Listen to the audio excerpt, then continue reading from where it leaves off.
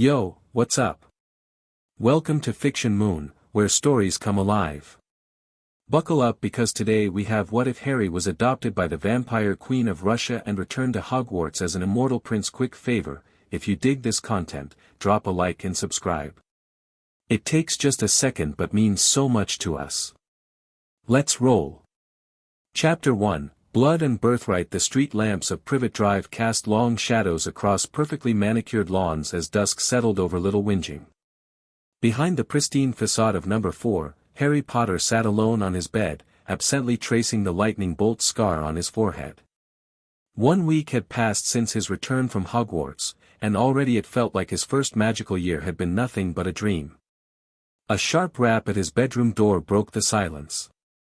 "Boy!" Vernon Dursley's voice boomed through the thin wood. "No dinner tonight. Punishment for that ruddy owl making a racket." Harry didn't bother to respond. Hedwig had only hooted because Dudley had been poking her cage with a stick. Not that explanations mattered in this house. "Did you hear me, boy?" "Yes, Uncle Vernon," Harry replied flatly. Heavy footsteps retreated down the hallway. Harry turned to Hedwig, who ruffled her feathers indignantly. "Sorry, girl," he whispered, sliding a finger through the bars to stroke her white plumage. "I'll let you out to hunt tonight." The snowy owl nipped his finger affectionately, as if understanding his promise. Harry smiled, his first genuine one since leaving Hogwarts. At least he had one friend here. Twilight deepened into night as Harry lay back on his bed, idly flipping through his copy of Quidditch Through the Ages. The book had been a gift from Hermione before they'd parted ways at King's Cross.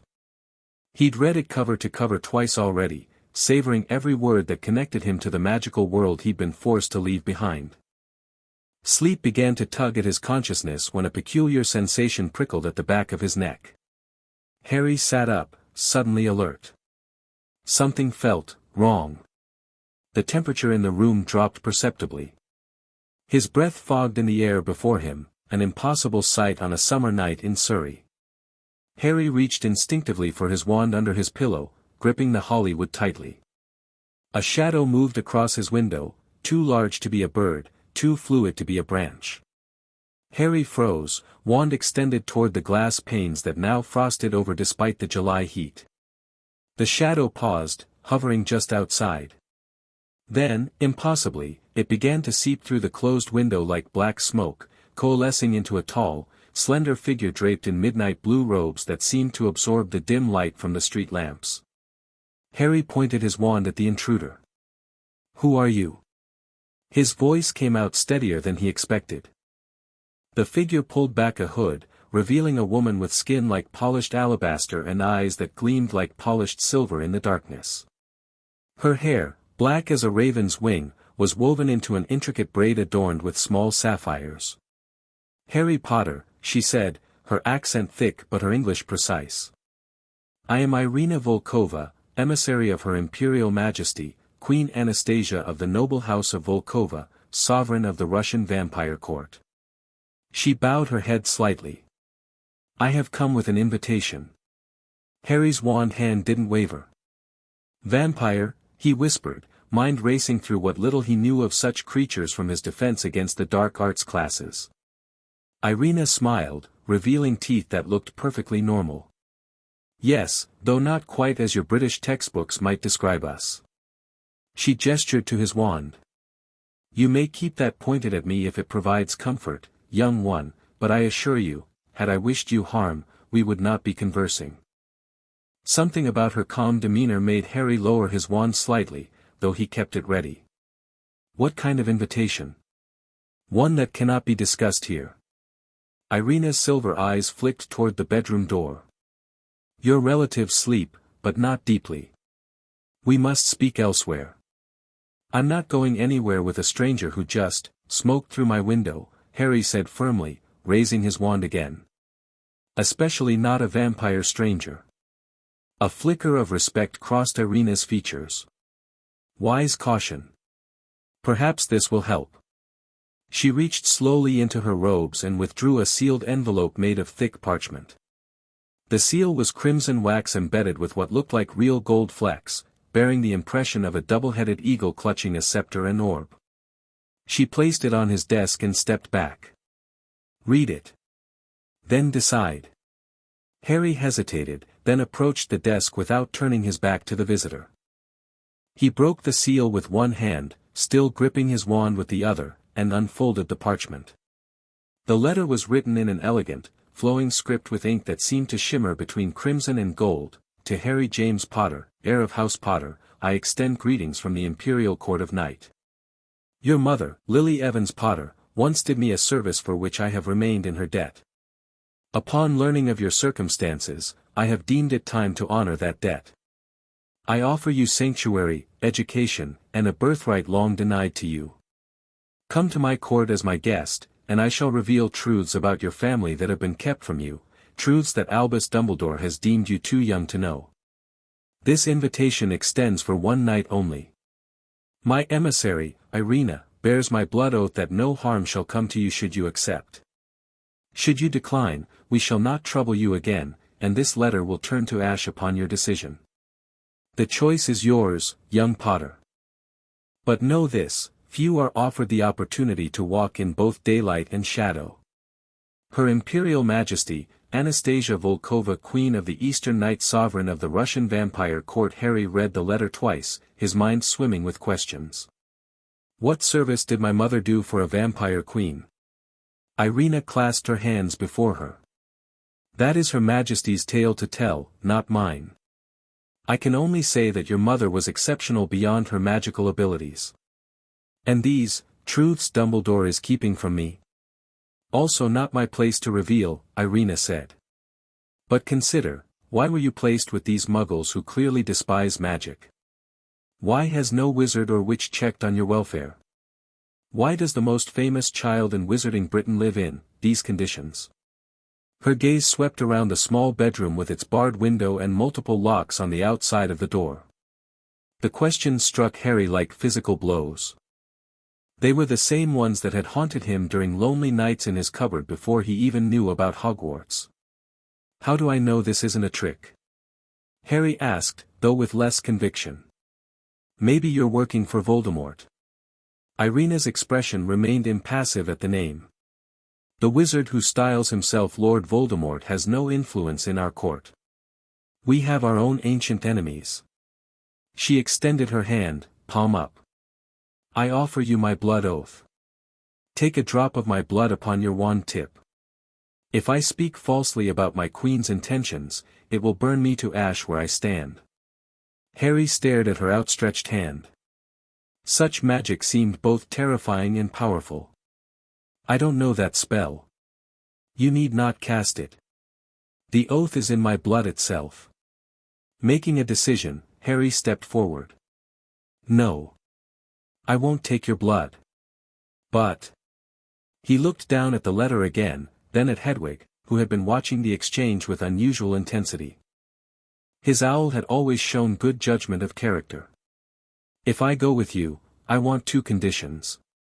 Irina raised an eyebrow. State them. First, my owl comes with me. Harry nodded toward Hedwig's cage. Naturally. Second, if I decide I want to return, you bring me back immediately. Irina considered this for a moment. If you wish to return after hearing Her Majesty's offer, I shall personally escort you back to Britain within the hour. That is within my authority to promise. Harry took a deep breath. Everything about this screamed danger, and yet, what waited for him here? 2 more months of imprisonment, starvation, and isolation. And beyond that, the chance to learn about his mother, something no one at Hogwarts had offered him beyond vague platitudes. I'll come, he said finally. But I'm bringing my wand and my school trunk. Irina nodded. Wise precautions. Gather what you need quickly. Dawn approaches in Russia, and we must arrive before the sun rises. Harry worked swiftly, throwing his few possessions into his trunk. He changed from his pajamas into jeans and a jumper, then pulled his school robes over them. Retrieving his wand holster, a gift from Hagrid he'd received just before leaving Hogwarts, he strapped it to his forearm. As an afterthought, he grabbed the photo album of his parents and tucked it inside his robes. "I'm ready," he announced, standing beside his packed trunk with Hedwig's cage in hand. Irina surveyed him with approval. "You travel light for one so young." She placed a hand on his trunk and murmured words in a language Harry didn't recognize. The trunk shimmered and contracted until it was no larger than a matchbox, which she handed to him. "It will return to its proper size when you speak the word expand. Now, we must leave without waking your relatives." "How are we getting to Russia?" Harry asked, pocketing the miniaturized trunk. Irina smiled, and for the first time, Harry noticed the faintest hint of elongated canines. "We travel as my kind do, through the spaces between shadows." She unfastened her cloak and wrapped it around Harry's shoulders. "Close your eyes, hold tightly to your owl's cage, and whatever you feel, do not let go." Harry swallowed hard but did as instructed. The cloak felt impossibly cold against his skin, like being wrapped in winter itself. "Remember, Harry Potter," Irina's voice came close to his ear, "once we begin, we cannot stop until we reach our destination. The shadow paths are not meant for the living to linger upon."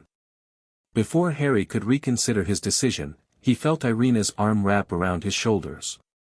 A sensation like plunging into ice water engulfed him, stealing his breath. His feet left the floor, and the world seemed to turn inside out. They were falling, or perhaps flying, through absolute darkness. Wind that wasn't wind rushed past his ears, carrying whispers in 1,000 languages. Cold seeped into his bones, and Harry felt his consciousness beginning to drift. "Stay present." Irina's voice cut through the void. "Focus on something warm. A memory. Quickly." Harry desperately latched onto the memory of his first Quidditch match, the exhilaration of the dive, the sun on his face, the roar of the crowd as his fingers closed around the snitch. Warmth bloomed in his chest, pushing back the pervasive cold. "Good," Irina murmured. "We are nearly there." The darkness began to thin, giving way to a gray twilight. Harry felt solid ground beneath his feet and nearly collapsed as Irina released him. "You may open your eyes now, young Potter." Harry's eyelids fluttered open. They stood in a vast, circular chamber with walls of polished black stone that rose at least 30 feet to a domed ceiling. Massive chandeliers hung from iron chains, their hundreds of candles casting a warm glow over the room. Ornate tapestries depicting battle scenes and royal courts adorned the walls between tall, narrow windows of stained glass. "Welcome," Irina said formally, "to the Winter Palace of the Imperial Vampire Court of Russia." Harry stared in wonder, still clutching Hedwig's cage. The owl appeared unruffled by their unusual mode of transportation, which struck Harry as odd until he noticed a subtle shimmer around the cage, some kind of protective spell Irina must have cast. "This way," she instructed, leading him toward massive double doors carved from what looked like black oak inlaid with silver. "Her Majesty awaits in the throne room." "It's the middle of the night," Harry pointed out, hurrying to keep pace with Irina's long strides. "For the Vampire Court, this is the equivalent of late afternoon," Irina explained. "Our day begins at sunset and ends at sunrise." The doors swung open silently as they approached, revealing a long hallway lined with armor-clad guards who stood perfectly still, their faces concealed behind faceted helmets of dark metal. Harry couldn't tell if they were vampires or humans, but their disciplined stillness was unnerving. They passed through a series of increasingly ornate chambers, each more magnificent than the last. Harry glimpsed elegant figures in rich attire who paused their conversations to watch him pass, their eyes gleaming with inhuman colors in the candlelight. Finally, they reached another set of doors, these crafted from pale white wood and inlaid with gold and precious stones in the pattern of a great tree whose branches formed a crown. "The throne room of the Volkova dynasty," Irina announced. "Her Majesty has dismissed the court for this audience. Only her personal guard and most trusted advisors remain." She knelt before the doors and pressed her palm against a ruby embedded in the wood. The gem glowed briefly, and the doors swung inward. "Enter, Harry Potter," she said, rising. And remember, bow when presented, speak only when spoken to, and do not stare directly into Her Majesty's eyes unless she grants permission. Harry nodded, his mouth suddenly dry. He followed Irina into a vast chamber that seemed to defy the dimensions of the palace they'd walked through. The ceiling soared hundreds of feet overhead, a perfect replica of the night sky complete with twinkling stars and a crescent moon. The floor was polished marble veined with gold, reflecting the light from tall braziers that lined the walls. At the far end, atop a dais of 7 steps, stood a throne carved from what appeared to be a single massive ruby, its facets catching and multiplying the light until it seemed to burn from within. Upon this throne sat a figure who commanded attention not through movement or sound, but through sheer presence. Queen Anastasia of the House of Volkova was both more and less than Harry had imagined. She appeared young, perhaps 30 at most, with features so perfect they seemed almost unreal. Her hair, the color of fresh blood, cascaded in waves to her waist, adorned with a simple circlet of white gold. Her skin was pale as moonlight, contrasting sharply with lips as red as her throne. She wore a gown of midnight blue velvet embroidered with silver constellations that seemed to shift and twinkle as she breathed. But it was her eyes that captured Harry completely. They were the deep purple of twilight, with no whites visible, as if the color had consumed the entire eye. Those eyes held centuries of knowledge, power, and something Harry couldn't quite name. "Your Majesty," Irina announced, dropping to one knee 20 paces from the throne. "I present Harry James Potter, heir of House Potter, as requested." Harry remembered his instructions and bowed deeply, keeping his eyes lowered. "Rise, emissary Volkova," the Queen's voice rang clear through the chamber, musical and commanding at once. "You have done well." Irina stood and stepped aside, leaving Harry alone before the scrutiny of the Vampire Queen. "Come closer, Harry Potter," Queen Anastasia said. "Let me look upon Lily's son." Harry approached until he stood at the foot of the dais. From this distance, he could see that the Queen's skin had a subtle translucence to it, like the finest porcelain illuminated from within. "You have her eyes," the Queen observed, leaning forward slightly. "Though the shape of your face is your father's." "You knew my parents?" Harry couldn't stop himself from asking. A smile curved the Queen's perfect lips. "I knew your mother well, for a time. Your father I met only once." She gestured to her right, where a tall, thin man with a neatly trimmed silver beard stood. "Vladimir, the viewing basin." The man bowed and approached with a shallow silver bowl filled with what looked like water but moved like liquid starlight. He placed it on a pedestal that rose from the floor at the Queen's command. "Before we speak of why you are here, I would show you something," Queen Anastasia said, rising from her throne with fluid grace. She descended the steps until she stood before Harry.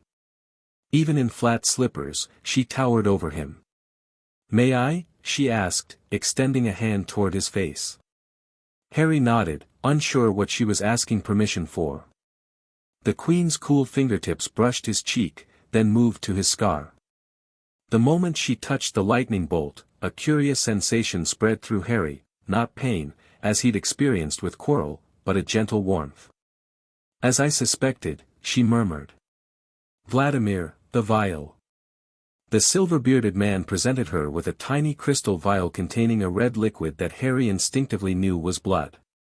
"This is my blood, freely given," the Queen explained. "One drop in the viewing basin will show you a memory I have preserved for nearly 14 years. She unstoppered the vial and allowed a single drop to fall into the silvery liquid. The surface rippled, then cleared to show an image like a perfectly rendered moving photograph. "Look," she instructed. Harry peered into the basin. The image showed a younger version of the Queen sitting in what appeared to be a cozy living room with a red-headed woman who could only be Lily Potter.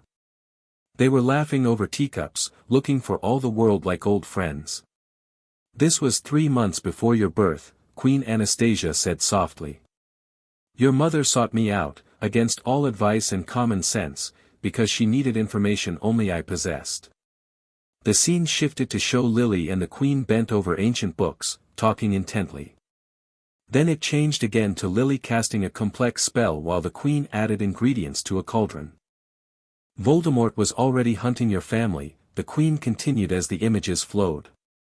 Lily knew of the prophecy. Oh yes, there was a prophecy about you, child, and she was determined to find a way to protect you should the worst happen.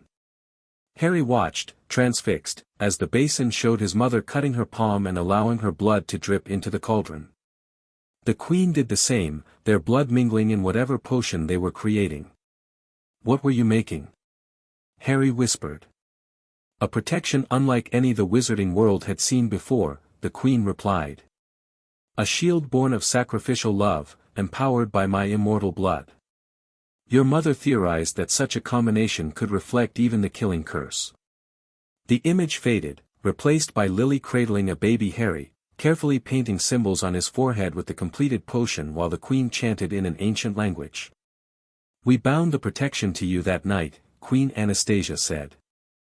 When Voldemort came for your family, when your mother stood before his wand and refused to step aside, her sacrifice activated the magic we had created.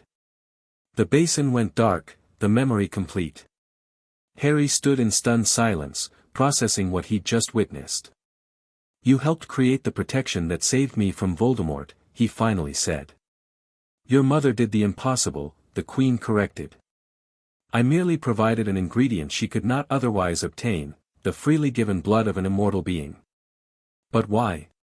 Harry asked. Why would you help her? Queen Anastasia returned to her throne, settling onto the ruby surface with practiced elegance. Because 20 years before, Lily Evans, a mere child of 9, unknowingly saved my life.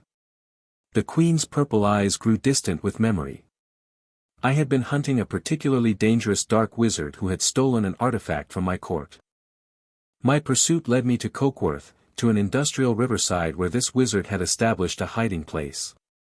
During our battle, he used a cursed weapon that left me paralyzed and exposed to the coming dawn, a death sentence for most of my kind. She smiled faintly. And then, this small red-headed human child appeared, skipping stones across the river. Seeing me injured, without any fear whatsoever, she dragged me into the shade of a willow tree. She used her coat to cover my exposed skin, then sat beside me telling stories until sunset when my strength returned. Harry could easily imagine his mother doing exactly that. She had no idea what I was, the Queen continued. Only that I was hurt and needed help. Such pure compassion. I have lived over 5 centuries, Harry Potter, and I have rarely witnessed its equal. Vladimir cleared his throat discreetly, reminding the Queen of some unspoken schedule. Yes, Vladimir, I know the hour grows late, she acknowledged. Harry Potter, I invited you here for 2 reasons. First, to honor the debt I owed your mother by offering you sanctuary from those who would use you for their own purposes. Use me? Harry repeated, confused. The Queen's expression hardened slightly. Do you believe it coincidence that you, a famous wizard child, were placed with muggles who despise magic? That you were left ignorant of your heritage until precisely the right moment? That you were tested against Voldemort at the end of your first year at Hogwarts? Harry stared at her. You know about that? I make it my business to know many things, she replied. Albus Dumbledore is a great wizard, but he plays a long game with living pieces. You, Harry Potter, are his most valuable piece, the prophesied vanquisher of Voldemort. The words hit Harry like physical blows. Dumbledore had known. Had planned for him to face Voldemort. The second reason, the Queen continued before Harry could fully process the first revelation, concerns a magical inheritance that has been kept from you, one that makes you uniquely suited to an offer I wish to extend. She gestured, and Vladimir presented her with an ancient scroll, which she unrolled with careful fingers. The Potter line descends from the Peverell family, who possessed extraordinary magical gifts. One branch of the Peverells intermarried with the Volkova family before we became vampires. There is a trace of my bloodline in your veins, distant but present. It is why my blood and your mother's worked in perfect harmony to create your protection. Harry struggled to follow. You're saying we're related? Very distantly, the Queen confirmed. But blood calls to blood, especially blood as old as mine. She rolled the scroll closed. Which brings me to my offer, Harry Potter. I propose to adopt you into the House of Volkova as my heir and son. The throne room fell completely silent. Even the guards seemed to hold their breath. Your heir. Harry repeated, certain he'd misunderstood. Yes. You would become Prince Harry of House Volkova, heir to the Russian Vampire Court. The Queen's voice was matter-of-fact, as if she were discussing the weather rather than offering to make him a vampire prince. But I'm not a vampire, Harry pointed out. A technicality that can be addressed, she replied with a slight smile. Though not in the traditional manner. The blood we share, distant though it is, allows for a unique transformation, one that would grant you the strengths of my kind while preserving your wizard magic and ability to walk in daylight. Harry's mind reeled. You want to turn me into some kind of daywalking vampire wizard? Precisely. Though turn is not the correct term. It would be an awakening of dormant potential already within your blood. Why? Harry demanded, forgetting protocol in his shock. Why would you want me as your heir? Rather than take offense, the Queen seemed to appreciate his directness. 3 reasons, young Potter. First, I have no children of my own and cannot bear them, a limitation of my immortal state. Second, ancient prophecies speak of a child of 2 worlds who will bridge the divide between wizard and vampire when darkness rises again. She leaned forward, her purple eyes intense. Third, and most importantly, I see in you what I saw in your mother, a pure heart with the courage to do what is right rather than what is easy. Such qualities are rare in immortals. I believe you could one day be a ruler who brings positive change to our world. And if I refuse? Harry asked quietly. Then Irina will return you to Britain as promised, Queen Anastasia replied without hesitation. I will place protective wards around your muggle home until you return to Hogwarts, and we will not speak again. The debt to your mother will be considered paid. Harry took a deep breath. And if I accept, what happens then? You would undergo the awakening ritual before dawn, the Queen explained. You would then remain here for the summer, learning to control your new abilities and studying the history and politics of both the Vampire Court and Russian Magical Society. When September arrives, you would return to Hogwarts, changed, but still fundamentally Harry Potter. I could still go to Hogwarts. Still be a wizard. Of course. That part of your identity would remain intact, enhanced, even. You would simply be more than you were before. Harry's thoughts whirled. The offer was simultaneously terrifying and tempting. To never return to the Dursleys, to have a family that actually wanted him, to learn about a world beyond what Hogwarts offered, but to become something not entirely human. I need to think, he said finally. The Queen nodded approvingly. Wisdom beyond your years. Vladimir will show you to a chamber where you may rest and consider your decision. The ritual can only be performed at the cusp of dawn, which gives you 3 hours. Is that sufficient time? Harry nodded, though he wasn't sure 3 years would be enough to fully consider such a life-altering choice. Before you go, the Queen added, there is one more memory I would show you. She approached the viewing basin again and added another drop of her blood. The surface rippled, and a new scene appeared. Lily Potter stood in what appeared to be a nursery, cradling baby Harry in her arms. She looked directly at whoever was recording the memory, the Queen, Harry realized. If you're viewing this, it means I'm gone and you found Harry, Lily's voice echoed from the basin. I've made arrangements with Queen Anastasia should anything happen to James and me. If the blood protection works but we don't survive, and if my son finds his way to you, Anastasia, trust him to make his own choice. Harry has a destiny, but it must be his to claim, not forced upon him. Lily kissed baby Harry's forehead, right where the scar would later form. I love you, Harry. Whatever you choose, know that I would be proud of you. Follow your heart. The image faded, leaving Harry with tears streaming down his face. He hastily wiped them away. Your mother recorded that message the week before Voldemort's attack, Queen Anastasia said softly. She knew the risks of what they were attempting with the Fidelius charm. Harry cleared his throat, trying to compose himself. She knew about your offer. About possibly adopting me? We discussed it as a contingency, the Queen confirmed. Though we both hoped it would never be necessary. She gestured to Vladimir. Go now. Rest, think, and decide. Whatever choice you make, Harry Potter, it will be honored. Vladimir bowed to Harry, indicating he should follow. As they turned to leave, a commotion erupted at the entrance to the throne room. The doors burst open, and a tall, aristocratic vampire with platinum blonde hair strode in, flanked by 4 others in formal attire. Your Majesty, he announced in a resonant voice. I must protest this unprecedented breach of protocol. Queen Anastasia's expression cooled visibly. Lord Konstantin Vronsky. You were not invited to this private audience. Private audience with a human child?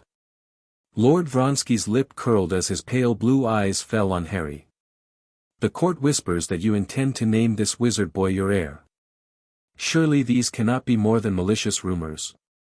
The Queen rose to her full height, power radiating from her like a physical force. My intentions regarding Harry Potter are not subject to your approval, Lord Vronsky. The ancient compact is clear, Vronsky pressed, either brave or foolish enough to continue. No human may inherit the Crimson Crown unless they are of direct Volkova descent. I am aware of our laws, the Queen replied, her voice dangerously soft. Perhaps you should study them more carefully yourself. The Potter line's connection to House Volkova is documented in the blood archives. Vronsky's eyes widened, then narrowed suspiciously. Even if such a distant connection exists, the Council of Elders must approve any adoption.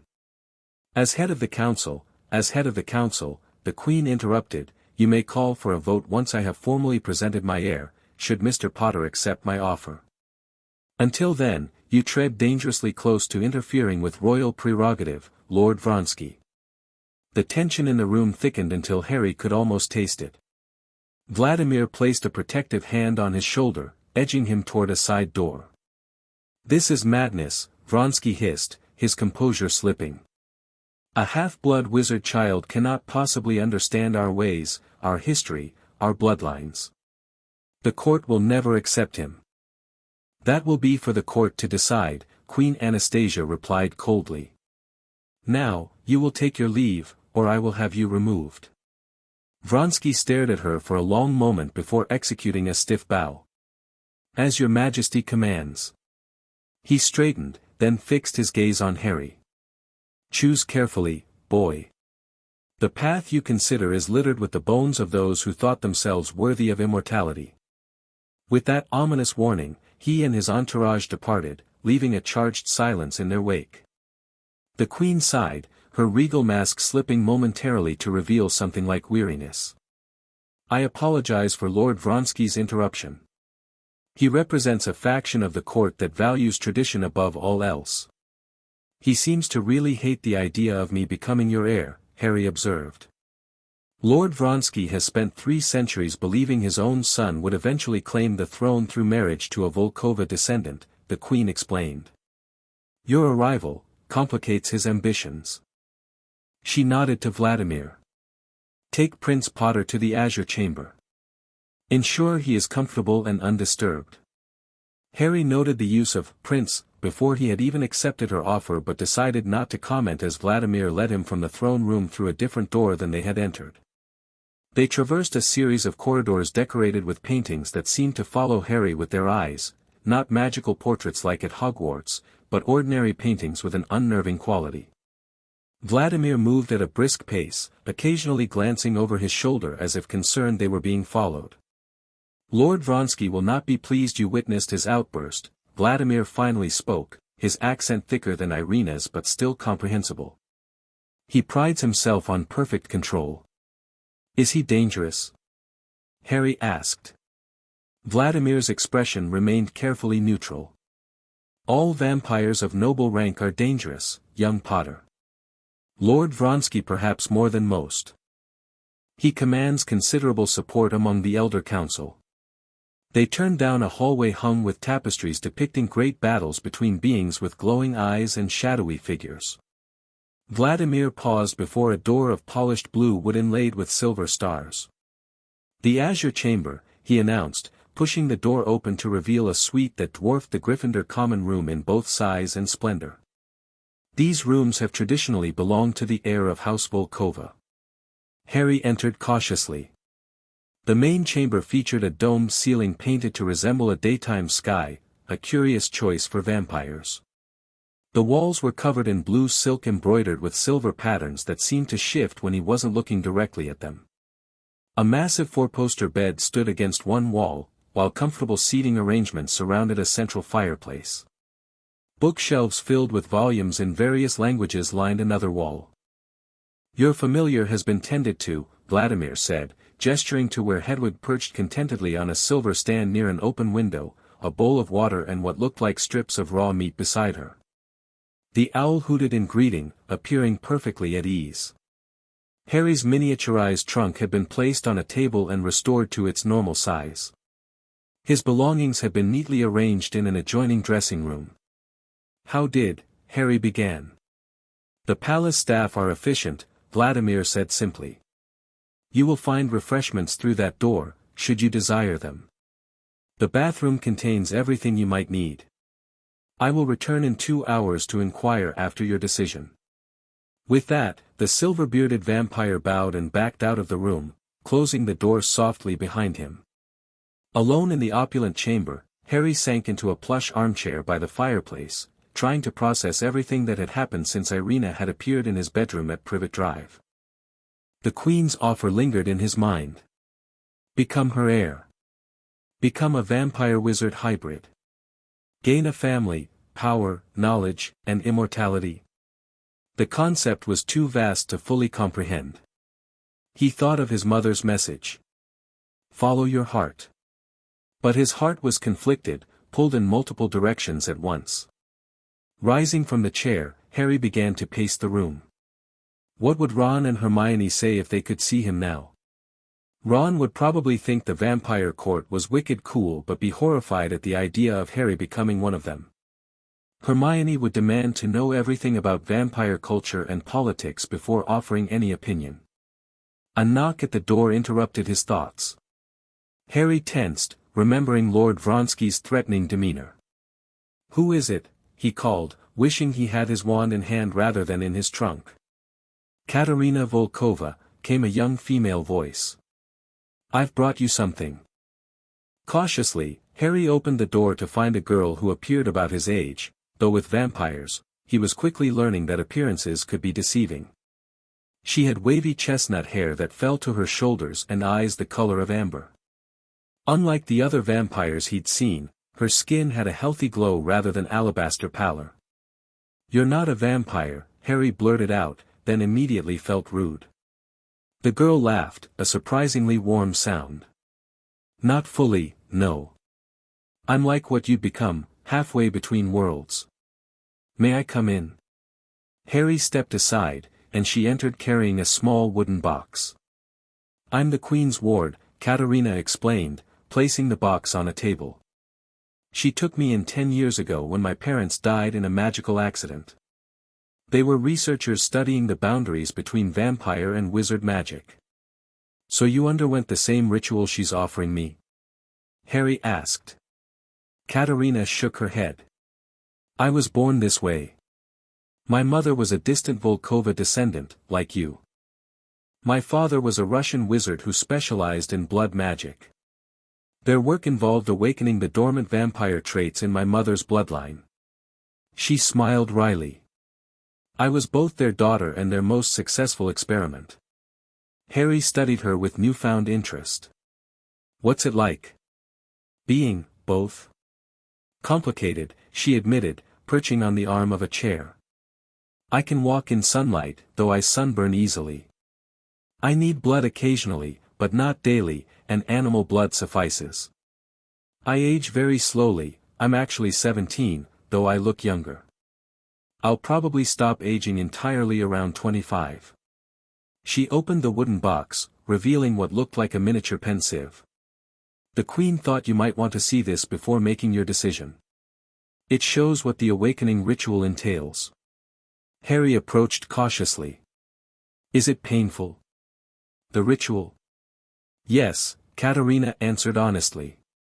But not in the way you might think. It's less physical pain and more the strain of your magic and body reorganizing themselves. She tapped the edge of the miniature pensieve with her finger, and an image formed above it like a three-dimensional projection. The image showed a circular chamber with a pattern of interlocking circles carved into the floor. In the center stood a stone altar surrounded by 7 braziers burning with flames of different colors. The ritual takes place in the heart chamber, deep beneath the palace, Katerina explained as the image shifted to show a young person lying on the altar while robed figures chanted around them. The Queen will use her blood to awaken the dormant Volkova traits in your bloodline. Your wizard magic will fight the transformation at first, that's the painful part. The figure in the projection arched off the altar, surrounded by swirling energies of crimson and gold. How long does it last? Harry asked, his mouth dry. About an hour. Then you sleep for a day while your body stabilizes. Katerina closed the box, and the projection vanished. If you're worried about pain, don't be. I've seen wizard children endure worse from broken bones. Harry thought of the various injuries he'd sustained during his short life, broken arms from Dudley's beatings, the searing agony when Quirrell touched him, the burning pain of his scar when Voldemort was near. He'd survived all of those. What about afterward? How does it feel to be what you are? Katerina's amber eyes grew thoughtful. Imagine having all your senses dialed to their maximum. Colors are more vivid, sounds clearer, sense more complex. You move faster, think quicker.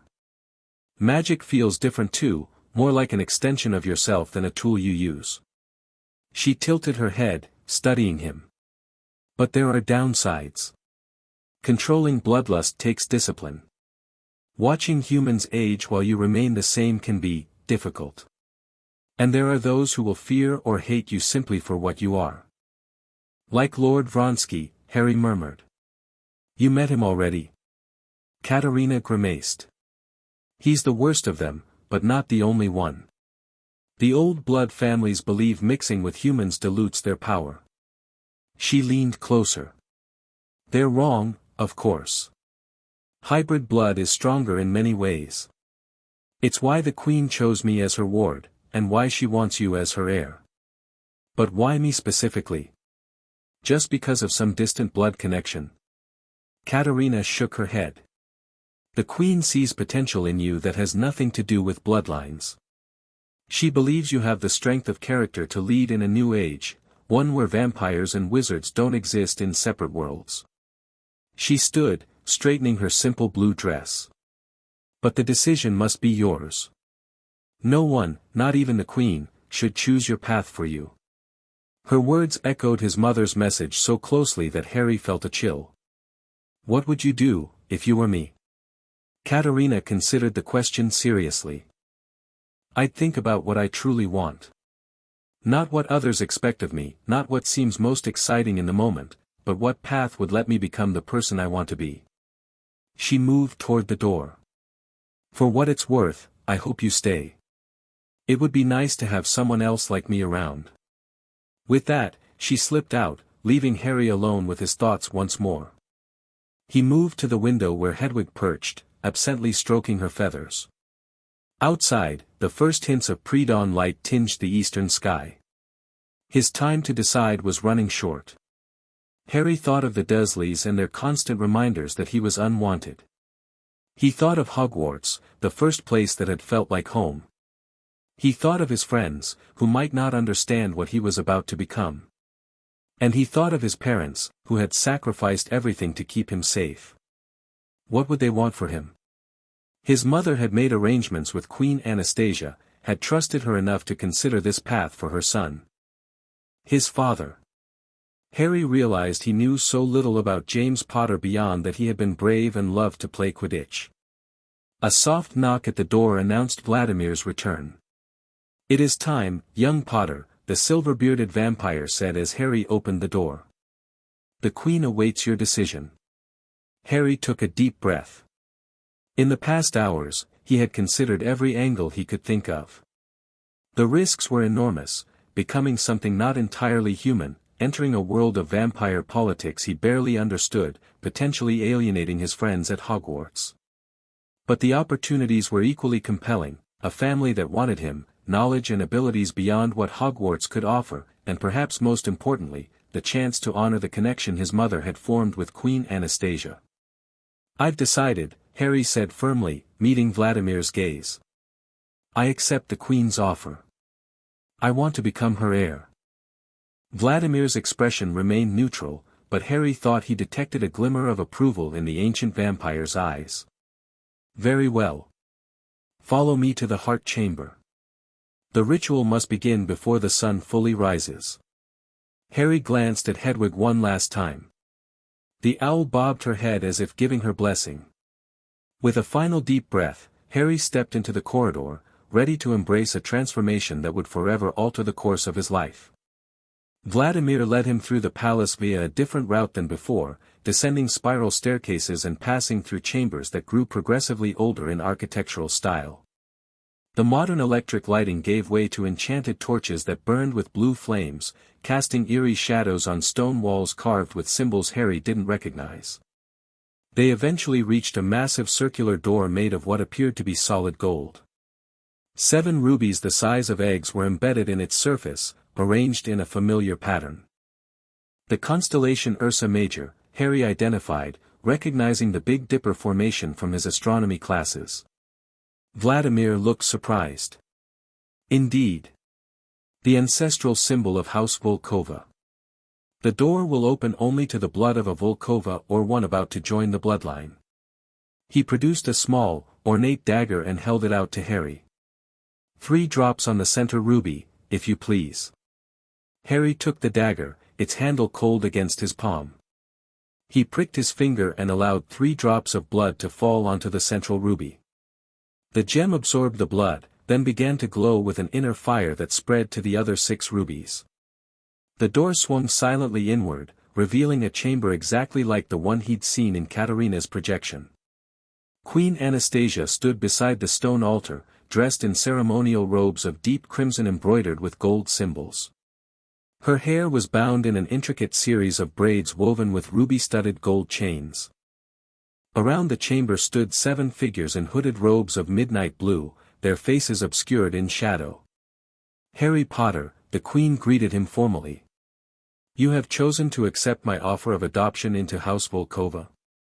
"I have, Your Majesty," Harry replied, surprised at the steadiness of his own voice. "And you understand that this transformation is permanent? That once begun, it cannot be undone or reversed?" "I understand." The Queen nodded solemnly. "Then approach the altar, and we shall begin the ritual of awakening." Harry walked forward, his footsteps echoing on the stone floor. The carved circles seemed to shimmer as he passed over them, responding to his presence. When he reached the altar, he found it was carved from a single piece of obsidian, its surface smooth and cool to the touch. "Lie down," the Queen instructed.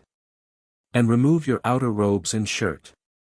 Harry did as instructed, feeling vulnerable as he lay shirtless on the cold stone. The Queen stood at his head, while the 7 robed figures took positions around the altar, each standing behind one of the colored braziers. "The 7 witnesses represent the 7 original vampire houses," Queen Anastasia explained. "They are here to acknowledge your transformation and welcome you into our world." She placed her cool hands on Harry's temples. "Close your eyes, Harry Potter. When next you open them, you will see the world anew." Harry closed his eyes, his heart pounding against his ribs. He felt the Queen remove his glasses, then the cool touch of her fingers returned to his face, tracing symbols on his forehead, cheeks, and over his heart. "I, Anastasia Volkova, Queen of the Eastern Night, call upon the ancient magic of my bloodline," she began, her voice taking on a resonant quality that filled the chamber. "I claim this child, Harry James Potter, as my son and heir by right of blood and magic." The robed figures began to chant in a language Harry didn't recognize, their voices weaving a complex harmonic pattern that seemed to vibrate in his very bones. The air around the altar grew heavy with magic, pressing down upon him like an invisible weight. "By the 7 stars of the Great Bear, by the 7 gates of the underworld, by the 7 streams of immortal life, I awaken that which sleeps in his blood," Queen Anastasia continued. "Blood of my blood, magic to magic, life to life." Harry felt a sharp sting as something, presumably a ritual knife, cut a shallow line across his chest, directly over his heart.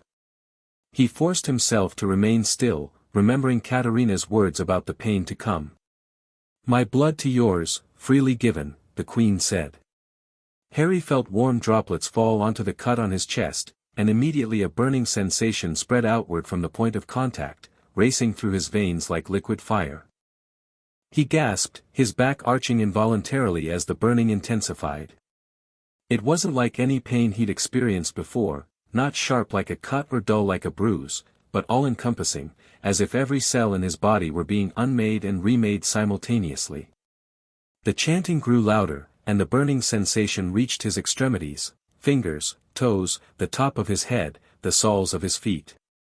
Harry clenched his teeth to keep from crying out, but a low moan escaped nonetheless. "The wizard magic resists," he heard the Queen say, her voice seeming to come from very far away. "The blood awakens. The two must find balance." Inside Harry, it felt like two powerful forces were at war, the familiar warmth of his wizard magic and something new, something cold and ancient that surged through his blood with each heartbeat. Where they met, pain flared like lightning. "Accept both parts of yourself, Harry Potter," the Queen's voice penetrated the haze of pain. "Neither must dominate. Both are essential." Harry struggled to understand, to follow her instruction, but the pain made it difficult to think coherently. He felt as though he were being torn apart from within. Then, suddenly, he remembered flying, the pure joy of soaring through the air on his broomstick, free and powerful. In that memory, he found a moment of clarity. His magic wasn't fighting against this new power, it was dancing with it, two parts of a whole seeking harmony. Accept both parts, he thought, embracing the burning sensation rather than resisting it. "I am both wizard and vampire. Both, not either." Something shifted inside him. The burning didn't diminish, but it changed character, from a consuming fire to a transformative heat, molten rather than burning. Harry's breathing steadied as the two forces within him began to move in concert rather than opposition. "Yes," the Queen's voice came again, pleased. "He understands. The blood awakens, and the magic adapts." The chanting of the 7 witnesses changed tempo, becoming more rhythmic, pulsing in time with Harry's heartbeat. With each pulse, he felt himself changing, his senses sharpening, his awareness expanding. He could hear the blood flowing through the veins of everyone in the chamber, could smell the distinctive scents of their bodies, could feel the vibrations of their movements through the stone beneath him. It was overwhelming, disorienting. Harry clutched at the edges of the altar, trying to ground himself as wave after wave of new sensations crashed over him. "Focus on my voice," Queen Anastasia commanded. "Let all else fall away. Find the center of yourself and hold to it." Harry latched onto her voice like a lifeline. He imagined himself in the eye of a storm, perfectly still while chaos swirled around him. Gradually, the flood of sensory input receded to manageable levels. "The transformation nears completion," the Queen announced. "By blood and magic, I name thee Harry James Potter Volkova, Prince of the Eastern Night, heir to the Crimson Crown. May your days be long and your nights eternal." The 7 witnesses spoke in unison, "We bear witness. We acknowledge. We welcome." A final surge of power rushed through Harry, lifting him physically from the altar for a brief moment before settling him back down. The burning sensation concentrated in his chest, then his throat, then finally his eyes, a moment of searing pain that made him cry out before it suddenly vanished completely. Open your eyes, my heir, Queen Anastasia said softly. Harry's eyelids fluttered open. The world exploded into focus with a clarity he had never experienced before. He could see individual dust motes dancing in the air, count the threads in the Queen's robe from 6 feet away, distinguish the minute variations in the seemingly uniform black of the obsidian altar. More shocking still, he could see perfectly without his glasses. How do you feel? The Queen asked, watching him carefully. Harry sat up slowly, marveling at how fluid the movement felt. His body responded with a grace and precision he'd never possessed before. Different, he answered honestly. Everything is, more.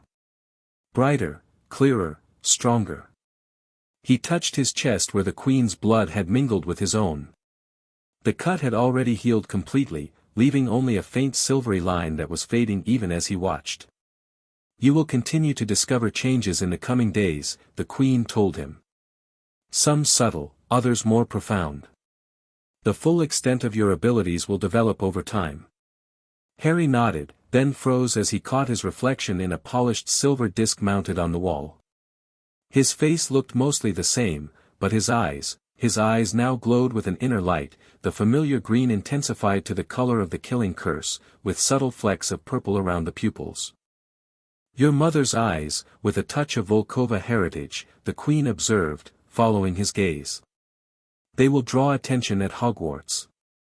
We will teach you how to mask their appearance when necessary. Hogwarts, Harry repeated, suddenly remembering the world he would eventually return to. My friends, will they know what I've become? That will be for you to decide, Queen Anastasia replied. But now is not the time to worry about such things. The transformation has taken much of your strength. You must rest. As if her words had triggered it, exhaustion crashed over Harry in a smothering wave. His eyelids grew heavy, his limbs leaden. I don't. He began, but couldn't finish the thought as consciousness slipped away from him. Through the encroaching darkness, he heard the Queen's voice one last time, sleep, my heir. When you wake, your new life begins. Harry surrendered to the darkness, dimly aware of being lifted from the altar and carried from the heart chamber. His last coherent thought before sleep claimed him completely was of his mother's message in the viewing basin, follow your heart. For better or worse, he had done exactly that. Chapter 2, Return to Hogwarts. Summer passed in a blur of training, education, and gradual adaptation to his new nature. 2 months that changed Harry Potter Volkova more than the previous 12 years combined. The first week after his transformation had been the most challenging, learning to control heightened senses that initially threatened to overwhelm him. Sounds that no human could detect bombarded him day and night. Scents carried stories his brain struggled to interpret. His vision penetrated darkness as easily as daylight, revealing details invisible to ordinary eyes. Then there were the physical changes. Strength that had to be carefully restrained lest he crush a doorknob or shatter a glass. Speed that made the world seem to move in slow motion when he chose to run. Reflexes so sharp he could catch flies mid-flight without conscious thought. But the most difficult adaptation had been the bloodlust, a constant, subtle thirst in the back of his throat that intensified around humans. Queen Anastasia and Katerina had guided him through this challenge with patience and understanding. Blood is sustenance, not prey, the Queen had instructed during one of their evening sessions in her private study. You are a Volkova, not a mindless predator. The hunger serves you, you do not serve it. By the time August drew to a close, Harry had mastered most aspects of his new existence. He could move among humans without betraying his nature. He could feed without losing control. He could mask the supernatural glow of his eyes, making them appear merely unusually bright rather than otherworldly. More importantly, he had found that his magical abilities had not diminished but enhanced. Spells came easier, stronger. His connection to magic felt more intuitive, as if the vampire blood had awakened dormant potential within him. And now, as summer faded into autumn, it was time to return to Hogwarts. You're fidgeting, Your Highness, Alexei Petrov observed with a hint of amusement. Harry shot him a look of mild annoyance. At 17, Alexei was the youngest member of the Queen's personal guard and had been assigned as Harry's bodyguard for his return to Hogwarts. Tall, with short brown hair and a perpetually serious expression, Alexei had initially treated Harry with stiff formality. Over weeks of combat training, however, a cautious friendship had formed. "I told you not to call me that," Harry muttered, adjusting his school robes for the 5th time. They stood in Harry's chambers, the azure suite he had occupied since his adoption, preparing for departure to London. "My apologies, Harry," Alexei replied, not sounding particularly sorry. "But you should grow accustomed to your title. It is who you are now." Harry sighed, turning away from the mirror. "At Hogwarts, I'm just Harry Potter." "No," came a voice from the doorway. "You are never just anything anymore." Queen Anastasia entered, dressed in an elegant black traveling suit that looked more Parisian haute couture than traditional vampire attire. Only the small ruby crown nestled among her crimson curls betrayed her royal status. Harry bowed his head respectfully. Despite 2 months in her court, the Queen's presence still commanded automatic deference. "Mother," he greeted her, the words still feeling strange on his tongue. Her lips curved in a small smile. "You have prepared everything for your return?" Harry nodded toward his packed trunk. "Yes. Though I still think arriving with an entourage might be excessive." "First impressions are crucial in politics," the Queen replied. "Your return to Hogwarts is not merely a student resuming his education, it is a prince taking his place on a new board." "I don't want to play political games," Harry said. "I just want to learn magic and see my friends." The Queen approached, placing cool fingers under his chin to lift his gaze to hers. "My son, every interaction you have from now until the end of your days will contain an element of politics. You are no longer just the boy who lived, you are my heir, a bridge between worlds that have been separate for centuries." Her purple eyes softened slightly. "But yes, you should also enjoy learning and friendship. Balance, as in all things." Harry nodded, accepting her wisdom if not entirely embracing it. Over the summer, he had come to respect Queen Anastasia deeply. She was strict but fair, demanding but never cruel. And occasionally, in private moments, he glimpsed warmth beneath her regal exterior. "Will Katerina be joining us?" Harry asked, hoping to see his friend before departure. "She awaits us in the Grand Hall," the Queen confirmed. "As do the other members of our traveling party." Harry raised an eyebrow. "Other members? I thought it would just be you, me, Alexei, and Katerina." "Lord Vronsky and the Elder Council insisted on a proper royal delegation," she explained, a hint of annoyance coloring her tone. "To refuse would have created unnecessary conflict." Harry suppressed a groan. In the 2 months since his adoption, Lord Constantine Vronsky had remained his most vocal opponent at court. The ancient vampire nobleman never missed an opportunity to question Harry's worthiness as heir, though always couched in terms of proper protocol and concern for traditions. "How many?" Harry asked, resigned. 12 in total," the Queen replied. "A small delegation by court standards." Small was not how Harry would describe it, but he knew better than to argue. Instead, he shouldered his school bag and gestured to Hedwig's empty cage. "She'll meet us there." The Queen nodded. "Your familiar departed last night. Owls prefer their own paths to magical transportation." With a wave of her hand, Harry's trunk vanished, transported ahead to their destination. Another casual display of the wandless magic that seemed effortless to the ancient vampire. "It is time," she said, extending her hand. "Your new life at Hogwarts awaits." Harry took a deep breath and accepted her hand. Together, they departed the azure suite and made their way through the palace corridors toward the Grand Hall. Servants and courtiers bowed as they passed, some with sincere respect, others with carefully masked resentment. Politics, always politics. The Grand Hall buzzed with hushed conversations that ceased abruptly when the Queen and Harry entered. A dozen vampires in formal attire stood in perfect formation beside the massive fireplace that dominated one wall. Harry recognized Irina among them, along with Vladimir and several members of the royal guard. Katerina hurried forward to meet them, dressed in a simple blue dress that complemented her amber eyes. Unlike the full vampires, her skin retained a healthy glow that marked her hybrid nature. "You're late," she whispered to Harry, slipping her arm through his as they approached the delegation. "Lord Vronsky has been making pointed comments about promptness being a virtue of true nobility." Harry rolled his eyes. "Of course he has." Katerina squeezed his arm reassuringly. "Remember what we practiced. Back straight, chin up, expression neutral."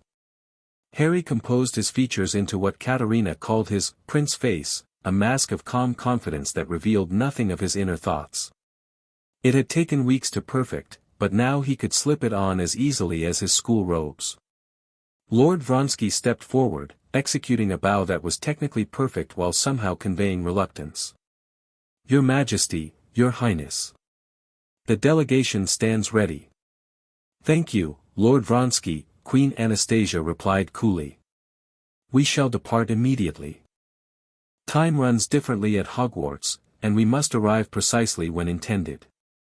Harry suppressed a smile at the subtle reminder that they operated on the Queen's schedule, not Vronsky's. Such small power plays had become familiar during his time at court.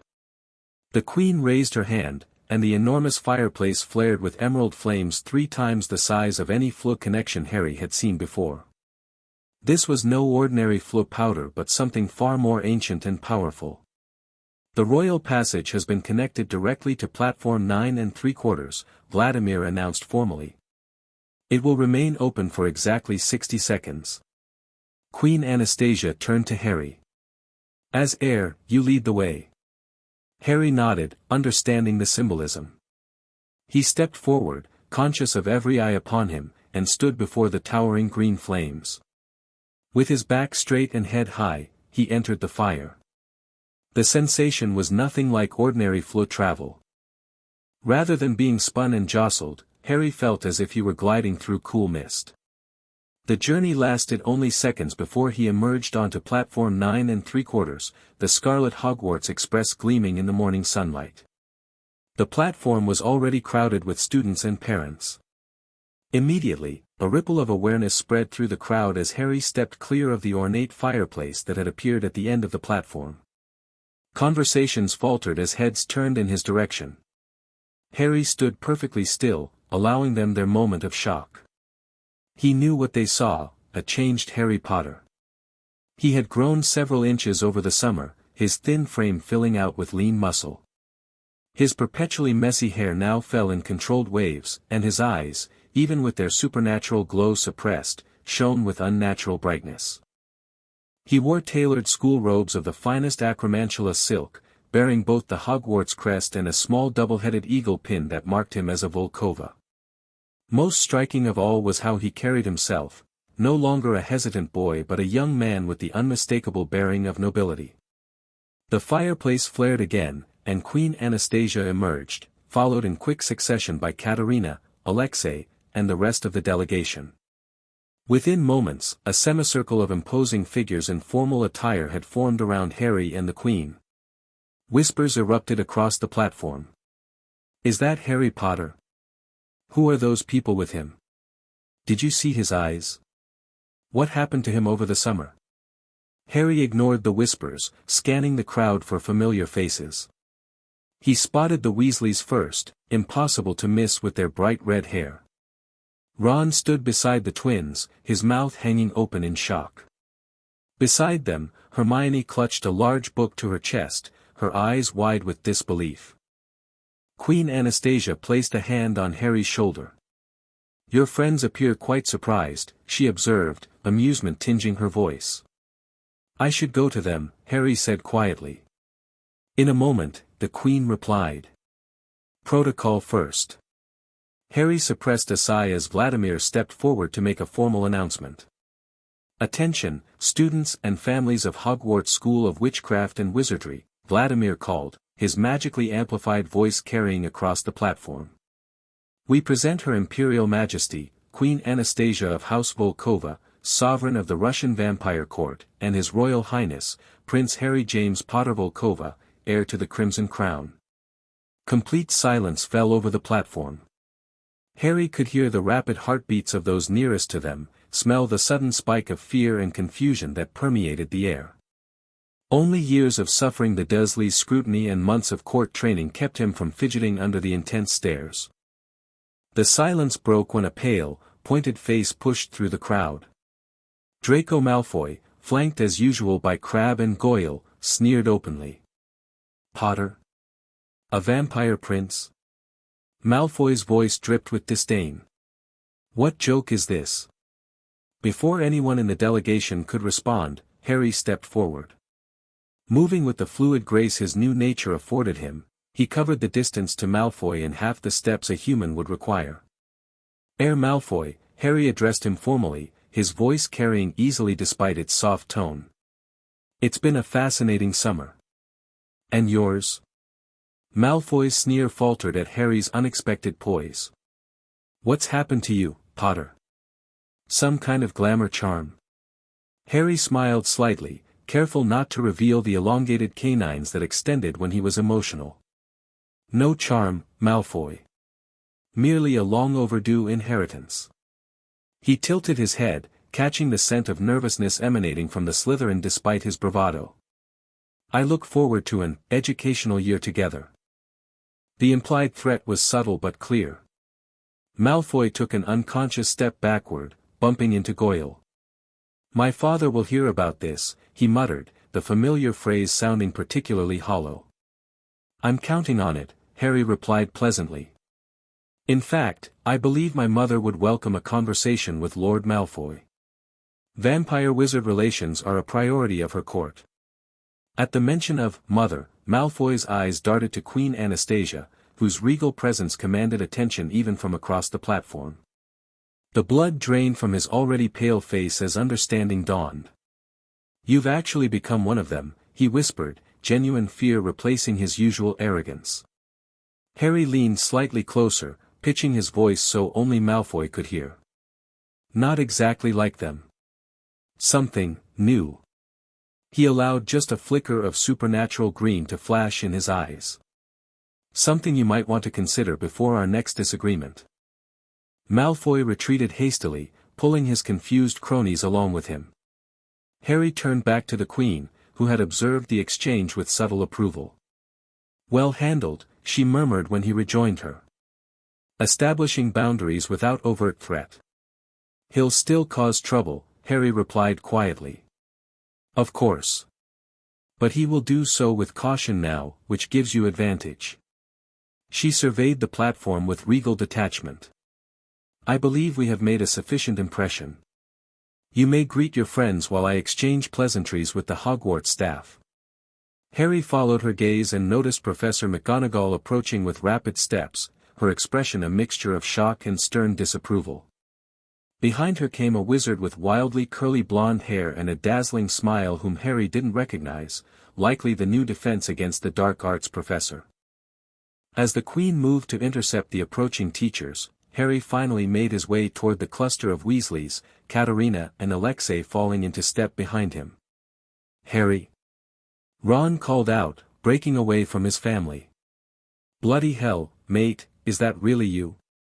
Hermione hurried forward as well, her expression torn between fascination and concern. "Harry, what's happened? Your eyes, they're different. And who are all these people?" Harry felt a rush of affection for his friends, their familiar voices cutting through the strangeness of the moment. But before he could answer, he found himself enveloped in a crushing hug by Mrs. Weasley. "Harry, dear. We've been so worried," she exclaimed, pulling back to examine him with motherly concern. "When you disappeared from your aunt and uncle's house, Arthur contacted the ministry immediately, but no one could find any trace of you, and then we received that strange letter saying you were safe but wouldn't be returning, and," she broke off, noticing Katerina and Alexei standing nearby. "Who are your friends, dear?" "It's a long story, Mrs. Weasley," Harry replied, smiling at her genuine concern. "But I'm fine, better than fine actually.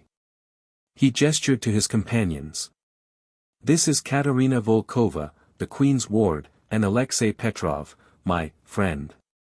Alexei raised an eyebrow at the simplification of his role but said nothing. Queen. Ron repeated incredulously. That woman in black is an actual queen. Of vampires? Hermione elbowed him sharply.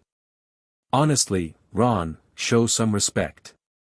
Queen Anastasia Volkova is one of the most powerful magical rulers in Europe. She turned to Harry with academic intensity. The Russian Vampire Court is notoriously secretive. There hasn't been a documented interaction with British wizards in over 50 years. How did you end up with them, Harry? And what did that announcement mean, Prince Harry Potter Volkova? Harry sighed, knowing there was no simple explanation.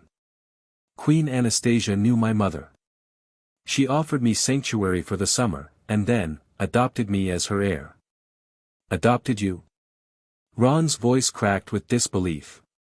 As in, you're actually a vampire now? Not exactly, Katerina interjected smoothly. Harry has undergone the awakening ritual, which activated dormant Volkova bloodline traits. He is a hybrid, like myself, part wizard, part vampire. The Weasleys and Hermione stared at Harry with varying expressions of shock. You can still do magic, right? Ron asked anxiously. Harry nodded. Better than before, actually. And sunlight? Garlic? Crucifixes?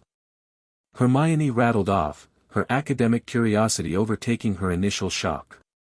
Sunlight is fine, though I sunburn easily now, Harry explained. Garlic is just unpleasant to enhanced senses, not harmful. And religious symbols have no effect unless the bearer has true faith. Wicked, Fred and George said in unison, stepping closer to examine Harry with undisguised fascination. Do you drink blood? Fred asked eagerly. Can you turn into a bat? George added. Fred. George. Mrs. Weasley scolded. Don't be rude. Harry laughed, the tension easing slightly. It's all right, Mrs. Weasley. Yes, I need some blood, but not much, and animal blood is sufficient. And no bat transformations, though that would be useful for Quidditch. The twins grinned appreciatively, but Ron still looked uncertain. You're still, you, right? Still my best mate? The question struck Harry deeply. In all his preparations for returning to Hogwarts, he'd worried most about this, whether his friends would see him differently, whether they could accept what he had become. I'm still me, Ron, he said quietly. Different in some ways, but still Harry. Still your friend, if you'll have me. Ron studied him for a long moment, then nodded decisively. Course I will. Vampire or not, you're still the bloke who nearly got us killed by a troll and then made it the best night ever. He extended his hand. Just promise not to go all fongy on me, all right? Harry grinned and clasped Ron's hand, careful not to squeeze too hard with his enhanced strength. Promise. A loud whistle pierced the air, signaling 5 minutes until departure. The platform became a flurry of activity as students rushed to board the train. You'd better find seats, Mrs. Weasley urged, herding her children toward the nearest carriage. Harry dear, will you be all right? Do you need anything? I'm fine, Mrs. Weasley, thank you, Harry assured her. I just need to say goodbye to the Queen. Of course, dear. We'll save you seats. She hurried off, pushing a reluctant Ginny ahead of her. The youngest Weasley had been staring at Harry with wide eyes, not uttering a single word. Harry turned to find Queen Anastasia concluding her conversation with Professor McGonagall, whose pinched expression suggested the exchange had been tense. Harry, the Queen called as he approached. Professor McGonagall has been informing me of certain concerns regarding your return to Hogwarts. McGonagall's nostrils flared slightly. Mr. Potter, your disappearance caused considerable alarm. The headmaster was most distressed to learn you had been removed from your relatives' protection without consultation or notification. With respect, Professor, Harry replied carefully, my relatives' home offered little actual protection and considerable mistreatment. McGonagall had the grace to look discomfited. Be that as it may, there were magical protections in place that have been rendered obsolete by his adoption, Queen Anastasia interrupted smoothly. Harry now carries the protection of House Volkova, which I assure you is considerably more robust than any charm placed upon his aunt's home. The train whistle blew again, more urgently. We shall continue this discussion at the castle, McGonagall said stiffly. Mr. Potter, you should board immediately. Your companions as well. She glanced at Alexei with transparent suspicion. Alexei will be joining Harry as a transfer student, the Queen explained. The appropriate paperwork has been filed with Headmaster Dumbledore. McGonagall's eyebrows rose nearly to her hairline, but she merely nodded curtly and strode away. The Queen turned to Harry. Remember your training. Remember who you are. She placed her hands on his shoulders, a rare public display of affection. Write to me weekly. If you need anything at all, use the mirror I gave you. Harry nodded, suddenly reluctant to leave her. Despite their short time together, Queen Anastasia had become more family to him than he had ever known. She had been strict but fair, pushing him to excel while supporting him through the difficult transition. Thank you, he said simply. For everything. The Queen's purple eyes softened momentarily. In a fluid movement, she bent to press a cool kiss to his forehead. Go now. Learn, grow strong, and make allies. The world is changing, and you must be ready. With those cryptic words, she stepped back, once again the untouchable vampire queen rather than his adoptive mother. Harry bowed formally, then hurried toward the train with Katerina and Alexei close behind. They boarded just as the final whistle blew, the doors closing behind them as the engine rumbled to life. Through the window, Harry caught a final glimpse of Queen Anastasia standing like a dark statue amidst the waving parents. Then the train rounded a bend, and she was gone from view. This way, Katerina said, leading them through the crowded corridor. Your friends are saving seats in the last carriage. As they made their way through the train, Harry was acutely aware of the stares and whispers that followed them. His enhanced hearing caught snippets of conversations, completely different, says he's a vampire now, called him a prince, can't be legal, surely the ministry. He kept his expression neutral, his posture relaxed but dignified as Katerina had taught him. Projecting confidence while revealing nothing had become second nature over the summer. They found Ron, Hermione, and Neville in the last compartment. Ginny sat with them, still silent and wide-eyed. When Harry entered, she turned bright red and stared fixedly at her shoes. Saved you a seat, mate, Ron said, shifting to make room. Who are your friends sitting with? They're sitting with us, Harry replied, gesturing for Katerina and Alexei to enter. If that's all right. Hermione nodded eagerly, clearly bursting with questions. Neville merely stared, open-mouthed, as the two vampires settled into the remaining seats. Neville, this is Katerina Volkova and Alexei Petrov, Harry introduced them. Katerina, Alexei, this is Neville Longbottom, one of my housemates. Pleased to meet you, Neville managed, his voice barely audible. Alexei nodded curtly, his eyes constantly scanning the compartment and corridor beyond, ever the bodyguard despite his student disguise. Katerina, more social by nature, smiled warmly. Harry has told me about all of you, she said. Especially how you faced dangers together last year. That kind of loyalty is rare and precious. Speaking of last year, Hermione began, leaning forward intently, Harry, you must tell us everything. How did you end up with the Russian Vampire Court? Why did the Queen adopt you? What does it mean that you're a hybrid? And most importantly, are you sure this transformation is safe? Harry chuckled, the sound richer than it had been before. Always straight to the point, Hermione. For the next hour, As the Hogwarts Express carried them northward through the British countryside, Harry recounted a carefully edited version of his summer. He explained how Irina had come to Privet Drive with the Queen's invitation, his introduction to the Vampire Court, and the discovery of his distant connection to the Volkova bloodline. He described the awakening ritual in general terms, emphasizing that it had awakened dormant traits rather than turned him into a true vampire. What he didn't mention was the Queen's suspicions about Dumbledore's manipulations, the political intrigue at court, or the full extent of his new abilities. Some secrets weren't his alone to share. "So you're actually royalty now?" Ron asked when Harry finished, still looking slightly dazed. "Like, properly royal, with a crown and everything?" "Only in the vampire world," Harry clarified. "And only as heir, not ruling. Think of it like, being the Prince of Wales, not the king." Hermione frowned thoughtfully. "The magical implications are fascinating. Hybrid vampire wizards are mentioned in theory but considered nearly impossible to create. The magical core of a wizard typically rejects vampire blood entirely, resulting in either death or complete transformation. The Volkova bloodline is special," Katerina explained.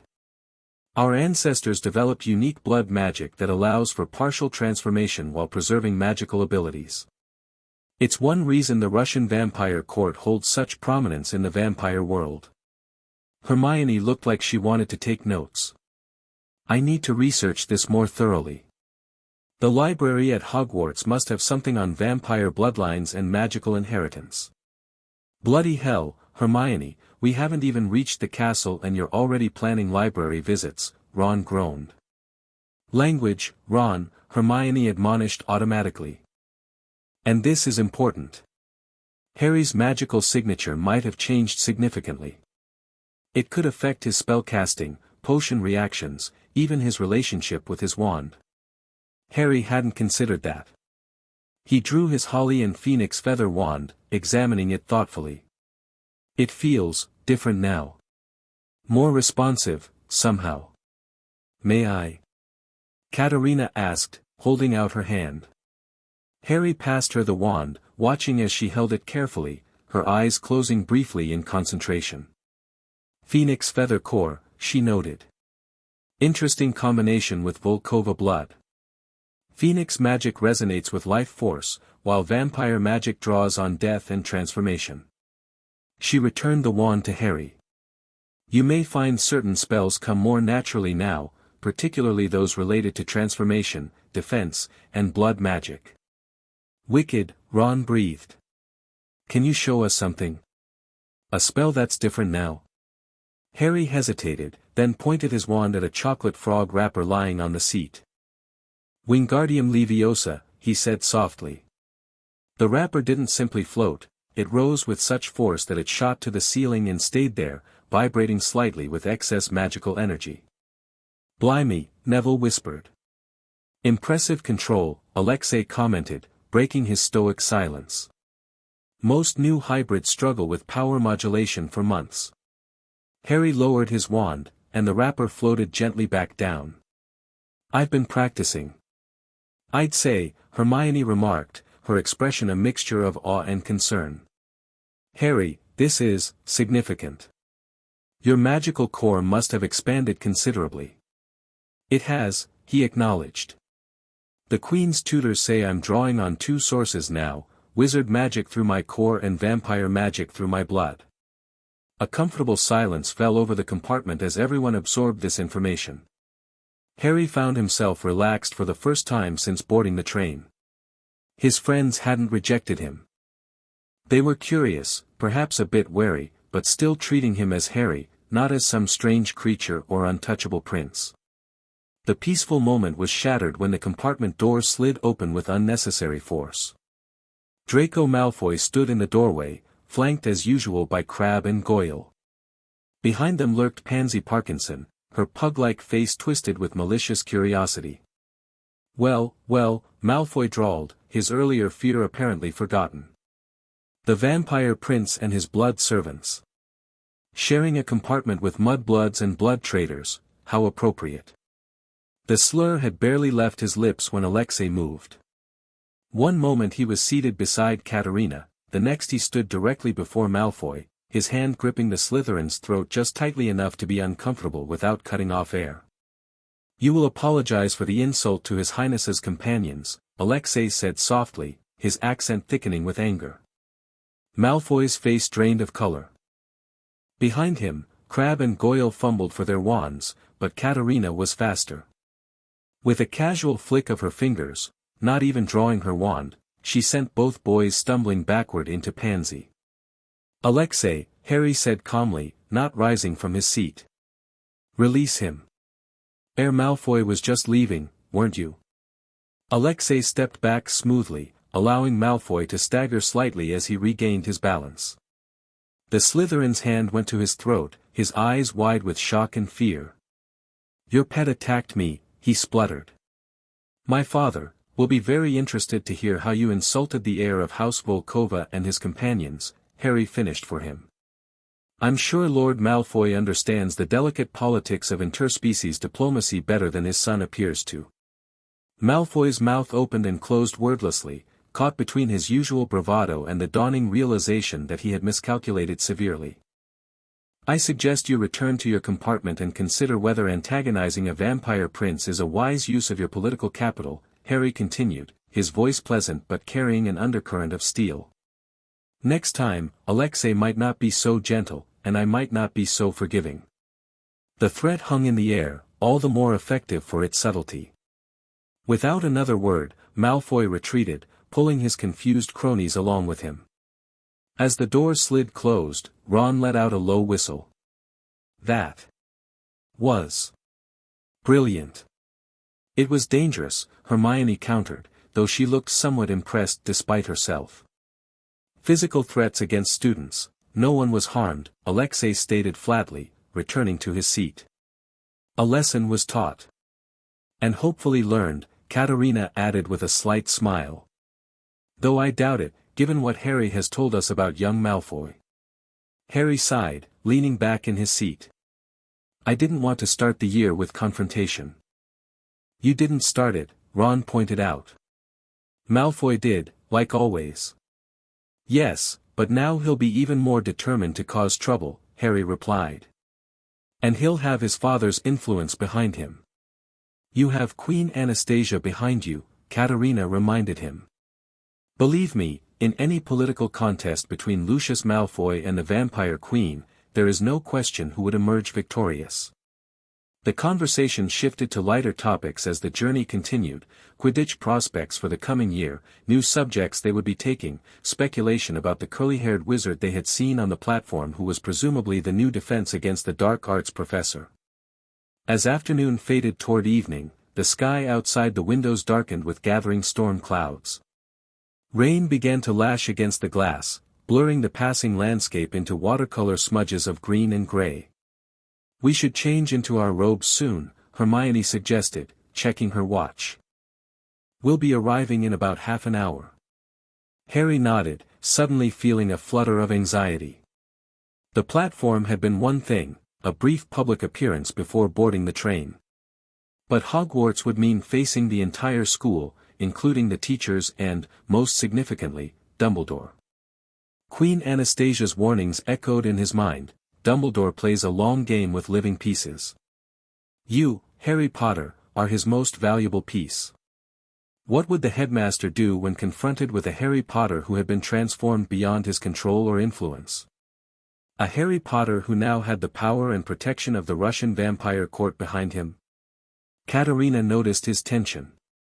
"You're worried about the headmaster's reaction," she observed quietly while the others were distracted with gathering their robes. Harry nodded slightly. "He won't be pleased." "No," she agreed. "But there is little he can do. The adoption is legitimate and recognized by both the Russian Ministry and the International Confederation of Wizards.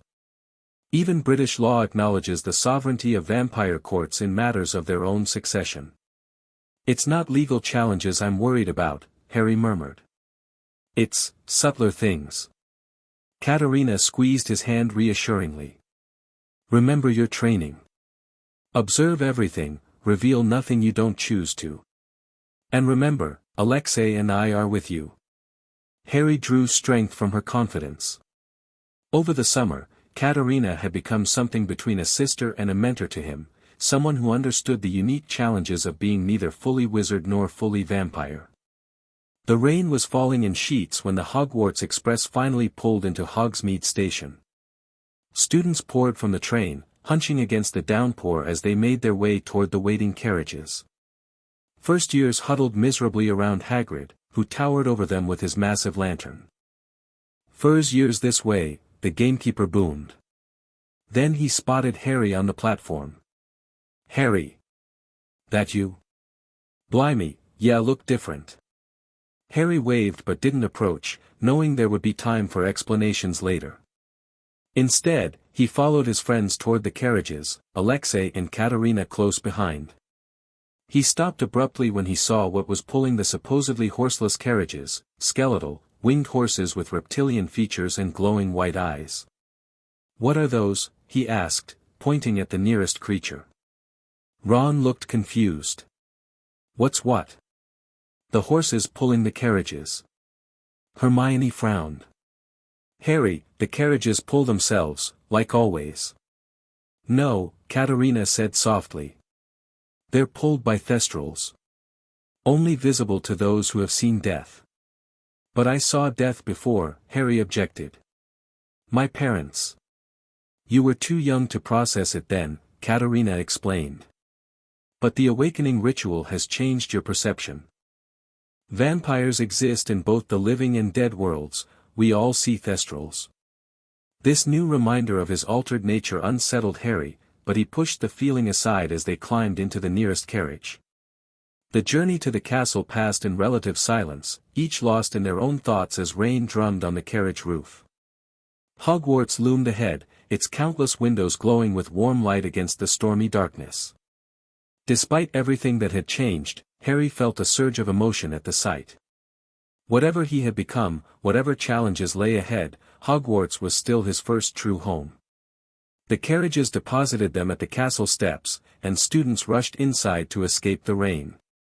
The entrance hall buzzed with excited chatter as everyone shook water from their robes and hair. "Mr. Potter." Professor McGonagall's voice cut through the noise. She stood at the base of the marble staircase, her expression unreadable. "The headmaster requests your presence in his office immediately. Your friends may accompany you." Her gaze lingered momentarily on Katerina and Alexei before returning to Harry. "Miss Granger, Mr. Weasley, please proceed to the Great Hall with the other students." Ron looked ready to protest, but Hermione tugged his sleeve. "We'll save you seats, Harry," she said meaningfully. Harry nodded, appreciating her understanding.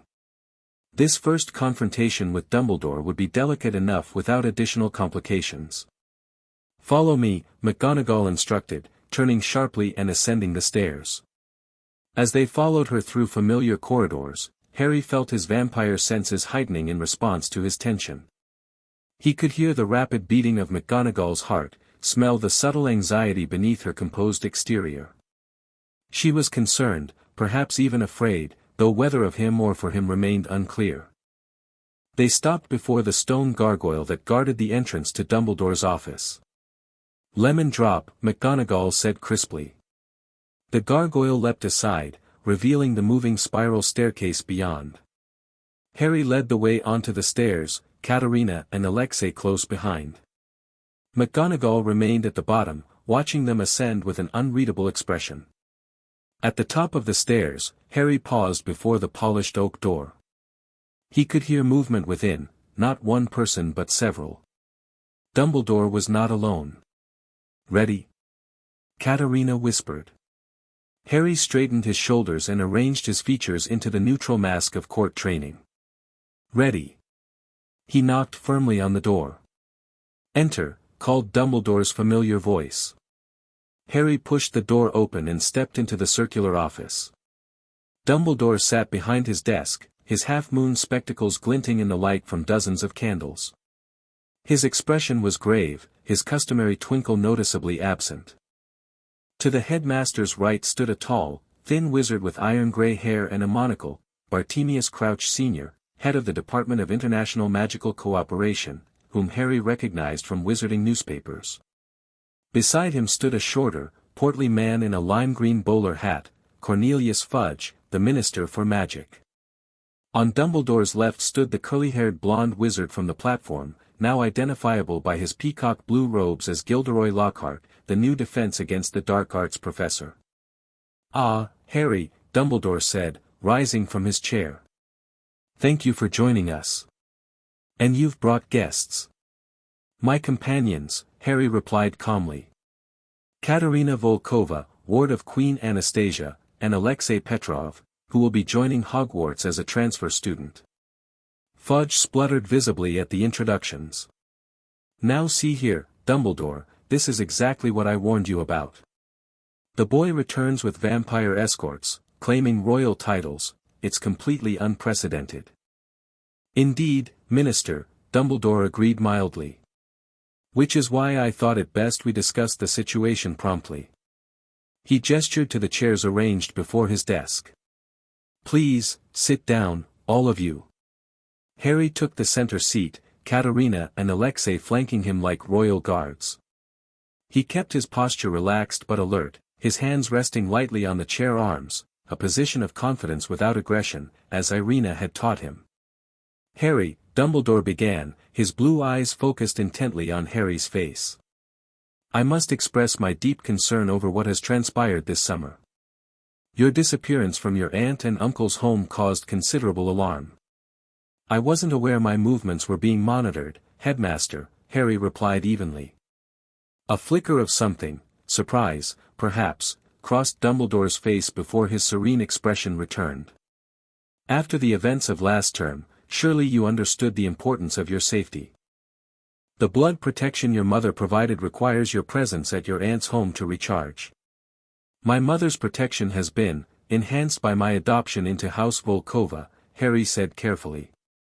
"Queen Anastasia's blood ritual has strengthened the protection while removing the need for me to return to the Dursleys." Crouch cleared his throat. "The legality of this adoption remains questionable under British wizarding law. A magical guardian cannot simply be superseded by a foreign power, particularly one of non-human status. House Volkova's right to claim Harry Potter through blood relation is recognized by the International Confederation of Wizards," Katerina stated firmly. "The adoption has been registered with both the Russian Ministry of Magic and the ICW. British law acknowledges the sovereignty of vampire courts in matters of their own succession and bloodline." "She is correct," Dumbledore confirmed, surprising Harry slightly. "I have reviewed the documentation myself. While unusual, the adoption appears to be legally binding." He leaned forward, fingers steepled. "My concern, Harry, is not with legality but with your well-being. The transformation you have undergone is unprecedented and potentially dangerous." "With respect, Headmaster," Harry responded, "the awakening ritual is ancient magic, performed under controlled conditions by Queen Anastasia herself. I am not a full vampire but a hybrid, my wizard magic remains intact, enhanced even." "And yet you are not entirely human anymore," Dumbledore pointed out gently. "You have taken on aspects of a magical being classification that carries significant restrictions under ministry law." "Quite right," Fudge interjected. "Vampires are subject to registration, restrictions on movement, property ownership limitations, none of which apply to Prince Harry," Alexei interrupted, speaking for the first time. "His status as heir to the Crimson Crown grants him diplomatic immunity under Section 7 of the Treaty of Vienna, 1817, governing relations between wizarding nations and vampire courts." Fudge's face reddened. "Now see here, the young man is correct," Crouch said reluctantly. "The Treaty of Vienna does indeed grant diplomatic status to recognized members of sovereign vampire courts. It is inconvenient, but legally sound." Throughout this exchange, Lockhart had remained unusually quiet, watching Harry with an intensity that seemed out of character based on his public persona. Now he stepped forward, his dazzling smile somewhat strained. "Fascinating situation," he remarked, too brightly. "Absolutely fascinating. Harry Potter, the boy who lived, now also the boy who vampired? He chuckled at his own joke. Perhaps I could interest you in a joint interview? Mingling with monsters, Lockhart and the Vampire Prince. It would make a splendid chapter in my next book. Harry regarded Lockhart coolly. I'm not a monster, Professor. And I'm not interested in publicity. Of course, Lockhart backpedaled, still smiling fixedly. Just a figure of speech, my boy. No offense intended. There was something off about Lockhart's reaction, a tension behind his cheerful facade that triggered Harry's instincts. He inhaled subtly, testing the air. Beneath Lockhart's overpowering cologne lurked an odd scent, something metallic and sharp, like silver and holy water. Harry's eyes narrowed slightly. A wizard who carried silver and holy water was a wizard who expected to encounter vampires. Or hunt them. If we could return to the matter at hand, Dumbledore intervened smoothly. Harry, while I acknowledge the legal standing of your adoption, I must express concern about how this will affect your education at Hogwarts. Your classmates may feel uncomfortable with your new nature. I'm still the same person, Harry said firmly. I can control my abilities. I pose no threat to anyone who doesn't threaten me first. And yet, Dumbledore countered, your very presence may create disruption. Parents will have concerns when word spreads, as it inevitably will. Those concerns are unfounded, Katerina stated. Hybrid vampires have attended magical schools throughout Europe for centuries, including Durmstrang and Beauxbatons. There is precedent for this situation. Indeed there is, Dumbledore agreed. Which is why, despite Minister Fudge's reservations, I am prepared to allow Harry to continue his education at Hogwarts, under certain conditions. Harry raised an eyebrow. What conditions? First, you must agree to regular health examinations with Madame Pomfrey to monitor your condition. Dumbledore raised a hand to forestall objections. This is for your own well-being as much as for documentation purposes. Acceptable, Harry conceded. Medical monitoring was a reasonable precaution. Second, any special dietary requirements must be arranged discreetly through the house elves. There can be no feeding from other students or staff, even with consent. I would never, Harry began indignantly. Simply a precaution, Dumbledore assured him. Third, your bodyguard may remain as a transfer student but must abide by all school rules without exception. His role as protector cannot supersede the authority of Hogwarts staff. Alexei's jaw tightened, but he nodded curtly. Understood. Finally, Dumbledore continued, while your royal status is acknowledged, within these walls you are a student first and foremost. Titles and court protocol have no place in the classroom. Harry considered these conditions. They were reasonable on the surface, designed to appear as simple precautions while subtly undermining his new status.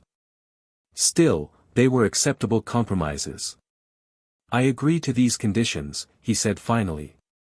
With one addition of my own. Dumbledore's eyebrows rose slightly. Oh. I reserve the right to defend myself if directly threatened, Harry stated firmly. Not with excessive force, but with appropriate response. My nature has made me a target for those who fear or hate what I am. I will not stand passive in the face of genuine danger. A tense silence followed this declaration. Fudge looked alarmed, Crouch calculating, and Lockhart, intrigued, in a way that again struck Harry as discordant with his public persona. A reasonable stipulation, Dumbledore finally conceded.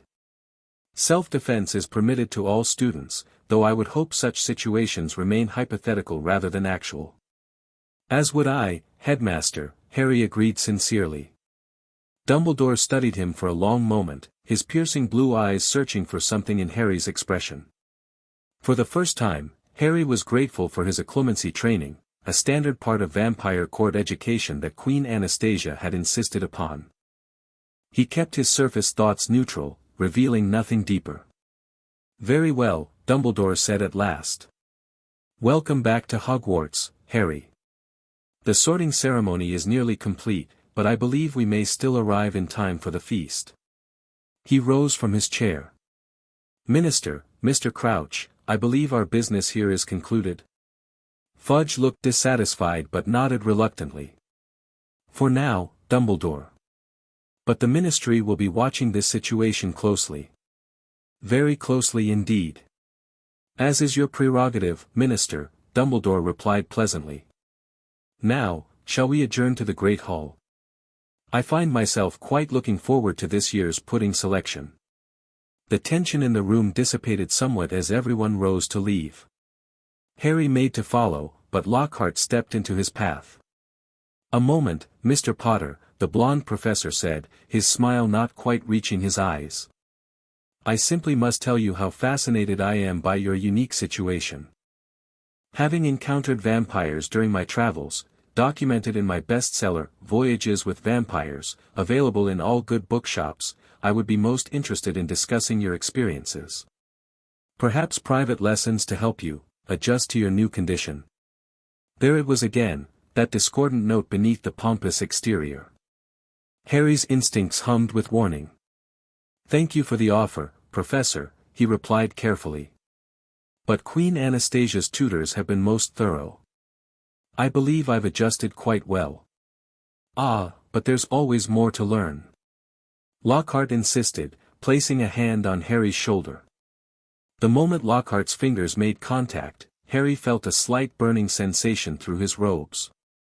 Silver-infused fabric in the gloves, perhaps. The touch was uncomfortable but not painful, more confirmation of his suspicions. Perhaps another time, Professor, Harry said, stepping smoothly away from the contact. We shouldn't keep the headmaster waiting. Lockhart's smile tightened infinitesimally. Of course, of course. Another time, then. As they followed Dumbledore and the others down the spiral staircase, Katerina leaned close to Harry's ear. That one is not what he seems, she whispered, so softly only vampire hearing could detect it. Harry nodded slightly. Gilderoy Lockhart was hiding something beneath his vainglorious facade, something potentially dangerous to Harry and his kind. The question was, what? The great hall hummed with conversation when they entered. All 4 house tables were filled with students, many of whom were already enjoying the start of the feast. At the high table, the remaining staff watched with varying expressions as Dumbledore led their unusual procession down the center aisle. Conversation faltered as heads turned to stare at Harry. The whispers that had begun on the platform had clearly spread throughout the school, growing more elaborate with each retelling. Actual vampire, royal blood, can hypnotize you with his eyes, drinks blood from a golden chalice. Harry ignored the whispers, keeping his gaze fixed ahead as he approached the Gryffindor table. Ron and Hermione had saved him a seat, as promised.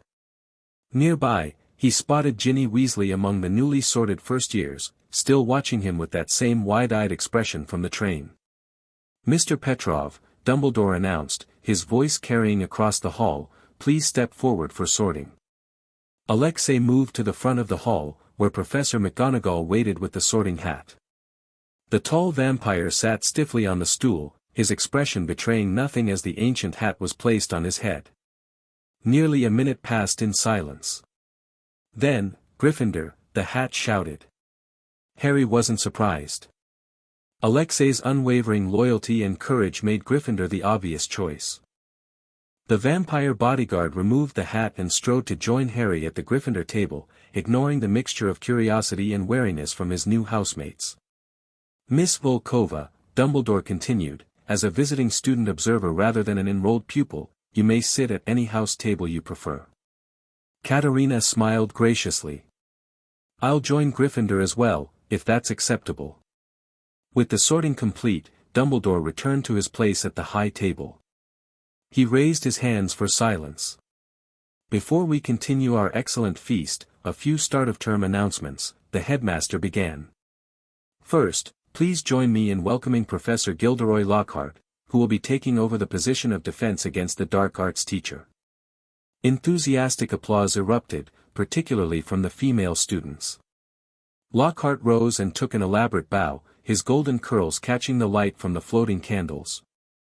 Second, Dumbledore continued when the applause died down, as some of you may have noticed, we have two special guests with us this year. Miss Katerina Volkova is visiting as an educational observer from the Russian Vampire Court, while Mr. Alexei Petrov has transferred to continue his magical education at Hogwarts. I expect all students to show them the same courtesy and respect you would any visitor to our school. Murmurs rippled through the hall at the official confirmation of vampire presence at Hogwarts. Finally, Dumbledore added, his expression growing more serious, I must address the subject of Mr. Harry Potter's return. Over the summer, Mr. Potter was adopted into the noble house of Volkova through ancient blood magic that has awakened certain inherited traits. While this makes him unique among our student body, he remains, first and foremost, a Hogwarts student entitled to the same education as each of you.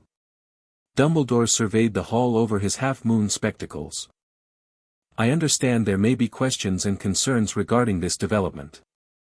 These are natural reactions to the unfamiliar. However, I remind all students and staff that Hogwarts has always prided itself on accepting magical beings of all kinds. Prejudice and discrimination based on blood status or magical nature have no place within these walls. The headmaster's gaze lingered briefly on the Slytherin table, where Malfoy sat whispering urgently to his housemates. Now, Dumbledore concluded with a smile, let us return to our excellent feast. Tuck in. The golden plates refilled with delicious food, and gradually the buzz of normal conversation resumed. Harry found himself bombarded with questions from his housemates, some curious, others wary, but none outright hostile. Can you really see in the dark? Seamus Finnegan asked eagerly. Do you sleep in a coffin now?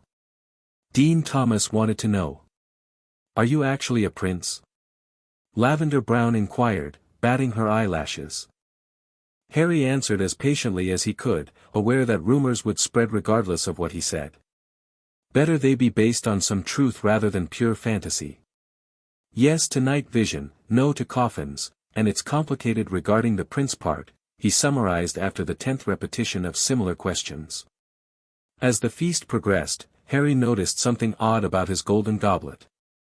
While the others around him contained pumpkin juice, his held a dark red liquid that gave off the unmistakable scent of blood, animal blood, specifically deer, mixed with wine to make it less obvious.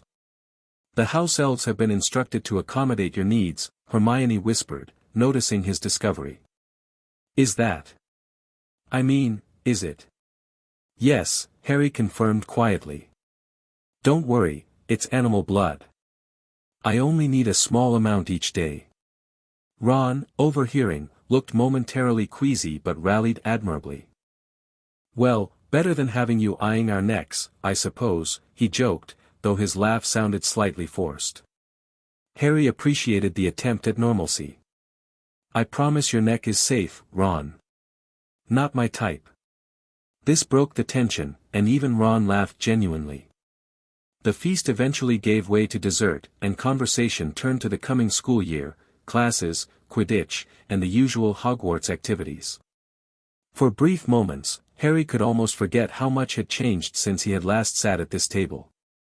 As students began to grow drowsy from food and the long journey, Dumbledore dismissed them to their dormitories.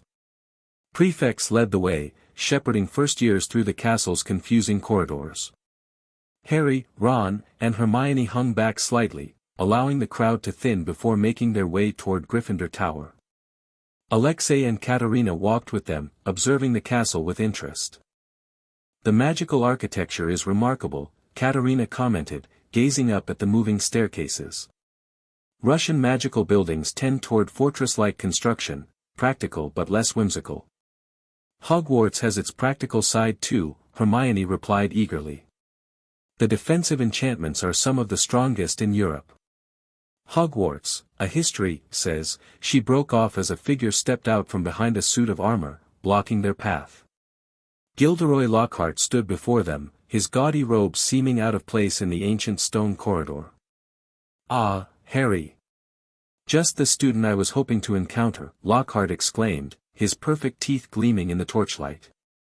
I wonder if I might borrow you for just a moment. Professional curiosity about your unique condition, for educational purposes, you understand. Before Harry could respond, Alexei moved subtly into a protective position. His Highness requires rest after the journey. Perhaps another time, Professor. Lockhart's smile didn't waver, but something hardened in his eyes. I'm afraid I must insist. Headmaster's orders, he asked me specifically to assess Mr. Potter's adjustment. Harry doubted very much that Dumbledore had issued any such instruction, but arguing would only escalate the situation. It's all right, Alexei, he said calmly. I'll speak with Professor Lockhart briefly. You can go ahead with the others, I'll catch up. Alexei looked ready to object, but Katerina laid a hand on his arm. We'll wait at the end of the corridor, she suggested, a compromise that allowed Harry some privacy while keeping him within protective range. Splendid. Lockhart beamed, ushering Harry into a nearby empty classroom. This won't take but a minute. As soon as the door closed behind them, Lockhart's demeanor changed subtly. His smile remained, but the vapid cheerfulness drained from his eyes, replaced by a calculating intensity. Mr. Potter, he began, circling Harry slowly. Or should I say, Prince Potter Volkova. Such an interesting development over the summer. Quite unprecedented. As I said at the feast, Professor, I'm just a student here, Harry replied carefully. Oh, but you're so much more than that, Lockhart countered. The boy who lived, now the boy who lives forever. Tell me, how does it feel? The bloodlust? The power? The knowledge that you'll watch everyone you know grow old and die while you remain unchanged. The questions were pointed, designed to provoke rather than inquire. Harry maintained his composed expression, though his instincts were on high alert. I'm not a full vampire, Professor. I age, just more slowly. And I don't experience bloodlust the way true vampires do. Lockhart nodded thoughtfully, still circling. Fascinating. Truly fascinating. And your magical abilities? Enhanced, I imagine. The Vampire Court must have found you quite the prize, Harry Potter's fame and power, now with immortal potential. Queen Anastasia adopted me because of a blood connection and a debt owed to my mother, Harry stated firmly. Not for political advantage. Lockhart laughed, a sharp, disbelieving sound entirely unlike his public chuckle. My dear boy, everything vampires do is for advantage. Centuries of existence teach them nothing if not opportunism. He stopped directly before Harry, his expression suddenly serious. They're using you, you know. Whatever they've told you, whatever pretty story they've spun about blood connections and maternal debts, at the end of the day, you're a weapon to them. A powerful, famous weapon to be wielded in their ancient games. The accusation struck uncomfortably close to Harry's occasional doubts. During his time at the Vampire Court, he had sometimes wondered about the Queen's true motives. But he had seen genuine affection in her eyes, felt real connection in their interactions. You seem to know a lot about vampires, Professor, Harry observed, deflecting rather than engaging with Lockhart's claim. Oh, I've encountered many dangerous creatures in my travels, Lockhart replied airily, the vapid persona slipping back into place. Vampires, werewolves, hags, all documented in my collected works, available in fine bookshops everywhere. Of course, Harry said neutrally. Is that all you wanted to discuss, Professor? My friends are waiting. Lockhart studied him for a moment longer, then stepped aside with an elaborate gesture toward the door. For now, yes. But I do hope you'll consider private lessons, Harry. Someone with your unique nature could benefit from specialized instruction. I'll consider it, Harry lied politely. Good night, Professor. As he turned to leave, Lockhart called after him, one last thing, Harry. The professor's voice had dropped an octave, all pretense gone. Be careful who you trust at Hogwarts this year. Not everyone is as accepting of your kind as our noble headmaster pretends to be. Harry paused at the door, looking back at Lockhart. Are you warning me, Professor? Or threatening me? Lockhart's smile returned, dazzling and empty. Merely offering friendly advice from a concerned teacher. Sleep well, Prince Pottervolkova. If you sleep at all. With that unsettling farewell hanging in the air, Harry left the classroom. His friends waited at the end of the corridor as promised, concern evident on their faces. What did he want? Ron asked as they resumed their journey to Gryffindor Tower.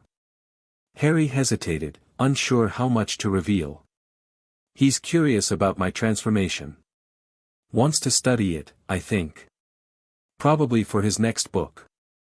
Alexei and Katerina exchanged a meaningful look but said nothing. He seemed odd, Hermione observed. Different from his books somehow. Fame often creates a persona separate from the person, Katerina remarked. One learns to recognize the difference at court. They reached the portrait of the fat lady, who eyed the two vampires with undisguised curiosity. Password, she inquired, leaning forward in her frame. Wuddlebird, Hermione provided. The portrait swung open, revealing the familiar warmth of the Gryffindor common room. Despite the late hour, many students lingered, clearly waiting to catch another glimpse of the transformed Harry Potter. Conversations hushed as Harry entered with his unusual entourage. He felt dozens of eyes tracking his movement across the room, heard the whispers that followed in his wake. It was reminiscent of his first days at Hogwarts, when his fame had made him an object of fascination and speculation. I think I'll head up to bed, he announced to his friends, suddenly weary of being the center of attention. It's been a long day. Right behind you, mate, Ron agreed quickly, sensing Harry's discomfort. They said goodnight to Hermione and Katerina, who would be sharing the third-year girls' dormitory since there was an empty bed available. Alexei followed Harry and Ron up the spiral staircase to the second-year boys' dormitory, where an extra bed had been added to accommodate the transfer student. The other Gryffindor boys, Neville, Seamus, and Dean, were already in their pajamas, though clearly waiting up for Harry's arrival. They watched with undisguised curiosity as Harry moved to his familiar four-poster bed. So, Seamus began awkwardly, do you actually sleep? Or is that just a myth about vampires? Harry sighed internally but answered patiently. I sleep, just not as much as before. Maybe 4 hours a night now. And no coffin? Dean asked, half joking. No coffin, Harry confirmed with a small smile. Just a regular bed, like always. What about garlic? Neville asked hesitantly. Should we not have it at meals? Garlic is fine, Harry assured him. It just smells stronger to me now. Like everything does. He glanced around at his dorm mates. Look, I know this is strange. It's strange for me too. But I'm still just Harry. I still support Puddlemere United, still can't stand Snape's classes, still want Gryffindor to win the House Cup. The only difference is, I'm a bit more now. The simple honesty of this statement seemed to break through some of the awkwardness. The other boys nodded, some of the tension leaving their postures. Right then, Seamus said practically. Just don't go floating over our beds at night or turning into a bat, and we'll get along fine. Harry laughed. Deal. As the others settled into their beds and drew their curtains, Harry changed into his pajamas and sat cross-legged on his mattress, not yet ready to sleep despite his mental exhaustion. Alexei took the bed nearest the door, positioning himself between Harry and any potential threat. You handled them well, Alexei observed quietly, his voice pitched for Harry's ears alone. The transition back to school life will take time. Harry nodded, grateful for the vampire's steady presence. Lockhart concerns me, he whispered back. He's not what he seems. No, Alexei agreed grimly. He carries silver and holy water. His questions probe for weaknesses. His interest is not academic. You think he's a hunter? Almost certainly. The question is whether he hunts alone or represents a larger organization.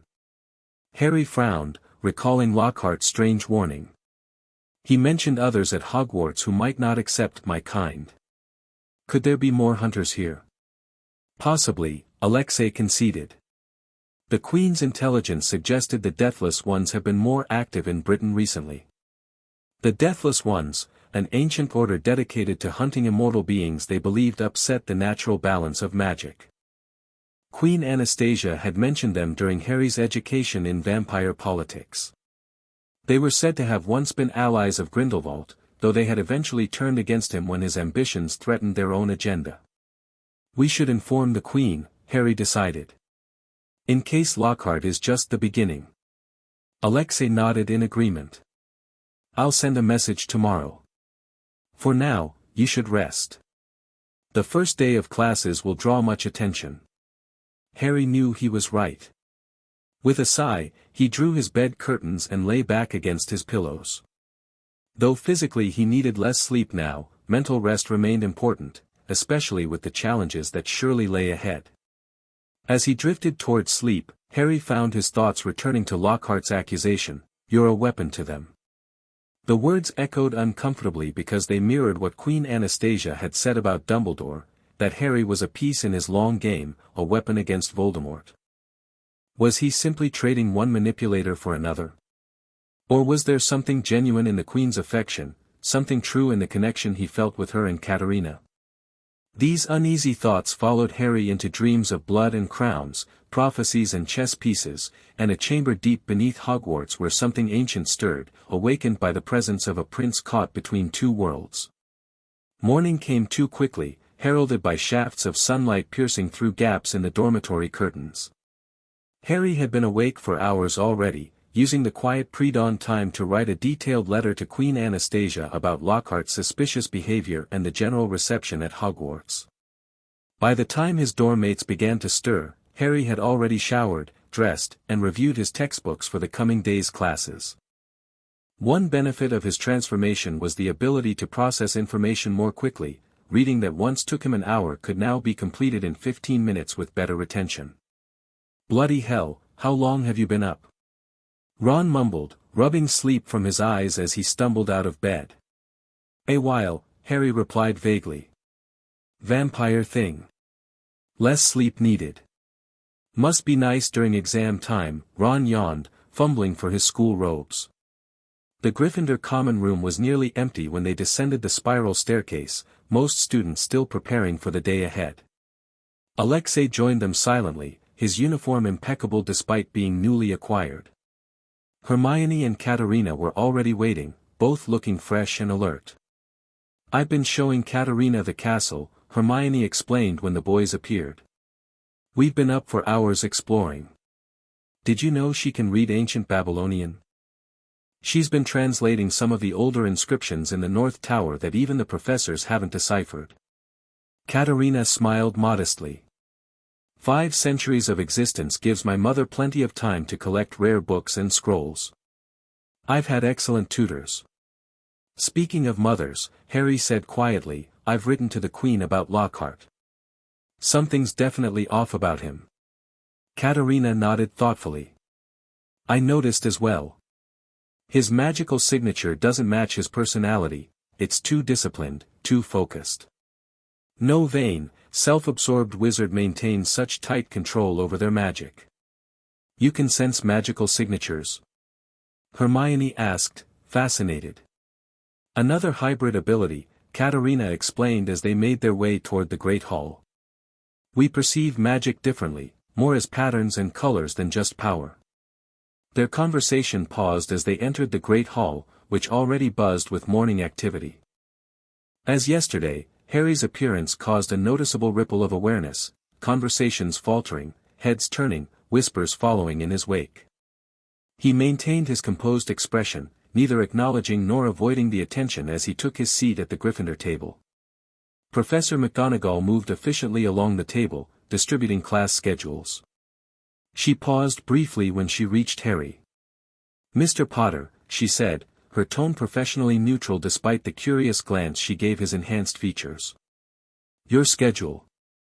Mr. Petrov, yours as well." She handed them each a piece of parchment. "Miss Volkova, as an observer, you may attend whichever classes interest you, though I recommend following Mr. Potter's schedule for convenience." "Thank you," Professor," Katerina replied politely. "I look forward to observing transfiguration especially. Your reputation extends even to the Russian educational system." McGonagall's stern expression softened slightly at the compliment. "You're too kind, Miss Volkova. I hope you find our teaching methods enlightening." With a final nod, she continued down the table. Harry examined his schedule. Double herbology with the Hufflepuffs first, then transfiguration. After lunch, defense against the dark arts. He frowned at the last entry. Wonderful. More time with Lockhart. "At least we'll get a better measure of him," Alexei observed pragmatically. "See how he behaves in a classroom setting." Owls began to stream into the hall, delivering the morning mail. Hedwig swooped down gracefully, landing beside Harry's plate with a small package tied to her leg. "Hello, girl," Harry greeted her fondly, stroking her white feathers. "What have you brought me?" He untied the package while offering Hedwig some bacon, which she accepted regally before taking flight again. The small parcel contained a slender silver dagger with a ruby in the pommel and an accompanying note in the Queen's elegant handwriting. "My son, this blade has been in the Volkova family for 7 centuries. It is enchanted to never dull and to pierce any magical barrier or hide. More importantly, the silver has been alloyed with a special composition that will not harm you but will prove effective against any creature you may encounter. Remember that a prince should always have both obvious weapons and hidden ones. This is for the latter category. Wear it in your boot or sleeve, but always keep it on your person. With affection and pride, Mother P.S. Katerina knows the concealment charm to keep it from detection. Use it wisely." Harry slipped the note into his pocket and passed the dagger discreetly to Katerina, who murmured a complex charm over it before returning it to him. The blade seemed to shimmer for a moment before becoming weightless and somehow less noticeable, not invisible, but easy to overlook unless one was specifically searching for it. "Inside your right sleeve," she suggested quietly. "The balance is better for a quick draw." Harry slid the dagger into his sleeve, feeling it adhere gently to his forearm without actually touching his skin, held in place by the charm rather than physical means. The Queen's gift was both practical and symbolic, a reminder of his new identity and responsibilities. Breakfast concluded without incident, and the Gryffindor second years made their way to the greenhouses for herbology. Professor Sprout was already waiting outside, her arms full of bandages. "We're repotting mandrakes today," she announced cheerfully. "Everyone grab earmuffs, these babies aren't fully mature yet, but their cry can still knock you out for a few hours." As the class filed into Greenhouse 3, Harry noticed several Hufflepuffs giving him a wide berth, their expressions wary. He pretended not to notice, focusing instead on selecting a pair of earmuffs from the tray Professor Sprout had provided. "Harry," a soft voice called. He turned to find Justin Finch-Fletchley, a Hufflepuff boy he vaguely remembered from the previous year, standing nearby with an uncertain expression. "Is it true?" Justin asked hesitantly. "About you being part vampire now?" Harry nodded, bracing for fear or disgust. "Yes, it's true. I underwent a ritual this summer that awakened dormant traits in my bloodline." To his surprise, Justin looked more fascinated than frightened. "That's actually kind of amazing. My family's big on genetic research, my parents are both doctors. The magical implications of activated dormant genes are fascinating." The scientific approach was refreshingly different from the superstitious reactions Harry had been receiving. "It's more magical than genetic, I think, but there are similarities in how it works. The Volkova bloodline carries certain traits that remained inactive in my mother's family for generations." Their conversation was interrupted as Professor Sprout called the class to order, but Justin's friendly interest had been a welcome change. Perhaps not everyone at Hogwarts would view his transformation with fear. Herbology proceeded without incident, though Harry found the mandrakes particularly unpleasant to his enhanced senses. Even through the earmuffs, he could detect their high-pitched screams at a frequency that made his teeth ache. It was a relief when the class ended and they could escape to the castle for transfiguration. Professor McGonagall's class presented a different challenge. The spell they were practicing, transforming beetles into buttons, required precise control of magical output. Harry's enhanced abilities made his first attempt far too powerful. The beetle not only transformed into a button but also multiplied into a dozen identical ones that scattered across his desk. "Well," McGonagall remarked, surveying the results with raised eyebrows, "it seems your magical core has indeed been affected by your transformation, Mr. Potter. Perhaps try with less force next time." "Yes, Professor," Harry agreed, concentrating on restraining his magic for the next attempt. By the end of class, he had managed to calibrate his power enough to produce single, perfect transformations. McGonagall nodded approvingly as she inspected his final button. "Excellent control, Mr. Potter. 5 points to Gryffindor for rapid adaptation." The small victory lifted Harry's spirits as they headed to lunch.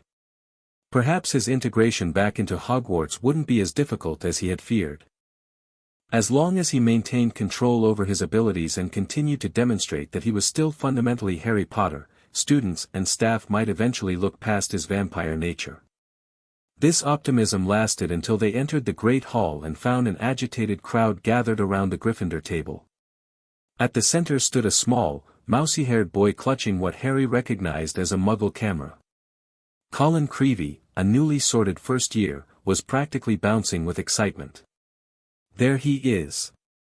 Colin exclaimed as Harry approached. "It's him! Harry Potter, the Vampire Prince!" The title, shouted across the Great Hall, drew every eye in the room. Harry suppressed a wince as Colin bounded forward, camera raised. "I've heard all about you," the first year babbled. "How you survived when you know who tried to kill you as a baby, and now you've become a vampire prince over the summer. It's amazing. Could I take your picture?" He raised his camera hopefully. "Maybe your vampire friends could be in it too. And then could you sign it?" Before Harry could formulate a response that wouldn't utterly crush the boy's enthusiasm, a drawling voice cut through the awkward moment. "Signed photos? Potter's giving out signed photos now?" Draco Malfoy had appeared behind Colin, flanked as usual by Crabbe and Goyle. His pale face was alight with malicious glee. "Everyone line up." Malfoy called to the crowd. "Harry Potter's giving out signed photos of his vampire transformation. Get them while he still has a reflection to capture." "I am not giving out signed photos," Harry said calmly, though he felt his canines lengthening slightly with irritation, a physiological response he was still learning to control. "You're just jealous," Colin piped up, his entire body practically vibrating with indignation on Harry's behalf. "Jealous?" Malfoy repeated, his voice carrying across the now silent hall. "Of what? Having a cursed abomination for a body? Being a half-breed freak who drinks blood to survive?" His lip curled in disgust. "I think not, Creevey." The vicious words hung in the air like poison. Harry felt a cold anger rising within him, but before he could respond, Alexei stepped forward, his expression dangerously calm. "You will apologize to Prince Potter Volkova immediately," the vampire said softly, his accent thickening with controlled rage. Malfoy sneered, though Harry noticed his hand trembled slightly as it moved toward his wand. "I don't take orders from blood-sucking monsters." In a movement too swift for human eyes to track, Alexei closed the distance between them. He didn't touch Malfoy, but stood close enough that the Slytherin was forced to tilt his head back to maintain eye contact. "You have insulted a prince of House Volkova," Alexei stated, his voice carrying in the hushed hall. "In the old days, such an insult would be answered with blood. Consider carefully whether your next words are worth the consequences they may bring." Malfoy's face had gone even paler than usual, but stubbornness kept him from backing down entirely. "My father is not here," Alexei finished for him. "You stand alone, with only your own courage or foolishness to support you." The tension in the hall was palpable. Students and staff alike watched the confrontation with bated breath, unsure how it would resolve. Harry knew he should intervene. Escalation would only reinforce fears about vampires, but part of him, the part changed by blood and ritual, wanted Malfoy to face consequences for his bigotry. What is happening here? Professor McGonagall's sharp voice cut through the silence as she strode toward the standoff, her expression thunderous. Just a cultural misunderstanding, Professor, Harry said quickly, stepping between Alexei and Malfoy. In Russian magical society, certain forms of address are considered respectful or disrespectful. We were discussing the differences with Malfoy. McGonagall's eyes narrowed, clearly not believing this explanation for a moment. Indeed. Well, perhaps such cultural exchanges would be better conducted outside meal times. She turned to Malfoy. Mr. Malfoy, I believe the Slytherin table is in that direction. Malfoy hesitated, clearly torn between defiance and self-preservation. Self-preservation won out. With a final glare at Harry and Alexei, he retreated to the Slytherin table, where he was immediately surrounded by curious housemates. Mr. Potter, a word, McGonagall said quietly, gesturing for Harry to step aside with her. Harry followed her to a relatively private corner of the hall, aware of the curious stares still fixed on him. I understand this transition is difficult, McGonagall began, her tone surprisingly gentle. And Mr. Malfoy's comments were unquestionably offensive. However, I must remind you that allowing your companion to threaten other students, regardless of provocation, cannot be permitted. I understand, Professor, Harry replied. It won't happen again. McGonagall studied him for a moment, her expression softening fractionally. Your mother would be proud of how you're handling this, Potter. She faced her share of prejudice for being Muggle-born, yet never let it diminish her spirit or her kindness. The unexpected mention of his mother caught Harry off guard. You knew her well. She was one of my favorite students, McGonagall acknowledged with a small smile. Brilliant at transfiguration. And unfailingly kind, even to those who didn't deserve it. She straightened, her professional demeanor returning. Remember that, Potter, as you navigate these challenges. Now, I suggest you eat something before your next class. As she walked away, Harry felt a curious mixture of emotions. The connection to his mother, a small, personal detail from someone who had known her, was precious.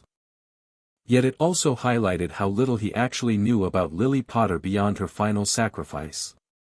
The remainder of lunch passed without further incident, though Harry was acutely aware of the stares and whispers that followed his every movement. Colin Creevey remained nearby, clearly still hoping for a photograph, though he no longer dared to ask directly. Finally taking pity on the boy, Harry approached him just before leaving the hall. Colin, was it? The first year nodded vigorously, his eyes wide with excitement. Look, I don't really like having my photograph taken, Harry explained gently. Fame isn't something I asked for or enjoy. But if it's really important to you, maybe we could take a picture together sometime when there aren't so many people around? Colin's face lit up as if Christmas had arrived early. Really? That would be brilliant. Thank you, Harry. Harry managed a small smile. Just, no signing it, all right? And maybe don't mention it to everyone. Right, of course. Our secret. Colin agreed, though his excited expression suggested keeping secrets might not be his strong suit. As they left the Great Hall for defense against the dark arts, Hermione gave Harry an approving nod. That was kind of you. He's just excited to meet you. I remember what it was like being new to all this, Harry replied with a shrug. Everything magical seems amazing at first. Even vampire princes, Ron added with a grin. Especially vampire princes, Katerina confirmed solemnly, though her amber eyes twinkled with amusement. Their light-hearted mood evaporated as they entered Lockhart's classroom. The walls were decorated with portraits of the professor himself, all beaming and winking at the students as they took their seats. The real Lockhart stood at the front, resplendent in robes of turquoise blue that matched his eyes. Welcome, welcome, he called cheerfully. Gilderoy Lockhart, Order of Merlin, 3rd class, honorary member of the Dark Force Defense League, and 5-time winner of Which Weekly's Most Charming Smile Award, but I don't talk about that. Didn't get rid of the Bandon Banshee by smiling at her. He waited for laughter that came only from a few students, primarily girls who gazed at him adoringly. I see we have some special guests today, Lockhart continued, his gaze fixing on Harry, Katerina, and Alexei. How fortunate. Real-life examples of magical beings in our very classroom. Perhaps later in the term we might convince our vampiric friends to assist with a practical demonstration. The suggestion, delivered with Lockhart's trademark smile, carried an undercurrent that made Harry's skin crawl. Today, however, we begin with a little quiz. Lockhart announced, distributing parchments to each student. Nothing to worry about, just checking how well you've read my books. You have 30 minutes. Begin. Harry stared in disbelief at the questions before him. 1. What is Gilderoy Lockhart's favorite color? 2. What is Gilderoy Lockhart's secret ambition? 3. What, in your opinion, is Gilderoy Lockhart's greatest achievement to date? The quiz continued in this vein for 3 full pages, each question more self-centered than the last. Beside him, Ron wore an expression of stunned incredulity, while Hermione was already scribbling answers with disturbing enthusiasm. This is ridiculous, Alexei muttered under his breath. Harry silently agreed but began filling in random answers anyway. The sooner this farce was completed, the sooner they might move on to actual defense instruction, assuming Lockhart was capable of providing it. After collecting and briefly reviewing the quizzes, during which he praised Hermione for correctly answering every question, Lockhart moved to the front of the classroom where a covered cage sat on his desk. Now, be warned, he announced dramatically. It is my job to arm you against the foulest creatures known to wizard kind. You may find yourselves facing your worst fears in this room. But know that no harm can befall you whilst I am here. With a flourish, he whipped the cover off the cage. Behold, freshly caught Cornish pixies. The cage contained several electric blue pixies, each about 8 inches high, with pointed faces and shrill voices. They buzzed around their prison, making faces at the students. Pixies. Seamus Finnegan snorted, clearly unimpressed. Laugh if you will, Mr. Finnegan, Lockhart said, waggling a finger. But pixies can be devilishly tricky little blighters. Let's see what you make of them. He opened the cage. Chaos erupted immediately. The pixies shot in every direction, destroying everything they could reach. 2 seized Neville by the ears and lifted him into the air. Others shredded books, sprayed ink, toppled portraits, and generally wreaked havoc throughout the classroom. Come on now, round them up, they're only pixies. Lockhart shouted over the pandemonium. He brandished his wand with a flourish. Pescipixie Pesternemy. The spell had absolutely no effect. One pixie seized Lockhart's wand and threw it out the window. The professor's confident expression faltered momentarily before he ducked beneath his desk, narrowly avoiding a falling portrait of himself. Harry drew his wand, concentrating on restraining his enhanced magic to an appropriate level. Immobulus, he called, directing the freezing charm at a cluster of pixies that had cornered Lavender Brown. The spell worked perfectly, perhaps too perfectly. Not only did it freeze the targeted pixies, but the magical wave expanded outward, immobilizing every pixie within 10 feet. They hung suspended in mid-air, expressions of mischievous glee frozen on their tiny faces.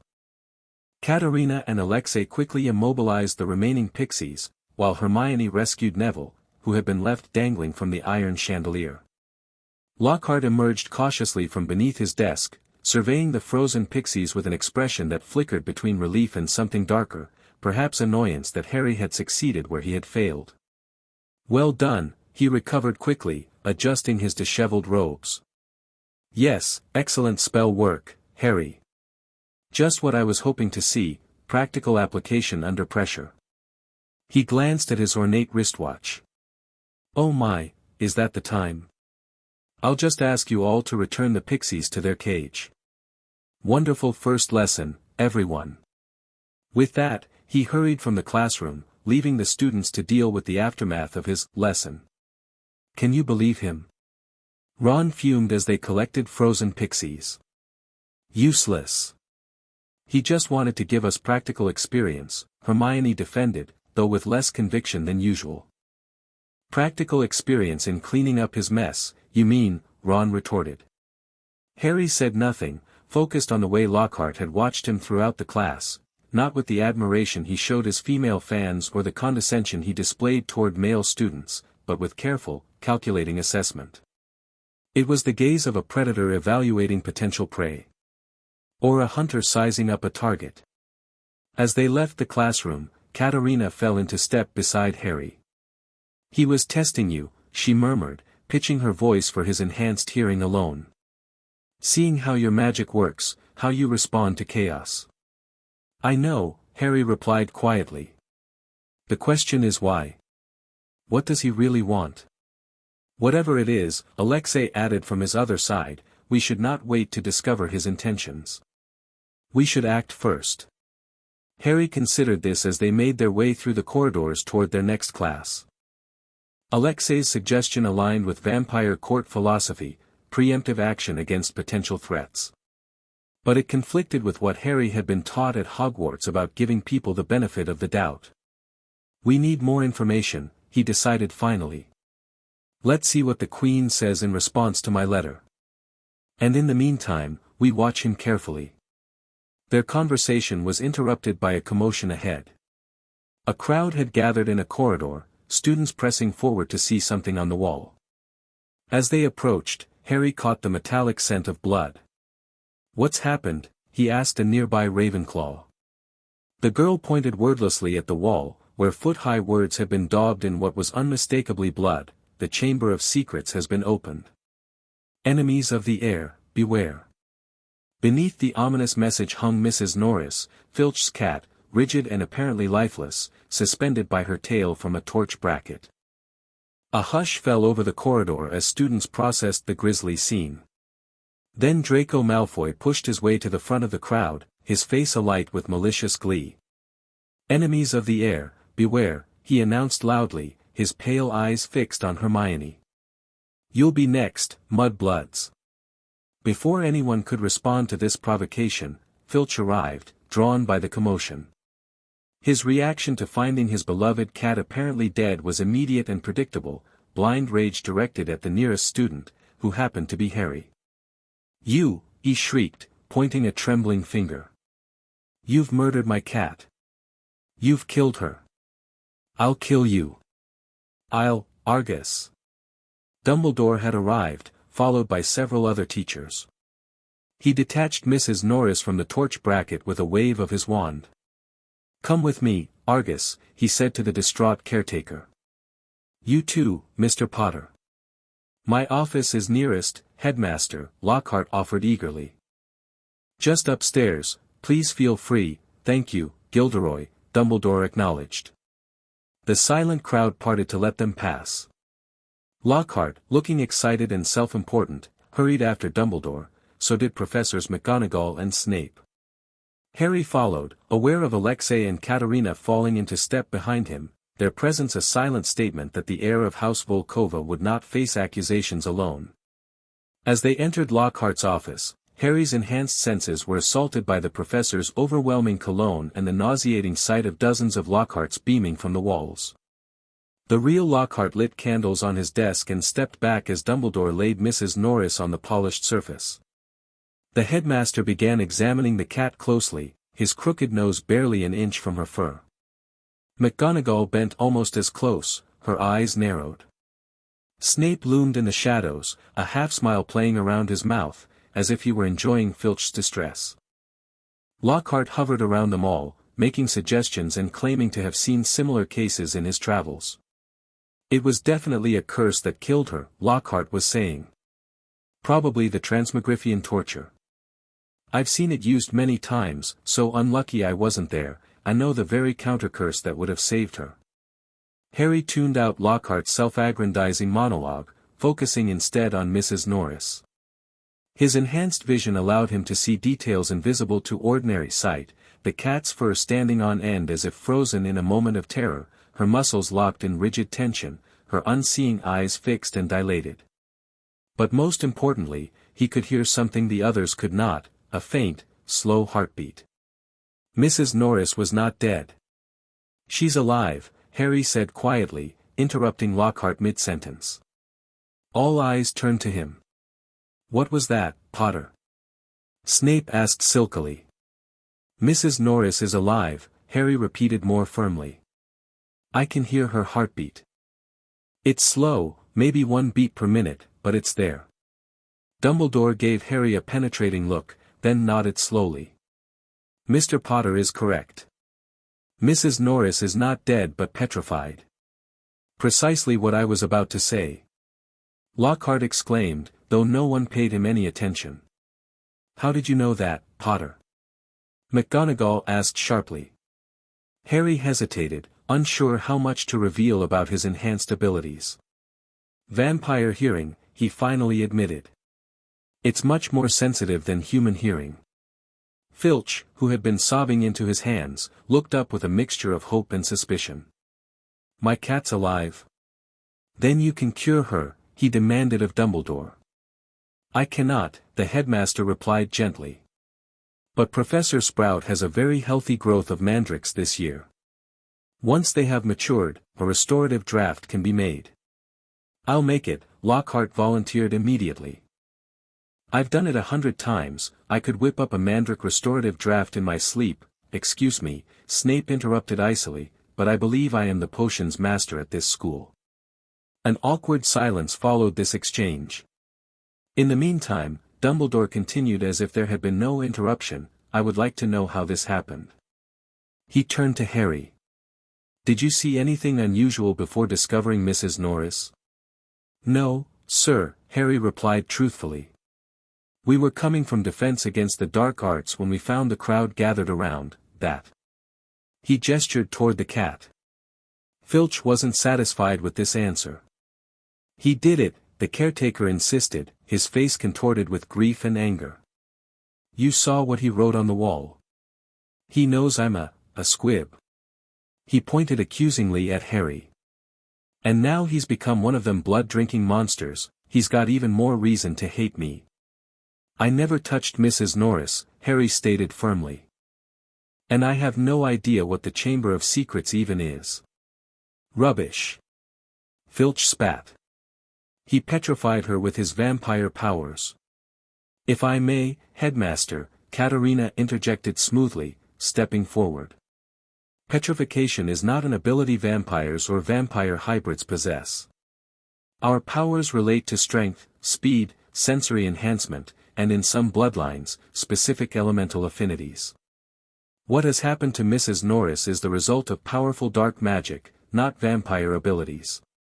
Dumbledore nodded appreciatively at her explanation. "Miss Volkova is quite correct, Argus. No second-year student, vampire or not, could have performed this type of dark magic. It requires advanced skill beyond Mr. Potter's current capabilities." "If I might speak, Headmaster," Snape said from the shadows. "Potter may have simply been in the wrong place at the wrong time." His expression suggested he thought this highly unlikely. "However, the circumstances are suspicious. Why was he in that particular corridor at all? Why not at dinner with the rest of the school?" "We were coming from Professor Lockhart's class," Harry repeated patiently. "We took that corridor because it's the most direct route back to Gryffindor Tower." "Without stopping for dinner first?" Snape's black eyes glittered with suspicion. "I don't require as much food now," Harry explained, trying to keep irritation from his voice. "And after the incident at lunch with Malfoy, I preferred to avoid the Great Hall." McGonagall's expression softened slightly at this reminder. "That seems a reasonable explanation, Severus." "Innocent until proven guilty," Dumbledore agreed firmly. Snape and Filch both looked furious, though for different reasons. "My cat has been petrified," Filch shrieked. "I want to see some punishment." "We will be able to cure her, Argus," Dumbledore repeated patiently. "In the meantime, I suggest everyone return to their dormitories." It has been a long day for all of us. As they filed out of Lockhart's office, Harry felt the weight of Dumbledore's gaze following him. The headmaster's expression was thoughtful, perhaps concerned, but there was something else there too, a calculation that reminded Harry uncomfortably of the Queen's warnings. "What's the Chamber of Secrets?" Harry asked Katerina as they walked back toward Gryffindor Tower, Alexei a silent shadow behind them. "A legend about Hogwarts," she replied quietly. "It said that Salazar Slytherin built a hidden chamber within the castle before leaving the school. According to the story, he sealed it so that only his true heir could open it and release the horror within to purge the school of those Slytherin deemed unworthy to study magic." "Muggle-borns," Harry guessed grimly. Katerina nodded. "The chamber has supposedly been searched for many times over the centuries, but never found.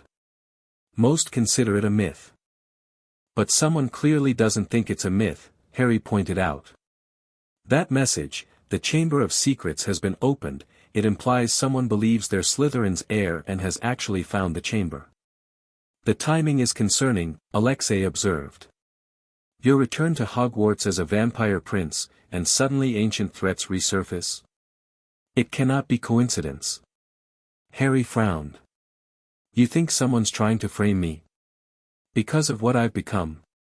"It's possible," Katerina acknowledged. "The message specifically mentioned the heir. Many will make the connection to your new status as heir to House Volkova. And with tensions already high about your transformation." She didn't need to finish the thought.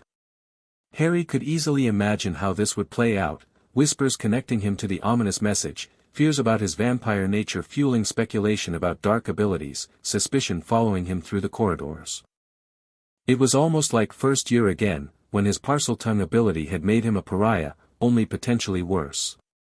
"We should inform the Queen," Alexei said, echoing his earlier suggestion about Lockhart. "This development changes things. If someone is actively working to undermine your position at Hogwarts." "I'll write to her tonight," Harry agreed. "But we should also do our own investigation. If someone's trying to frame me, I want to know who, and why." As they approached the portrait of the fat lady, Harry found Ron and Hermione waiting anxiously outside. Their expressions of relief at seeing him quickly gave way to curious interrogation about what had happened in Lockhart's office. Harry recounted the meeting as they entered the common room, which was thankfully nearly empty, most students still at dinner or in the library. "It's a bit strange, isn't it?" Hermione mused when he finished. "The timing of this, just as you return to Hogwarts with your new status." "That's what we were thinking," Harry agreed. "Someone might be trying to connect me to whatever's happening, maybe because I'm a vampire now, or maybe for some other reason. But who would do that?" Ron wondered. "And what exactly is the Chamber of Secrets anyway?" Hermione launched into an explanation similar to Katerina's, though with more references to Hogwarts, a history, and fewer details about Slytherin-specific objections to Muggle-born students. "The real question," she concluded, "is what the horror within might be. What kind of monster would Slytherin have left in the chamber that could survive for centuries and still be dangerous? And how is it petrifying victims rather than killing them?" Harry added. "If it's meant to purge the school, why leave Mrs. Norris alive but frozen?" "Maybe it's just getting started," Ron suggested grimly. "Warning shots before it gets serious." This unsettling thought hung in the air as they contemplated the implications. If Mrs. Norris was just the beginning, who might be next? And how could they stop something they couldn't identify, hiding in a chamber they couldn't find? "We need more information," Harry decided. "About the chamber, about previous openings if there were any, about what kind of creature could petrify its victims." "I'll start researching tomorrow," Hermione promised eagerly. "The library must have something about the chamber, even if just in historical references." "I'll help," Katerina offered. "My mother's education included extensive study of magical architectural secrets. I might recognize patterns others would miss." Harry nodded appreciatively. "Ron and I can ask around, see if any of the older students know legends or stories about the chamber that might not be in books." And I will ensure your security during this investigation, Alexei added firmly. Whoever left that message may not stop at framing you. They may decide direct action is simpler. The seriousness of his warning sobered the group. This wasn't just about solving a historical mystery or clearing Harry's name, it could be genuinely dangerous. We should be careful, Harry acknowledged. Stick together when possible, especially after dark. With plans made for their investigation, the conversation shifted to speculation about who might be behind the chamber's opening.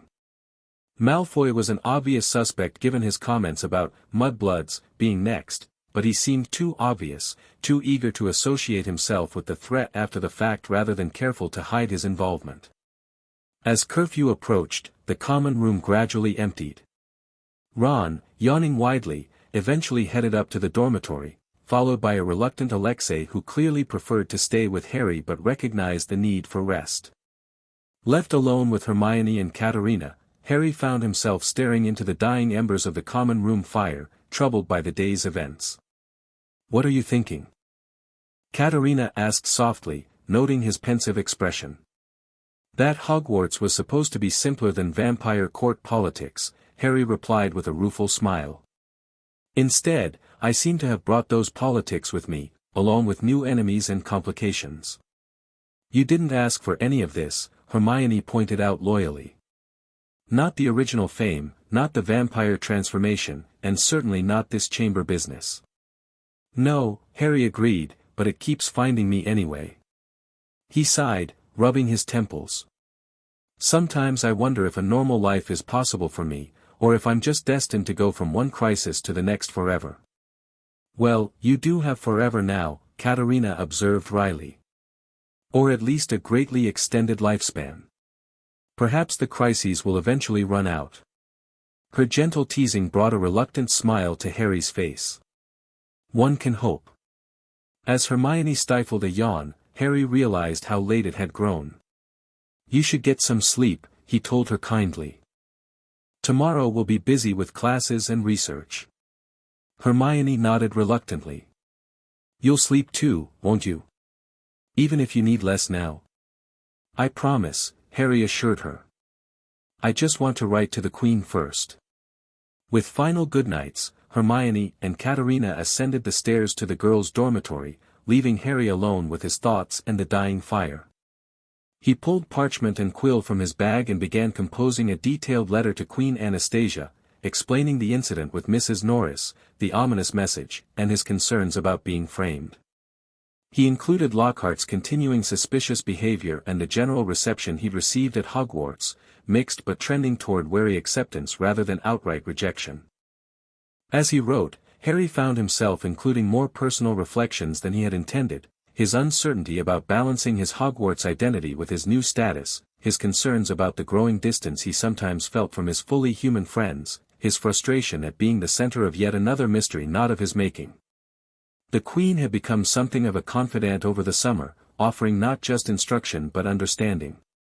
Despite her formal exterior, she listened to his concerns with genuine attention and offered counsel that respected his autonomy while providing genuine guidance. It was well past midnight when Harry finally sealed the letter, intending to send it with Hedwig in the morning. As he gathered his things to head upstairs, a soft sound from a far corner of the common room caught his attention. His enhanced vision pierced the shadows to reveal a small figure huddled in an armchair, apparently asleep, Ginny Weasley, Ron's younger sister. She must have dozed off studying, a small black book lay open on her lap. Concerned about leaving her sleeping uncomfortably in the common room, Harry approached quietly, intending to wake her gently. As he drew closer, however, something made him pause. The book in her lap didn't look like a standard textbook. It was smaller, older, with a weathered black leather cover. And something about it triggered an instinctive wariness in Harry, a subtle wrongness that his vampire senses detected but couldn't precisely identify. Before he could decide whether to investigate further or simply wake Ginny, her eyes suddenly flew open. For a disorienting moment, they appeared completely black, but when she blinked, they were normal again, perhaps just dilated from sleep. "Harry," she gasped, clutching the book to her chest. I I must have fallen asleep. Her cheeks flushed deeply, highlighting her freckles against pale skin.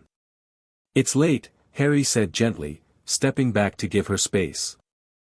You should head up to your dormitory. Ginny nodded rapidly, still clutching the book as if afraid he might take it from her.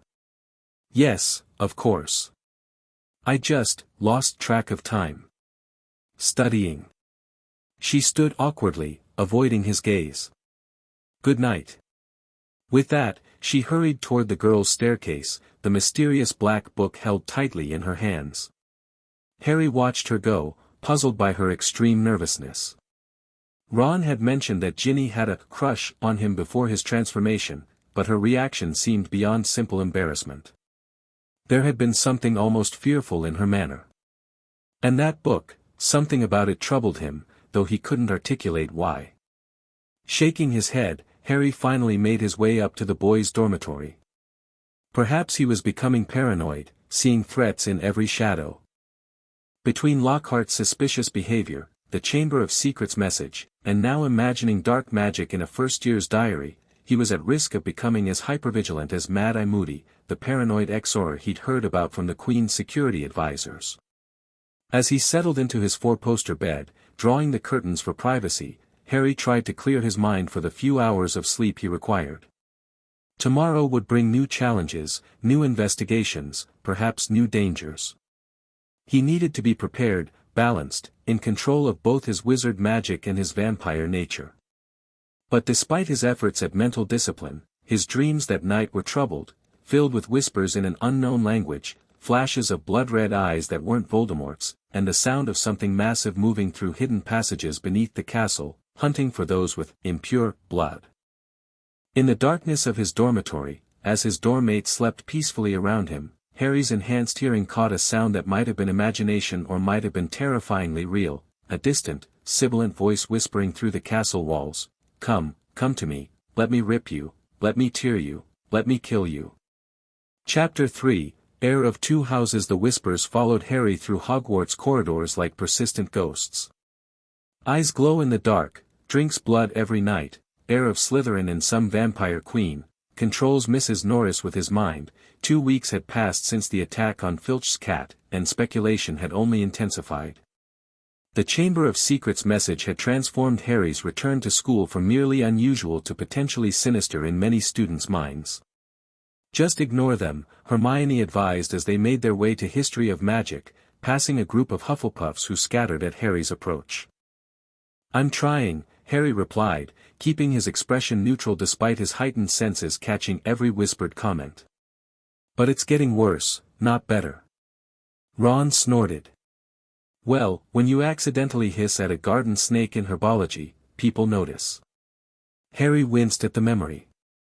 3 days ago, a small grass snake had slithered into Greenhouse 3 during their lesson.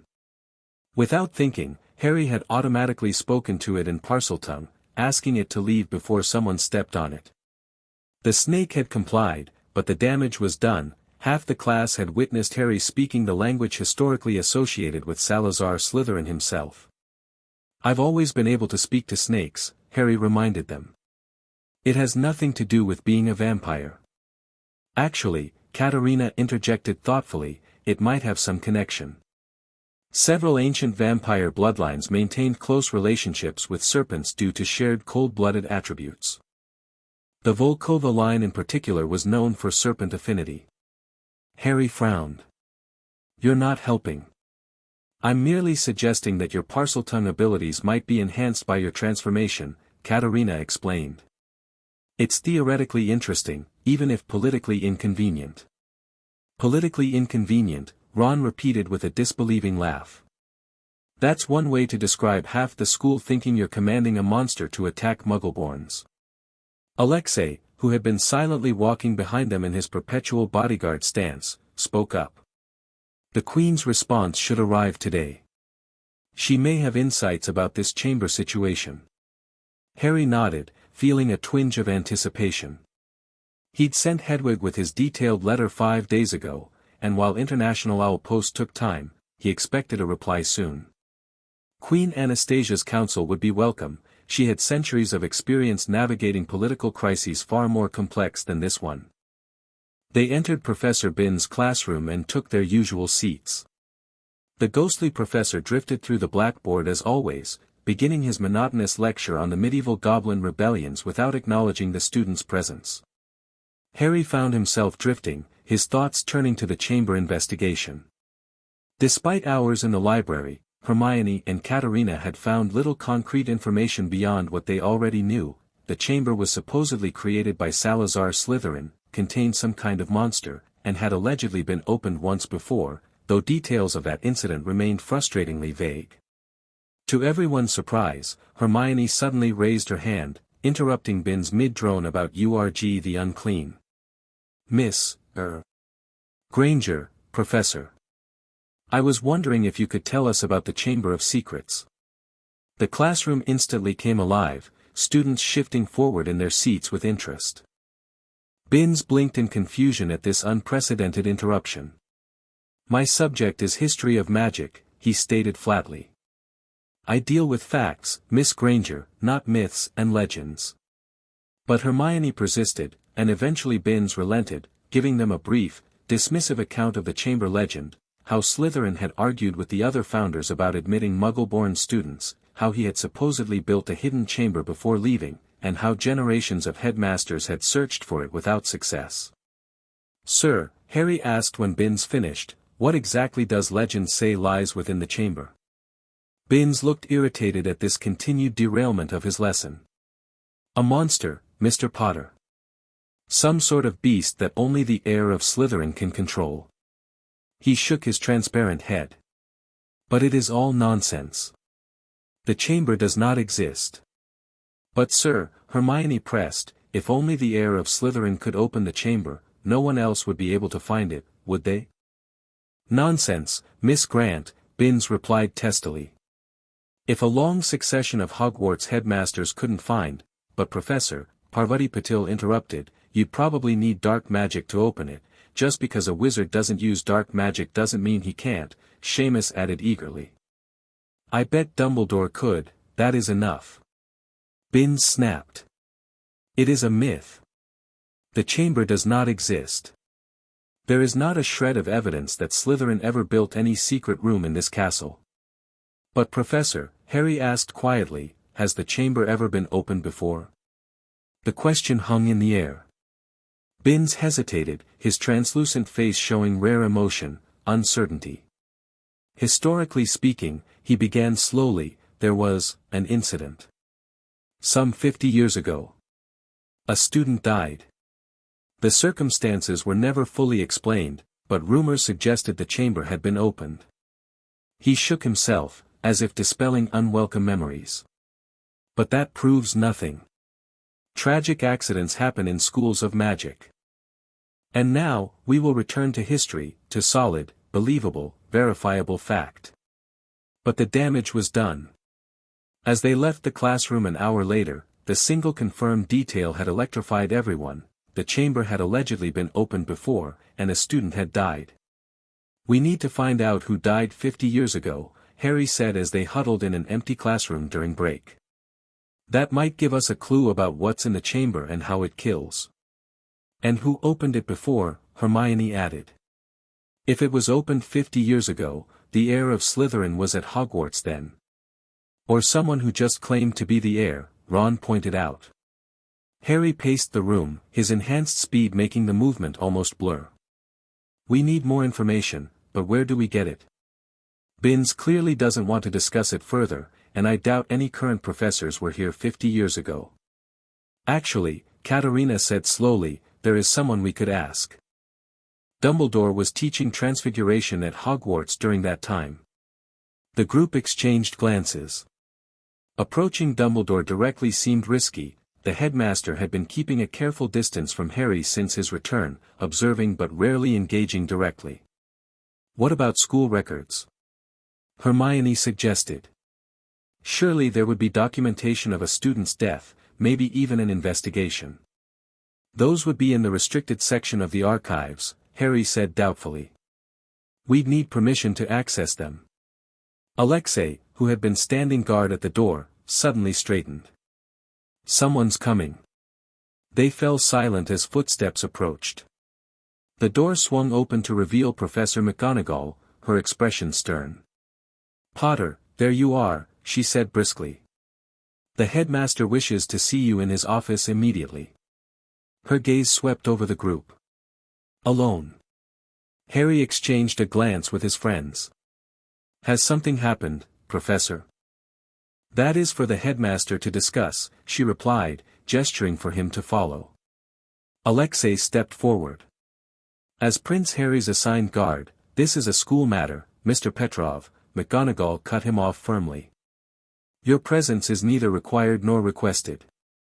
Harry sensed the tension rising and decided to defuse it. "It's all right, Alexei. I'll go with Professor McGonagall." He turned to his friends. "Continue researching. I'll join you later."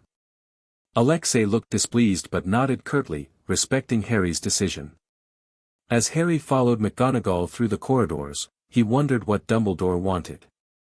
The timing seemed significant, just as they were discussing the previous opening of the chamber.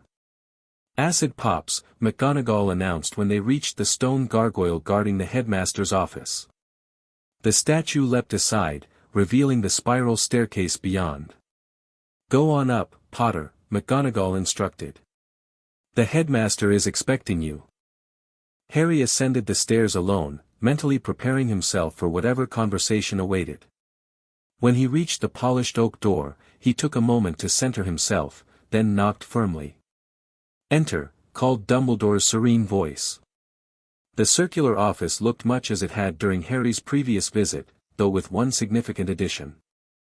Perched on a golden stand beside Dumbledore's desk was a magnificent bird the size of a swan, with crimson plumage and a golden tail. "Ah, Harry," Dumbledore greeted him, eyes twinkling behind half-moon spectacles. "Thank you for coming promptly. I see you've noticed Fawkes." "A phoenix," Harry breathed, instantly recognizing the legendary bird from his magical creature studies at the Vampire Court. "He's beautiful." Dumbledore smiled. "Indeed he is. Phoenixes are fascinating creatures, immensely powerful, capable of carrying immensely heavy loads, and their tears have healing properties." Harry approached the bird cautiously, aware that magical creatures often reacted strongly to vampires. To his relief, Fawkes showed no distress. In fact, the phoenix tilted his head curiously, regarding Harry with intelligent black eyes that seemed to see through to his core. "He's not afraid of me," Harry observed softly. "Most animals are now uncomfortable with what I've become." "Phoenixes are exceptional judges of character," Dumbledore replied. "They see beyond surface transformations to the heart beneath." He gestured to the chair opposite his desk. "Please, sit down, Harry. We have much to discuss." Harry settled into the chair, keeping his posture relaxed but attentive, balanced between student and prince as the situation required. "Lemon drop?" Dumbledore offered, indicating a small bowl of yellow candies. "No, thank you, headmaster." Dumbledore studied him for a moment, his expression thoughtful. "How are you adjusting to your return to Hogwarts, Harry?" "Truthfully."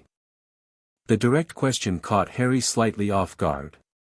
He considered his response carefully. "It's been challenging," he admitted. "Some students are accepting, others fearful. The professors are professional but wary. And now with the Chamber of Secrets message and Mrs. Norris's petrification." He shrugged slightly. "The timing has made things more complicated." "Indeed," Dumbledore agreed. "Most unfortunate timing. One might almost suspect deliberate coordination." Harry's eyes narrowed slightly. "Are you suggesting my return and the chamber's opening are connected, Professor?" "I am merely noting the coincidence," Dumbledore replied mildly. "Though in my experience, Harry, coincidences are rare in the magical world." He leaned forward, fingers steepled. "Which brings me to the reason I asked to see you. An hour ago, I received a rather unusual communication." From a drawer in his desk, Dumbledore withdrew a small, ornate box of polished ebony inlaid with silver. He placed it carefully between them. This arrived via diplomatic courier from the Russian Ministry of Magic, he explained. It contains a formal request from Queen Anastasia of House Volkova to conduct a diplomatic visit to Hogwarts, with a full entourage. Harry couldn't hide his surprise. A formal visit was significantly more public than the private correspondence he'd expected. I was unaware you had requested such intervention, Dumbledore continued, watching Harry closely. I didn't, Harry replied honestly. I wrote to the Queen about recent events, but I never suggested a diplomatic visit. Dumbledore nodded, as if this confirmed something he had suspected. Queen Anastasia's message indicates she wishes to discuss matters of mutual concern regarding the heir of House Volkova, and historical connections between Hogwarts and the vampire courts. Harry frowned slightly.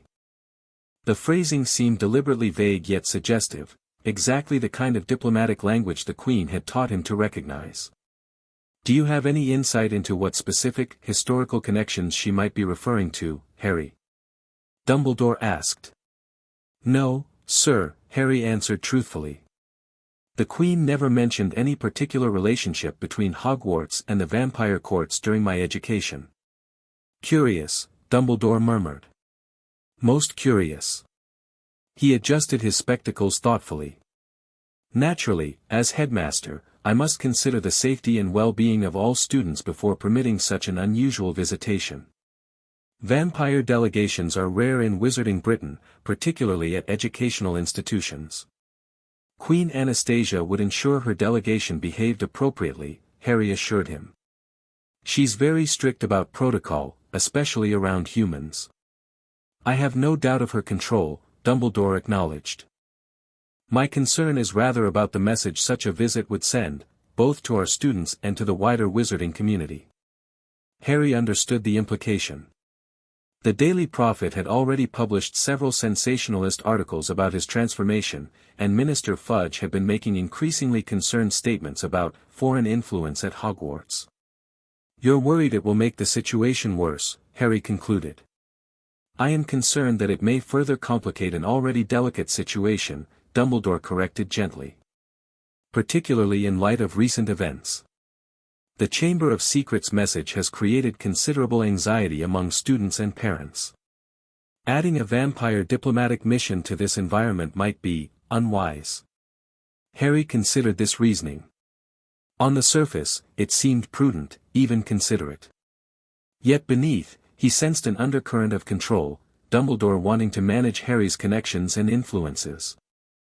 With respect, Headmaster, Harry said carefully, Queen Anastasia is my adoptive mother and the sovereign of my court.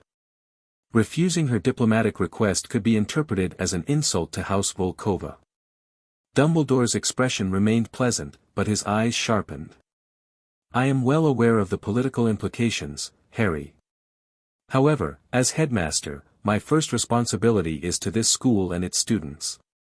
Including me, Harry pointed out. And my well-being might be served by having my adoptive mother present during this difficult time. A subtle chess match had developed between them, moves and countermoves, each polite but pointed. Harry found himself drawing on his court training, watching Dumbledore's micro-expressions for clues to his true thoughts. A fair observation, Dumbledore conceded. Perhaps a compromise might be reached. He stroked his beard thoughtfully. A limited visitation, the Queen and a small personal retinue rather than a full diplomatic entourage. Discreet rather than ceremonial. It was less than the Queen had requested but more than an outright refusal. Harry recognized it as a reasonable diplomatic middle ground. That seems sensible, he agreed. When would this visit occur? The request suggested next weekend, Dumbledore replied. I believe that would be acceptable, assuming certain security protocols are observed. Of course.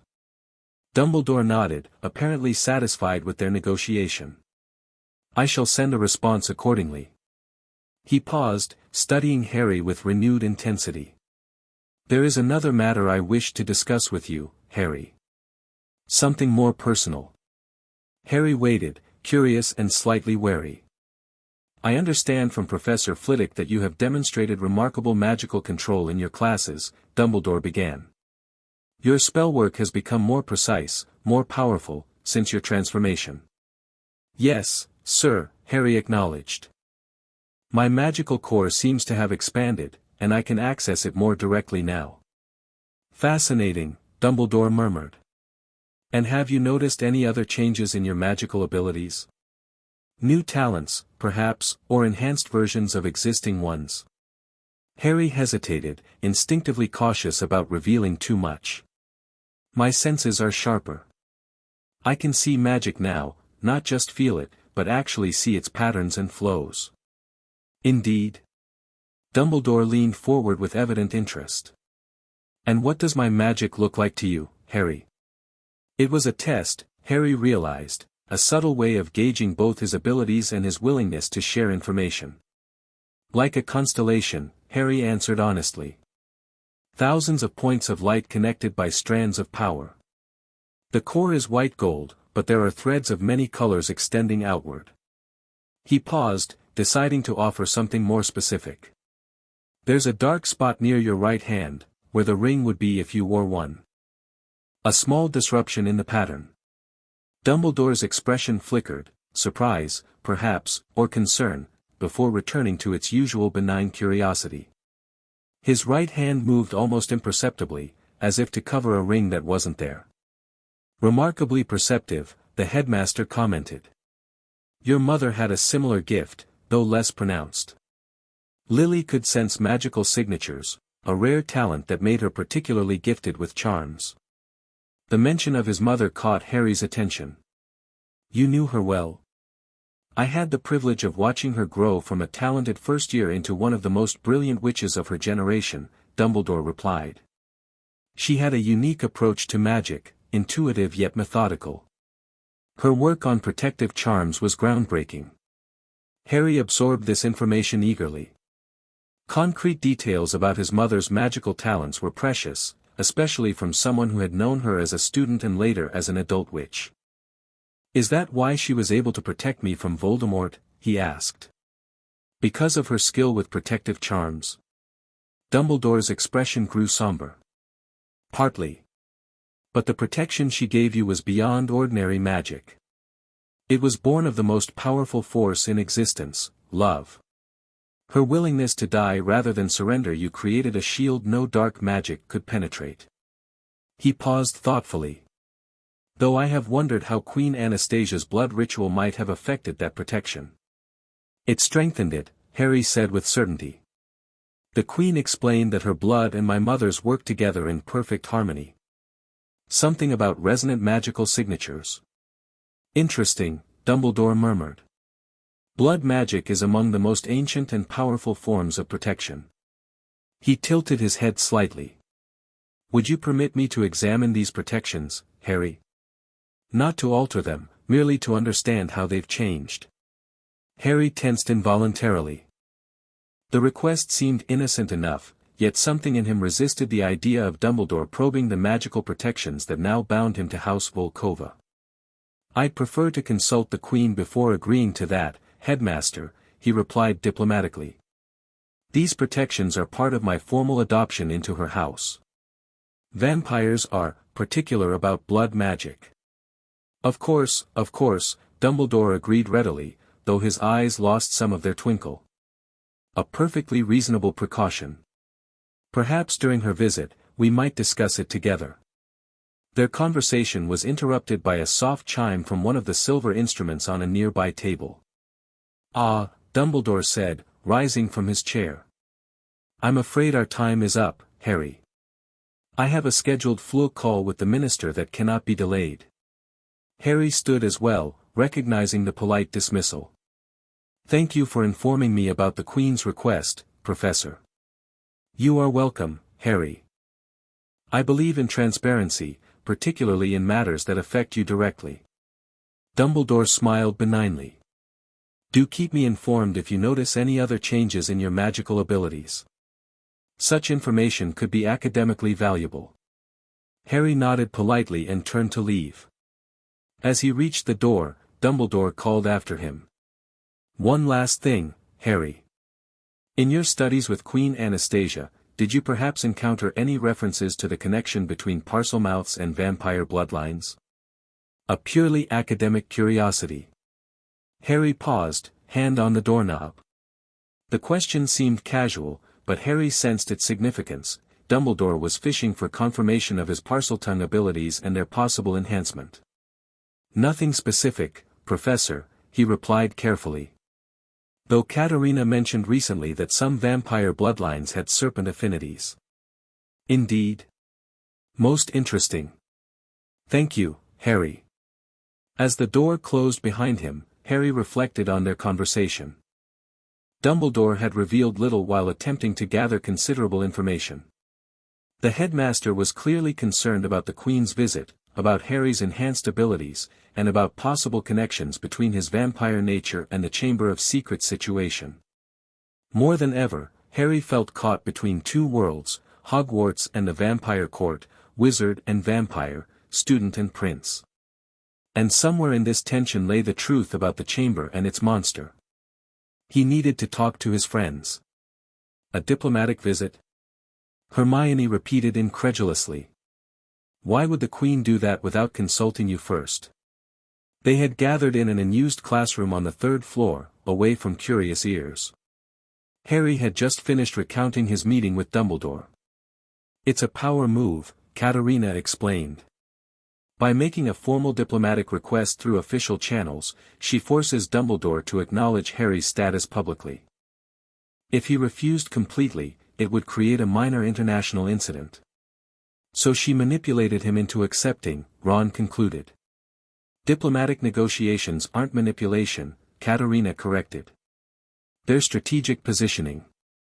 The Queen knows Dumbledore will be careful not to escalate tensions with the vampire courts, especially with the Ministry already nervous about Harry's transformation. Harry paced the room, his movements unnaturally fluid. But why now? And what did she mean about historical connections between Hogwarts and the vampire courts? Alexei, who had been silently guarding the door, spoke up unexpectedly. There are old stories in the court about Salazar Slytherin's relationship with vampire houses. Everyone turned to stare at him. Alexei rarely volunteered information, preferring to observe and protect. What kind of relationship? Harry asked. Blood alliances, Alexei replied. Some say Slytherin had vampire allies, perhaps even vampire blood himself. It would explain his extended lifespan and certain abilities. Like Parseltongue? Hermione suggested, making the connection immediately. Alexei nodded. Among other gifts. The stories are old and fragmented, more legend than history. But the Queen knows them all. Harry absorbed this information with growing unease. If there were historical connections between Slytherin and vampire bloodlines, it would add fuel to the rumors already connecting him to the Chamber of Secrets. You think that's why she's coming? He asked Alexei. To investigate these connections? The Queen does nothing without multiple purposes, Alexei replied diplomatically. Protecting you is certainly one motivation. But yes, I believe she has a scholarly interest in these historical links. It makes a certain sense, Hermione mused. Vampires live for centuries. The Queen might have access to historical knowledge lost to the wizarding world. Ron looked skeptical. So Slytherin might have been part vampire? Wouldn't that be in Hogwarts, a history or something? Not if it was deliberately obscured, Katerina pointed out. Wizarding Britain has a long history of prejudice against non-human magical beings. A founder with vampire connections would have been inconvenient for the school's reputation. The conversation was interrupted by a soft hoot as Hedwig swooped through an open window, a small scroll tied to her leg. She landed gracefully on Harry's shoulder, nipping his ear affectionately. Finally, Harry murmured, gently untying the message. The Queen's response. The parchment bore the royal seal of House Volkova, a double-headed eagle clutching a ruby in one talon and a wand in the other. Harry broke the seal and unrolled the message, which was written in the Queen's elegant script. My son, your concerns regarding recent events at Hogwarts are well founded. The Chamber of Secrets holds significant historical connections to our bloodline that must be discussed in person rather than by correspondence. Arrangements have been made for a diplomatic visit this coming weekend. In the meantime, exercise extreme caution.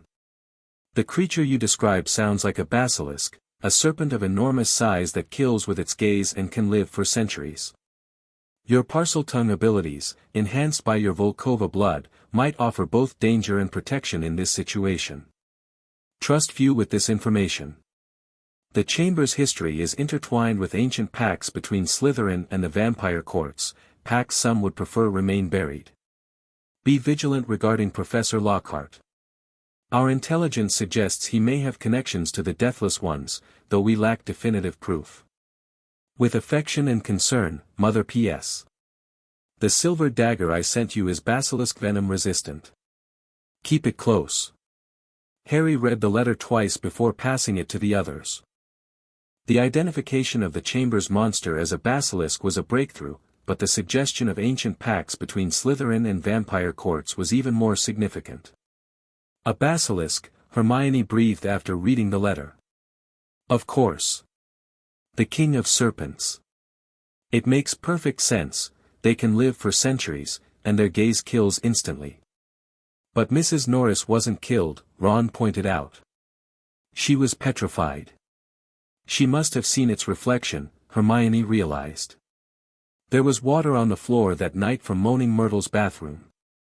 If she saw the reflection of the basilisk's eyes rather than looking at them directly, it would petrify rather than kill, Harry finished, the pieces falling into place.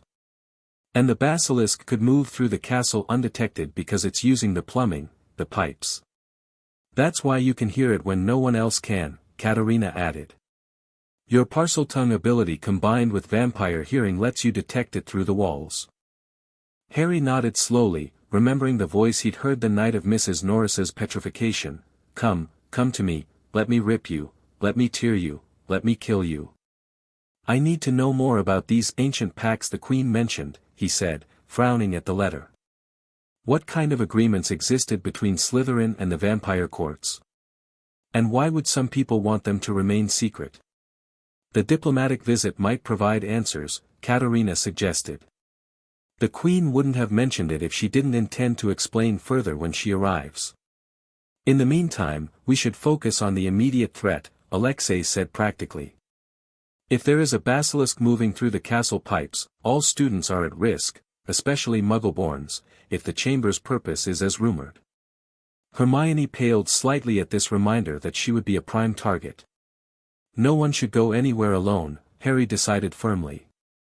Especially you, Hermione. We stay in groups, carry mirrors to check around corners, and avoid the areas near where Mrs. Norris was found. We should tell Professor McGonagall about the basilisk, Hermione suggested.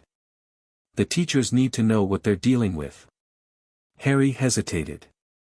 Without proof, they might not believe us. And explaining how we know would mean revealing the Queen's letter, which might raise more questions than it answers. So we need evidence, Ron concluded. Something that proves there's a basilisk in the chamber. The entrance, Harry murmured thoughtfully. If we could find the entrance to the chamber, that would be proof enough. And if the monster is a basilisk, and I can speak Parseltongue, you think you might be able to open it? Hermione asked, alarmed. Harry, that's incredibly dangerous. Even if you can control snakes, a basilisk is an entirely different matter. I'm not suggesting we go in, Harry clarified quickly. Just that finding the entrance would prove the chamber exists. It would force the professors to take the threat seriously. Their discussion of how to locate the chamber was interrupted by the classroom door swinging open. Luna Lovegood, a petite Ravenclaw first year with waist-length blonde hair and protuberant silver eyes, stood in the doorway. Hello, she said dreamily. I hope I'm not interrupting. I was following the Crimson Path, and it led me here. The group exchanged confused glances. Luna was known for her eccentric behavior and belief in creatures most considered imaginary. The Crimson Path. Harry repeated uncertainly. Luna gazed at him with unnerving directness. The trail of bloodlight that surrounds you. It's quite beautiful, like a constellation that moves with you. She tilted her head curiously. Your auras are tangled together, wizard blue and vampire red, creating a lovely purple nimbus. I've never seen anything quite like it. Harry stared at her, stunned. Luna was describing exactly what he saw when he looked at his own magical signature in a mirror, a purple nimbus created by the intermingling of his wizard and vampire magics. You can see magical signatures? He asked quietly. Luna nodded matter-of-factly. Always have. Mummy could too, before her accident. She said it was a gift from the fair folk for helping a wounded Selkie when she was a child. She drifted into the room, her movements almost as fluid as a vampire's. You have a shadow problem, you know. There's something dark attached to your light, not part of you, but feeding from you. Like a magical parasite. The casual observation sent a chill down Harry's spine. A parasite? What do you mean? Luna's silvery eyes unfocused slightly, as if she were looking at something beyond ordinary vision. It's not always there. It comes and goes. I noticed it yesterday in the Great Hall during lunch. Something smoky and dark, with red eyes, hovering behind you. Hermione looked skeptical. That sounds rather imprecise, Luna. Are you sure you're not just seeing things? Oh, I'm definitely seeing things, Luna agreed serenely. Things most people can't. Like the shadow creatures that have started emerging from the walls at night. Small ones for now, testing the boundaries. But they're growing stronger. Shadow creatures? Katerina repeated sharply. Can you describe them more specifically? Luna considered this. Like living darkness with glowing red eyes.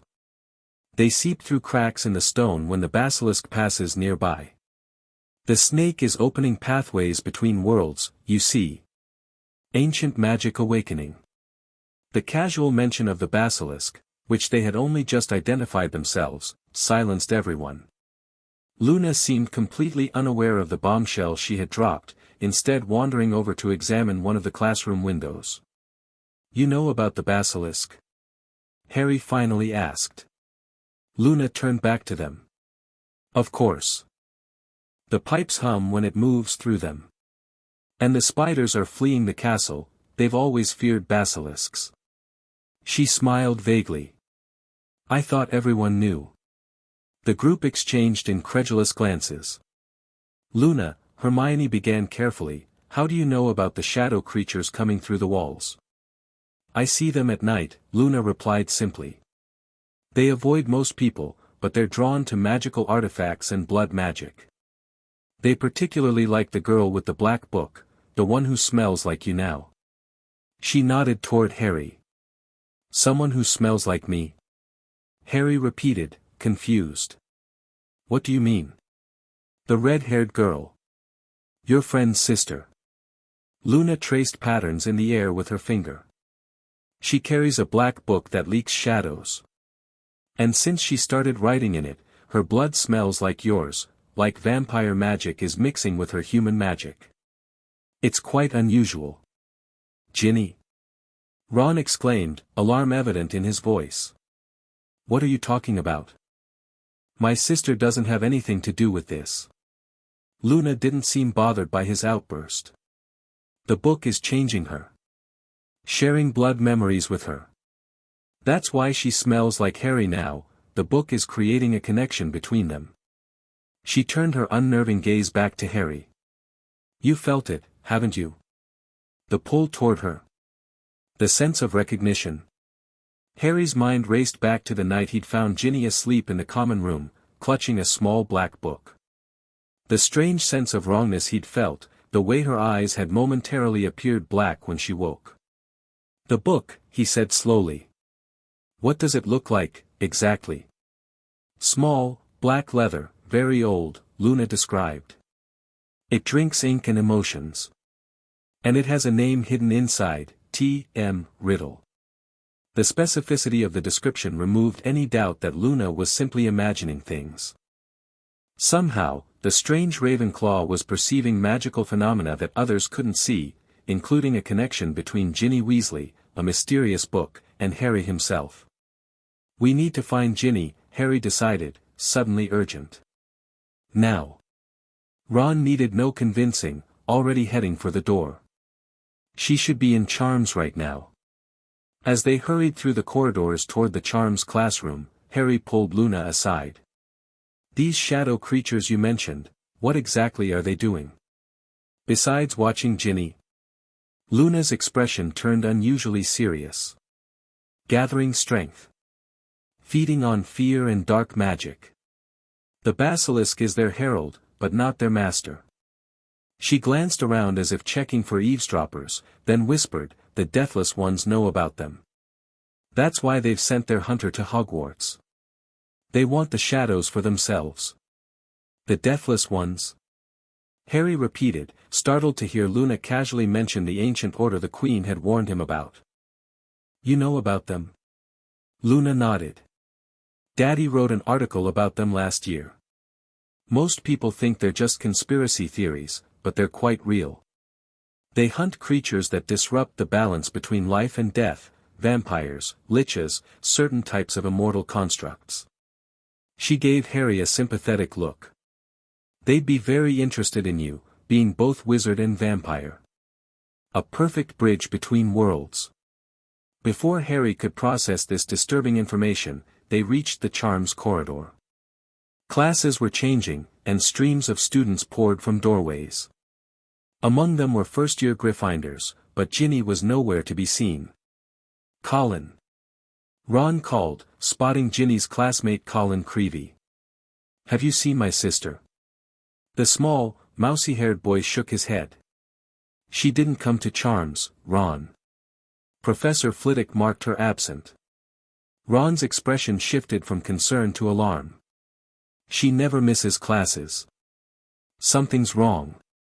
Maybe she's in the dormitory?" Hermione suggested. "Not feeling well?" "I'll check," Ron agreed quickly. "You lot keep looking elsewhere." "I'll come with you," Harry decided. Katerina, Alexei, go with Hermione and Luna, check the library and the grounds. As they split up, Harry and Ron raced toward Gryffindor Tower. Harry's vampire speed could have taken him there in seconds, but he matched Ron's pace, unwilling to leave his friend behind when his sister might be in danger. The common room was nearly empty when they burst through the portrait hole, just a few older students with free period studying by the fire. The girls' staircase presented an immediate problem. Boys who tried to ascend it would trigger a magical slide designed to prevent entry. "We need a female student," Ron groaned in frustration.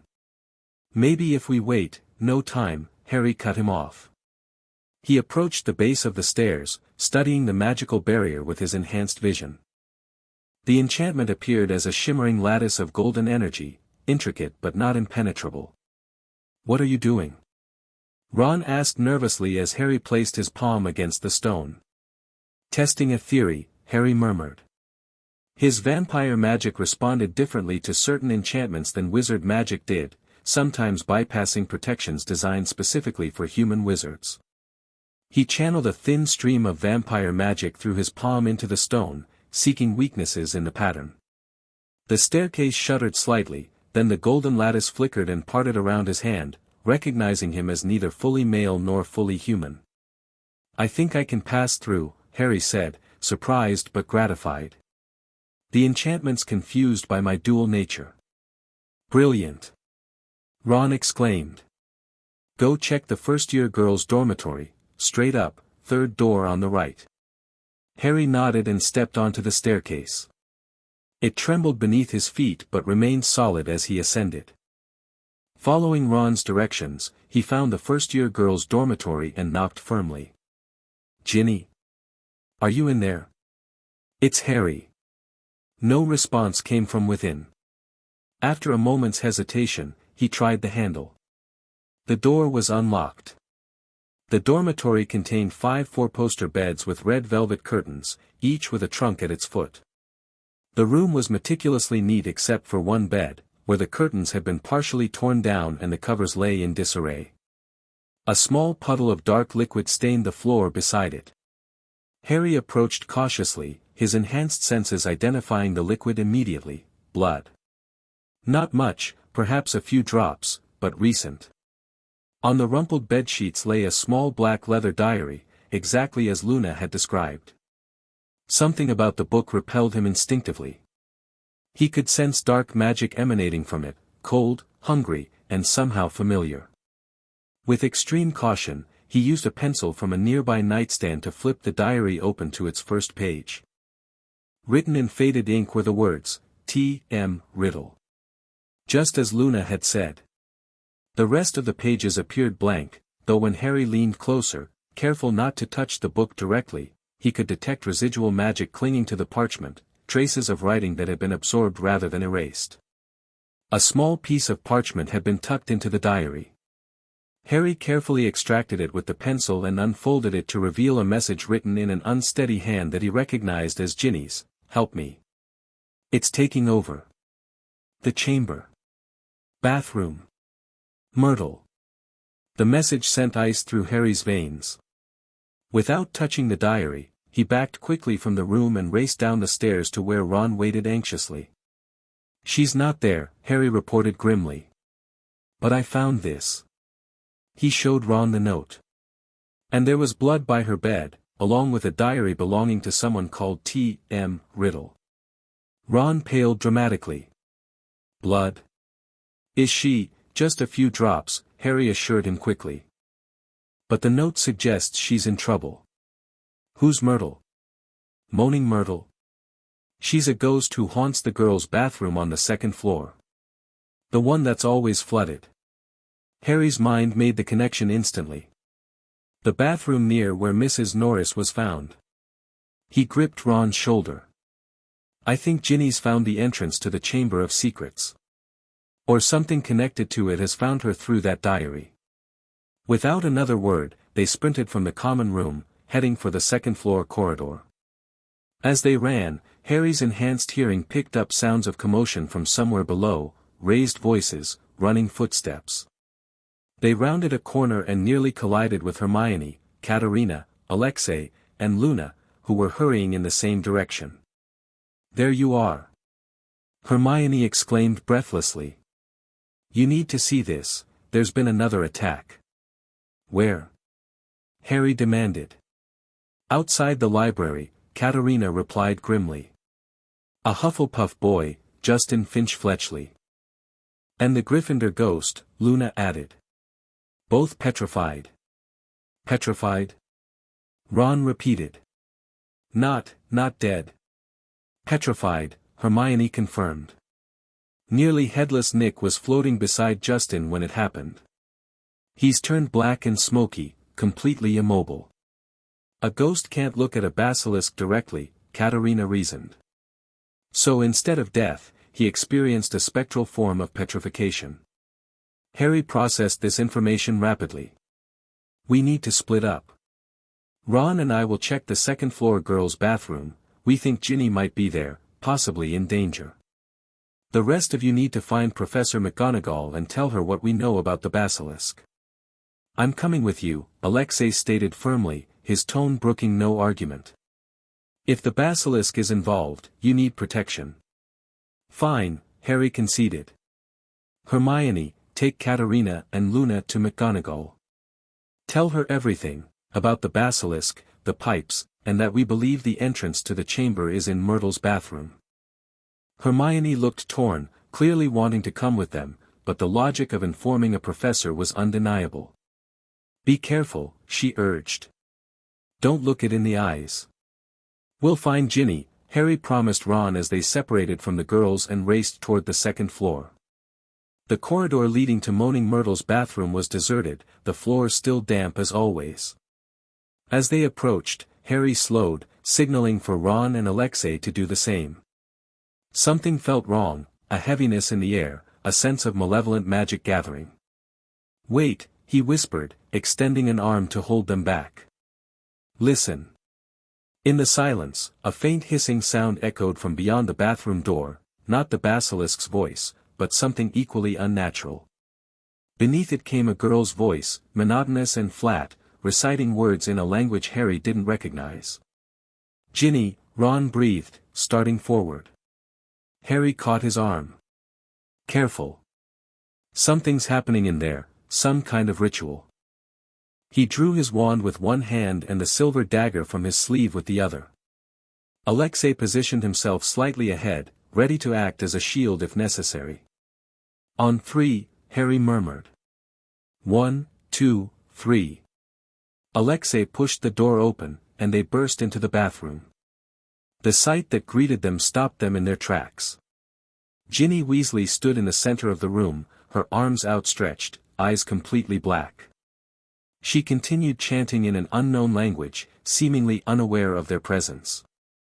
Before her, the circular arrangement of sinks had moved apart, revealing a large pipe wide enough for a person to slide into. Dark, smoky tendrils rose from the opening, twisting around Ginny's ankles and wrists like living shadows. Most disturbing of all, a translucent figure hovered beside her, the ghostly image of a tall, handsome boy in Hogwarts robes from an earlier era. His features were becoming more solid by the second as Ginny's seemed to fade, growing pale and insubstantial. "Ginny!"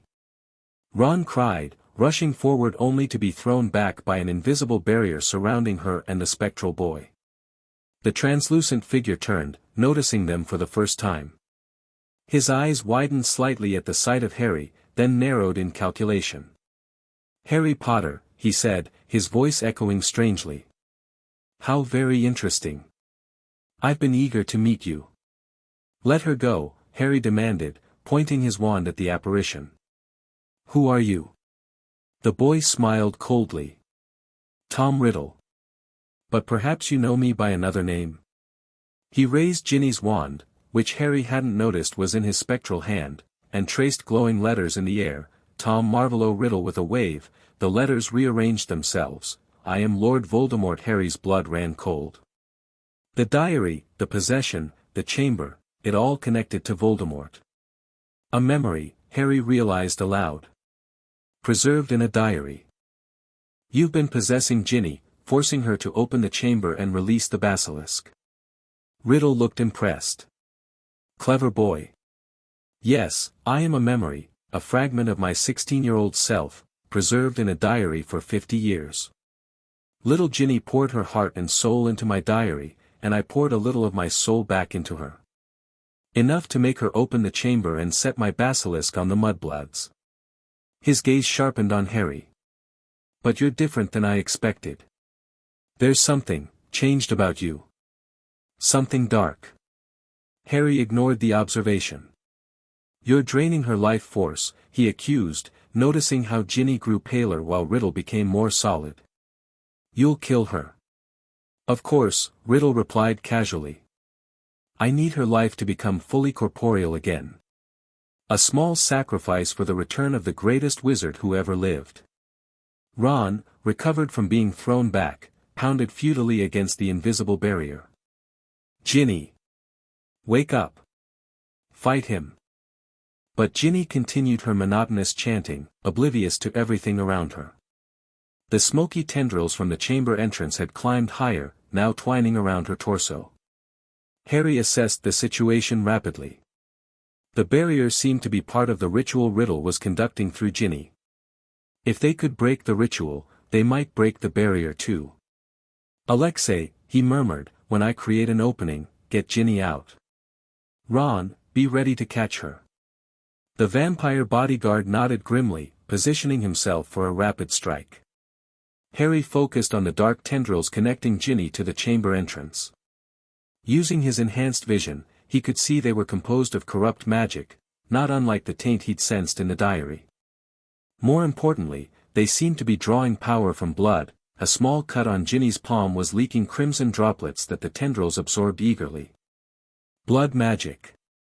Something the Queen had ensured he understood thoroughly. "Blood calls to blood," Harry whispered, recalling one of his earliest lessons.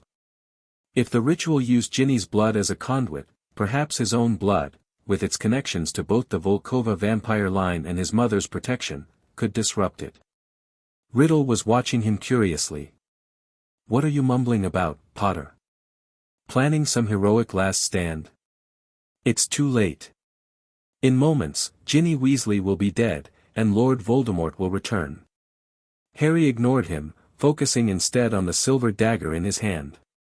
The Queen's note had said it was basilisk venom resistant, which suggested it had special properties against dark magic. Making his decision, Harry sliced his palm with the dagger, wincing at the sharp pain. Blood welled immediately, darker and thicker than human blood, with faint luminescence visible to his vampire sight. "Blood of the Volkova line," he said clearly, letting his vampire nature emerge slightly, eyes glowing, voice resonating with power. "I claim this child under my protection." Before Riddle could react, Harry thrust his bleeding palm toward the barrier. Instead of being repelled, his hand passed through as if the barrier were smoke, vampire blood disrupting the magical construct. "Now," he shouted to Alexei. The vampire bodyguard moved with supernatural speed, darting through the momentary breach Harry had created. He seized Ginny around the waist, tearing her away from the shadowy tendrils that tried desperately to maintain their hold. With a powerful leap, he carried her back through the opening just before the barrier sealed itself again. "No!" Riddle snarled, his form flickering as the connection to Ginny was severed. Ron caught his sister as Alexei set her down, cradling her unconscious form protectively. "Ginny! Ginny, wake up!" Her eyes fluttered open, normal brown again, not the solid black of possession. "Ron," she whispered weakly. "What, where am I?" "The diary." "Tom." "It's okay," Ron assured her, though his voice shook. "We've got you." But their victory was incomplete. Though separated from Ginny, Riddle's form continued to solidify, drawing power from the chamber opening itself. The smoky tendrils that had been wrapped around Ginny now swirled around him, feeding him energy. "Clever trick with the blood magic, Potter," Riddle said, his voice stronger than before. "But you've only delayed the inevitable. I don't need the girl anymore, the ritual has progressed far enough. And now." He turned toward the chamber entrance and hissed a command in Parseltongue, "Come to me, King of Serpents. Your master calls you to hunt once more."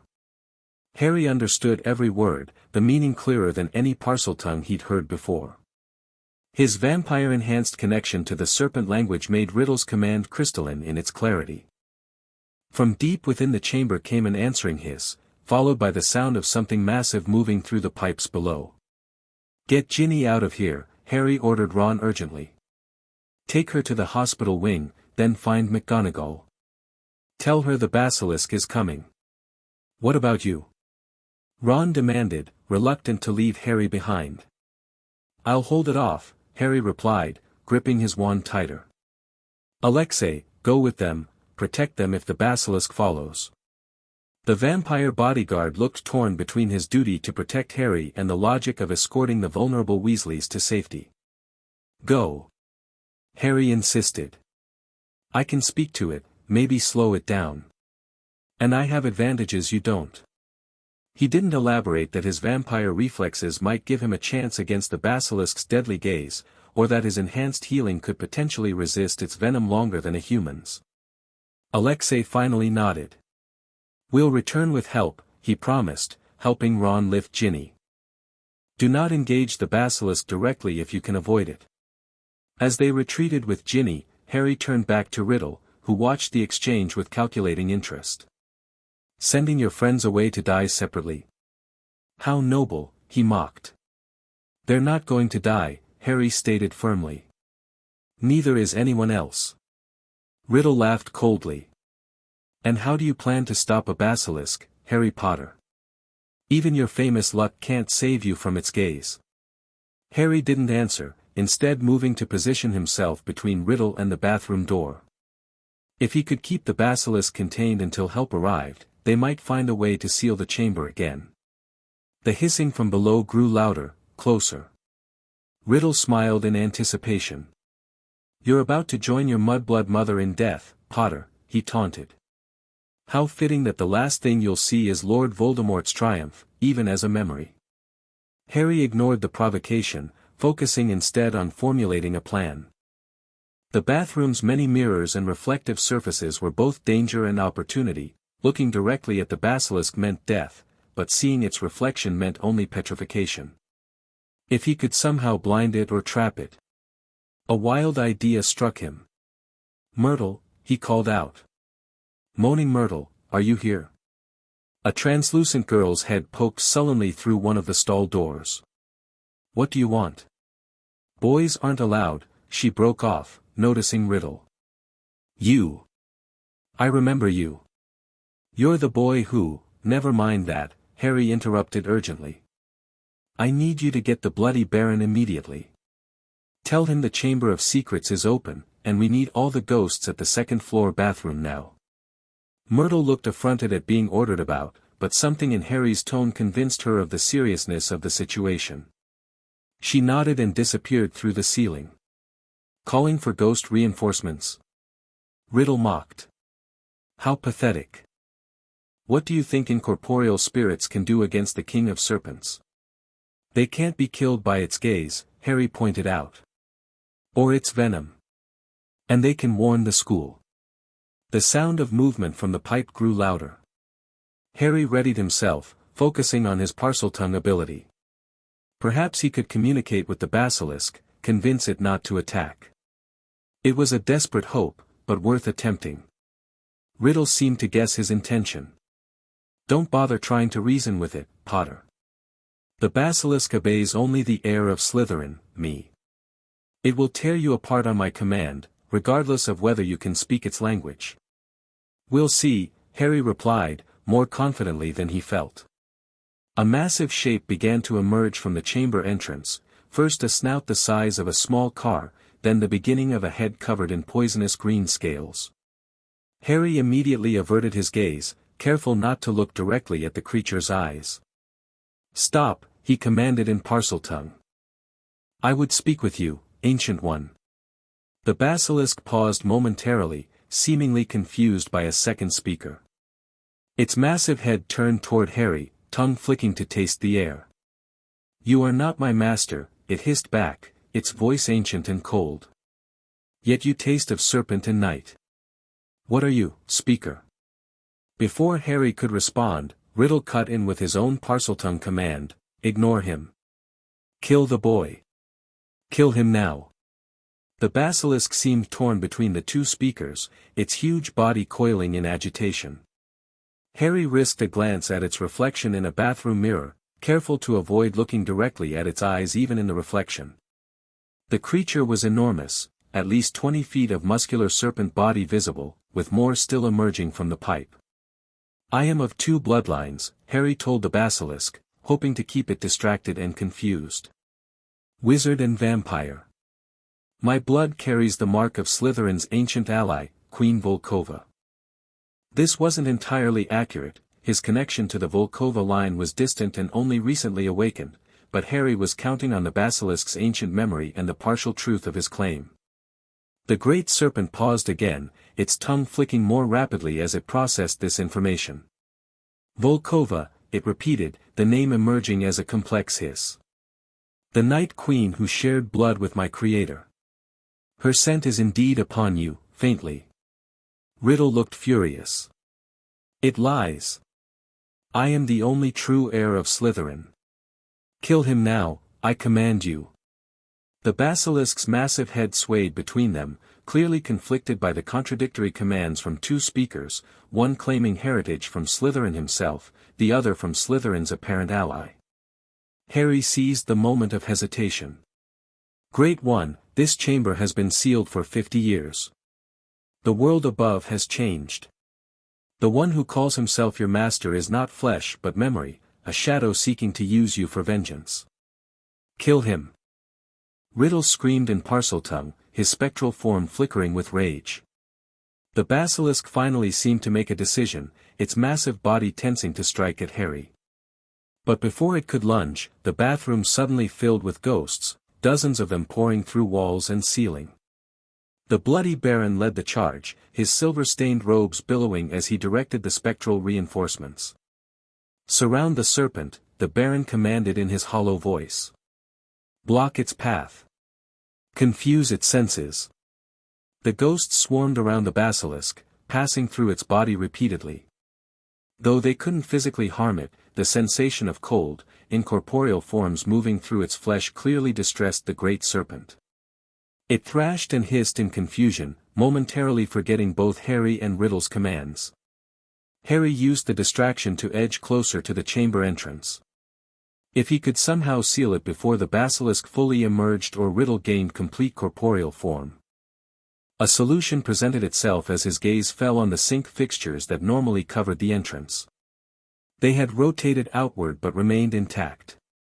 If he could force them back into position. Focusing his enhanced magic, Harry pointed his wand at the nearest sync. Wingardium Leviosa. The heavy porcelain fixture rose into the air. With careful concentration, Harry guided it back toward its original position. The magic controlling the chamber entrance seemed to recognize the component trying to return to its proper place. The sync locked into position with a heavy clunk. "No!" Riddle shouted, realizing Harry's intention. He raised Ginny's wand, firing a blasting curse that Harry barely dodged. The basilisk, confused by the ghosts and the shifting of the entrance mechanism, began retreating back into the pipe. Harry seized the opportunity, levitating another sync back into place, then another. Each fixture that locked into position seemed to strengthen the chamber's sealing magic. Riddle fired curse after curse at Harry, but his spectral form made his magic unstable and weak. Harry deflected or dodged each attack while continuing to guide the syncs back into position. As the final sync locked into place, a powerful surge of ancient magic pulsed through the room. The chamber entrance sealed itself with a grinding of stone, cutting off the basilisk's escape route and trapping it below once more. More importantly, the magical connection feeding Riddle's manifestation was severed. His form flickered violently, becoming less substantial with each passing second. "This isn't over, Potter," he snarled, his voice fading. "Lord Voldemort will return, and when he does, you will pay for this interference." "Tell him I'll be waiting," Harry replied steadily, watching as Riddle's form dissipated into wisps of dark smoke that quickly faded to nothing. In the sudden silence that followed, Harry became aware of running footsteps approaching the bathroom. Moments later, Professors McGonagall and Dumbledore burst through the door, wands drawn, followed closely by Professors Snape and Flitwick. "Potter!" McGonagall exclaimed, taking in the scene with evident confusion, Harry standing amid a swarm of ghosts, the bathroom partially destroyed by Riddle's curses, but no basilisk or chamber entrance visible. "What in Merlin's name has happened here?" Before Harry could explain, Dumbledore stepped forward, his keen blue eyes scanning the room with intense focus. The chamber was opened, he stated rather than asked, his gaze settling on the circular arrangement of sinks. "And you managed to seal it again?" Harry nodded, suddenly exhausted as adrenaline drained from his system. Tom Riddle, a memory of his 16-year-old self preserved in a diary, was possessing Ginny Weasley. He forced her to open the chamber and release the basilisk. "Tom Riddle," Dumbledore repeated softly, a shadow passing over his features. "I suspected as much when I heard the description of the diary. He called the basilisk, but I distracted it long enough for the ghosts to help confuse it," Harry continued, nodding gratefully to the Bloody Baron, who inclined his silvery head in acknowledgement. "Then I managed to seal the entrance before the basilisk could fully emerge." "A basilisk," Professor Flitwick squeaked. "In the school all this time? Remarkable and terrifying." "We must evacuate the school immediately," McGonagall declared. "If that creature is still alive beneath Hogwarts, it's contained for now," Harry assured her. "The chamber is sealed again, and without someone who speaks Parseltongue to open it, the basilisk should remain trapped." McGonagall looked far from reassured. "And the diary? This memory of Riddle?" Harry glanced around the bathroom. "I don't see it. When Alexei pulled Ginny away from the ritual, she wasn't holding it. And when Riddle disappeared?" He frowned, concerned. It might still be here somewhere. We will conduct a thorough search, Dumbledore decided. In the meantime, Harry, you should go to the hospital wing. Madame Pomfrey is tending to Miss Weasley, and I suspect you could use some attention yourself.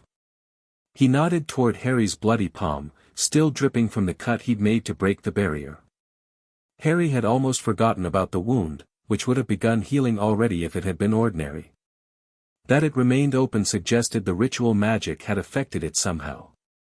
Yes, sir, he agreed, suddenly aware of how drained he felt. Using vampire blood in ritual magic had consequences. The Queen had warned him of this during his education in blood magic. It created connections, bonds that could linger. As McGonagall ushered him toward the door, Harry glanced back at Dumbledore, who had knelt beside the circle of sinks and was running his wand over them in complex patterns, apparently analyzing the ancient magic that sealed the chamber. The headmaster looked up, meeting Harry's gaze directly. For a brief moment, something like admiration flickered in those blue eyes, quickly replaced by calculation and concern. Most impressive spell work, Harry, Dumbledore commented mildly. Far beyond ordinary second-year capabilities. It wasn't ordinary magic, sir, Harry replied honestly. I used vampire blood magic to disrupt Riddle's ritual. The chamber did the rest, it wanted to be sealed again. Dumbledore's eyebrows rose slightly. Blood magic? A dangerous field, particularly for one so young. Queen Anastasia ensured I understood the basics, Harry explained. For protection, primarily. Indeed. Dumbledore's expression revealed nothing of his thoughts. We will speak more of this later. For now, please allow Professor McGonagall to escort you to the hospital wing. As Harry left with McGonagall, he felt the weight of Dumbledore's gaze following him, thoughtful, calculating, and perhaps a touch wary. The hospital wing was a flurry of activity when Harry arrived. Madame Pomfrey moved efficiently between beds, administering potions to Justin Finch-Fletchley and directing efforts to position nearly headless Nick's petrified form near a window where the eventual Mandrake restorative draft could be most effectively applied. In a bed near the far wall, Ginny Weasley sat propped against pillows, pale but conscious, surrounded by her family. Mr. and Mrs. Weasley had evidently been summoned to the school, along with Bill, their eldest son who worked for Gringotts in Egypt. Ron sat on the edge of Ginny's bed, still holding her hand as if afraid she might disappear. Harry! Hermione called, hurrying over from where she'd been waiting with Katerina and Alexei. What happened? Is the basilisk contained, Harry assured her. For now, at least. The chamber's sealed again. Relief washed over her face. And Riddle? The diary? Riddle disappeared when I sealed the chamber. The diary. Harry frowned. I don't know. It wasn't there afterward. Madame Pomfrey interrupted before they could discuss further. Mr. Potter. Let me see that hand immediately. Sit down before you collapse. She guided him firmly to an empty bed.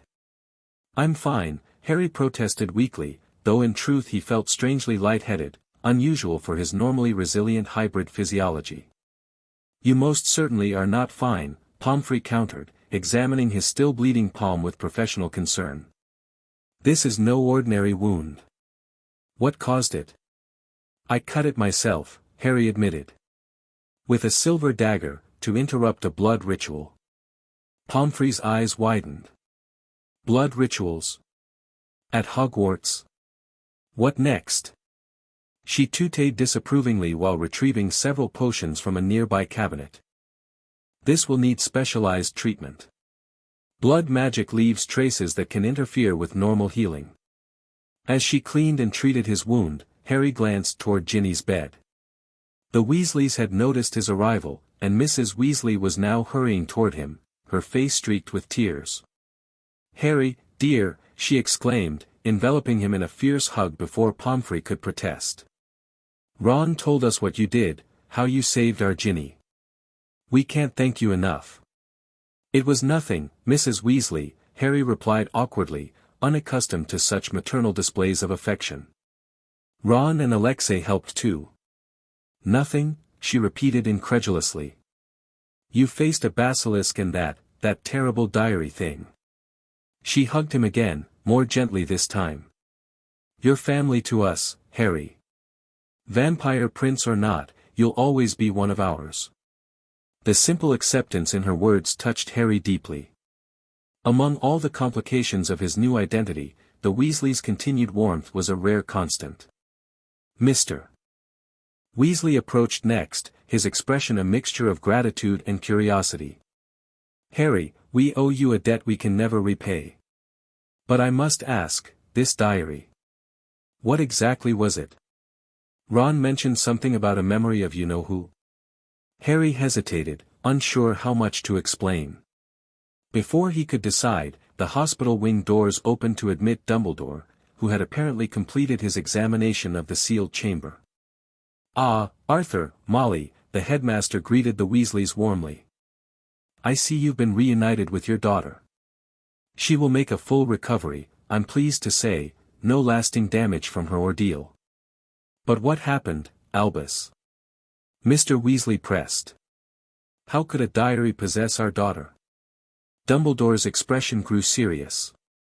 A matter requiring further investigation, Arthur. But not, I think, for young years. He glanced meaningfully at the students gathered around. Perhaps we could continue this discussion in my office? Professor McGonagall is already preparing a full report for the Board of Governors. As the adults prepared to leave, Ginny suddenly called out, Harry. Her voice was small but determined. Could I talk to you? Just for a minute. Mrs. Weasley looked ready to object, clearly reluctant to leave her daughter after nearly losing her, but Dumbledore placed a gentle hand on her arm. A brief conversation might be healing for both of them, Molly, he suggested. Shared trauma creates bonds that sometimes need acknowledgement. After extracting promises that Ginny would rest immediately afterward, the adults departed for Dumbledore's office. Ron lingered uncertainly until Hermione tugged him away, giving Harry and Ginny privacy to talk. Madame Pomfrey finished bandaging Harry's hand, instructing him to return the next morning for another application of the healing salve before finally leaving to tend to her other patients. Harry approached Ginny's bed cautiously. She looked small and fragile against the white hospital linens, her vibrant red hair the only color in her pallid face. How are you feeling? He asked gently, taking the chair beside her bed. Empty, she answered honestly. Like something was living inside me and now it's gone, leaving a hole. She twisted the bedsheet between her fingers nervously. I need to tell you something, about the diary. You don't have to explain, I do, she insisted. Because I remember things, Harry. Not everything, it's fuzzy, like memories of memories. But I remember Tom talking about you. He was obsessed with you. Kept making me write about you in the diary, asking questions. Harry frowned. What kind of questions? About your scar. Your connection to you-know-who. And after you came back this year. She hesitated, her cheeks coloring slightly. About your transformation. He was fascinated by it, kept saying it changed everything, that you were more valuable now. A chill ran down Harry's spine. Valuable? Ginny nodded, her eyes troubled. He said your blood was special now, that it could open doorways most wizards couldn't even see. Harry remembered Luna's odd comments about shadow creatures emerging from walls when the basilisk passed. About pathways between worlds opening. There's something else, Ginny continued, her voice dropping to a whisper. When Alexei pulled me away from Tom, I felt something connect. Between you and me. She touched her palm, the one that had been cut for Riddle's ritual. Your blood touched mine during the ritual.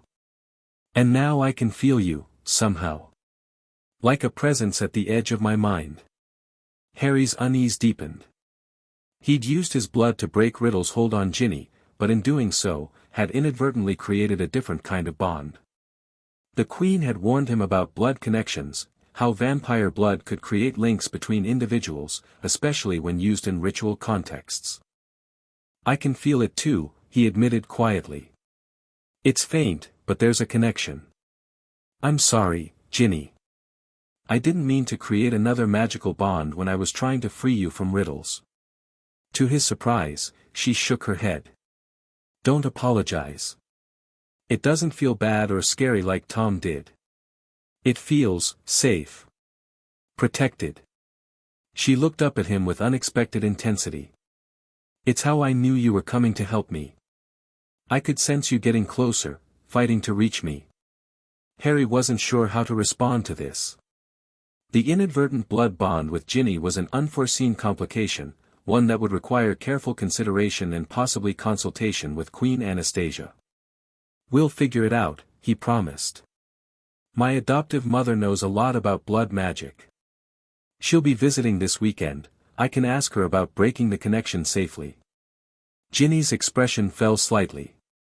"Oh. Right. Of course you'd want to break it."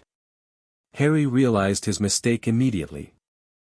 "Not because there's anything wrong with you, Ginny. But magical connections created accidentally can be unpredictable. And you've already had someone in your head once, you deserve your privacy." She nodded, though she still looked disappointed. "I understand. It's nice not feeling alone after everything with Tom." Before Harry could respond, Madame Pomfrey returned, announcing that Ginny needed rest and shooing Harry away despite his protests that they hadn't finished their conversation. As he left the hospital wing, Harry found Katerina waiting for him in the corridor. The Queen's ward fell into step beside him as they headed toward Gryffindor Tower.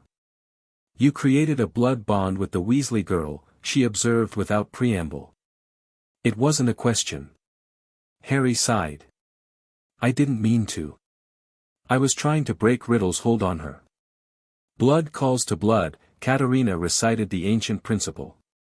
"Especially vampire blood used in interrupting another ritual.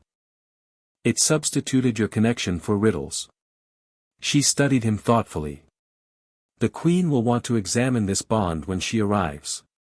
It could have significant implications." "Implications?" Harry repeated warily. "What kind of implications?" "Blood bonds between vampires and humans are rare but documented," Katerina explained. "They typically create a protective relationship. The vampire feels compelled to ensure the human's safety, while the human gains certain benefits, enhanced healing, resistance to mental manipulation, sometimes even extended lifespan." Harry frowned. "So I've accidentally made Ginny my, what? Blood servant? Familiar?" "Nothing so medieval," Katerina assured him with a slight smile. "Think of it more as magical foster siblings. Your blood recognizes her as family now, someone under your protection. It's actually quite respected in vampire culture. Blood bonded is an honorable status." This wasn't entirely reassuring to Harry.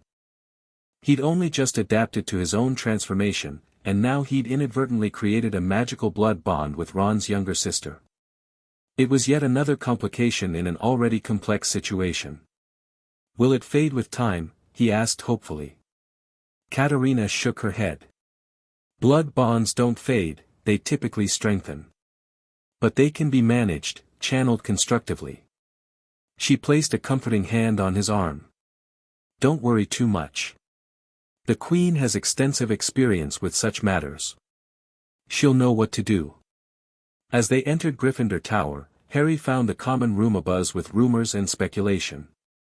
The news of Justin's petrification had spread quickly, followed by confused accounts of professors rushing to the second-floor girls' bathroom and Ginny Weasley being taken to the hospital wing. Ron, Hermione, and Alexei had claimed their usual corner by the fire, clearly waiting for Harry's return. They looked up expectantly as he approached. "How's Ginny?" Ron asked immediately. "Resting," Harry replied. "Madame Pomfrey kicked me out before we could finish talking." He settled into an armchair, conscious of the curious stares from other Gryffindors across the room. The events of the day had left him physically and mentally drained, despite his enhanced stamina. Harry, Hermione began hesitantly, there's something odd about what happened today. If Riddle was using Ginny to open the chamber and release the basilisk, why target Mrs. Norris first? And Justin? Why not go straight for? She trailed off, clearly uncomfortable finishing the thought. Muggleborns like you? Harry completed grimly. I don't know. Maybe Riddle was building up to it, starting with smaller targets to test the basilisk's power or his control over Ginny. Or perhaps he had another agenda entirely, Katerina suggested. If the diary was genuinely a preserved piece of Voldemort's younger self, its goals might have been more complex than simple attacks on Muggleborns. Ron looked troubled. Like what? What else would you know who want? Information, Alexei stated flatly. The diary was using Ginny to learn about Harry's transformation. That suggests specific interest in vampire-wizard hybrids.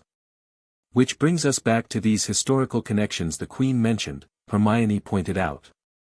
Between Slytherin and vampire courts. What if that's what Voldemort was really after?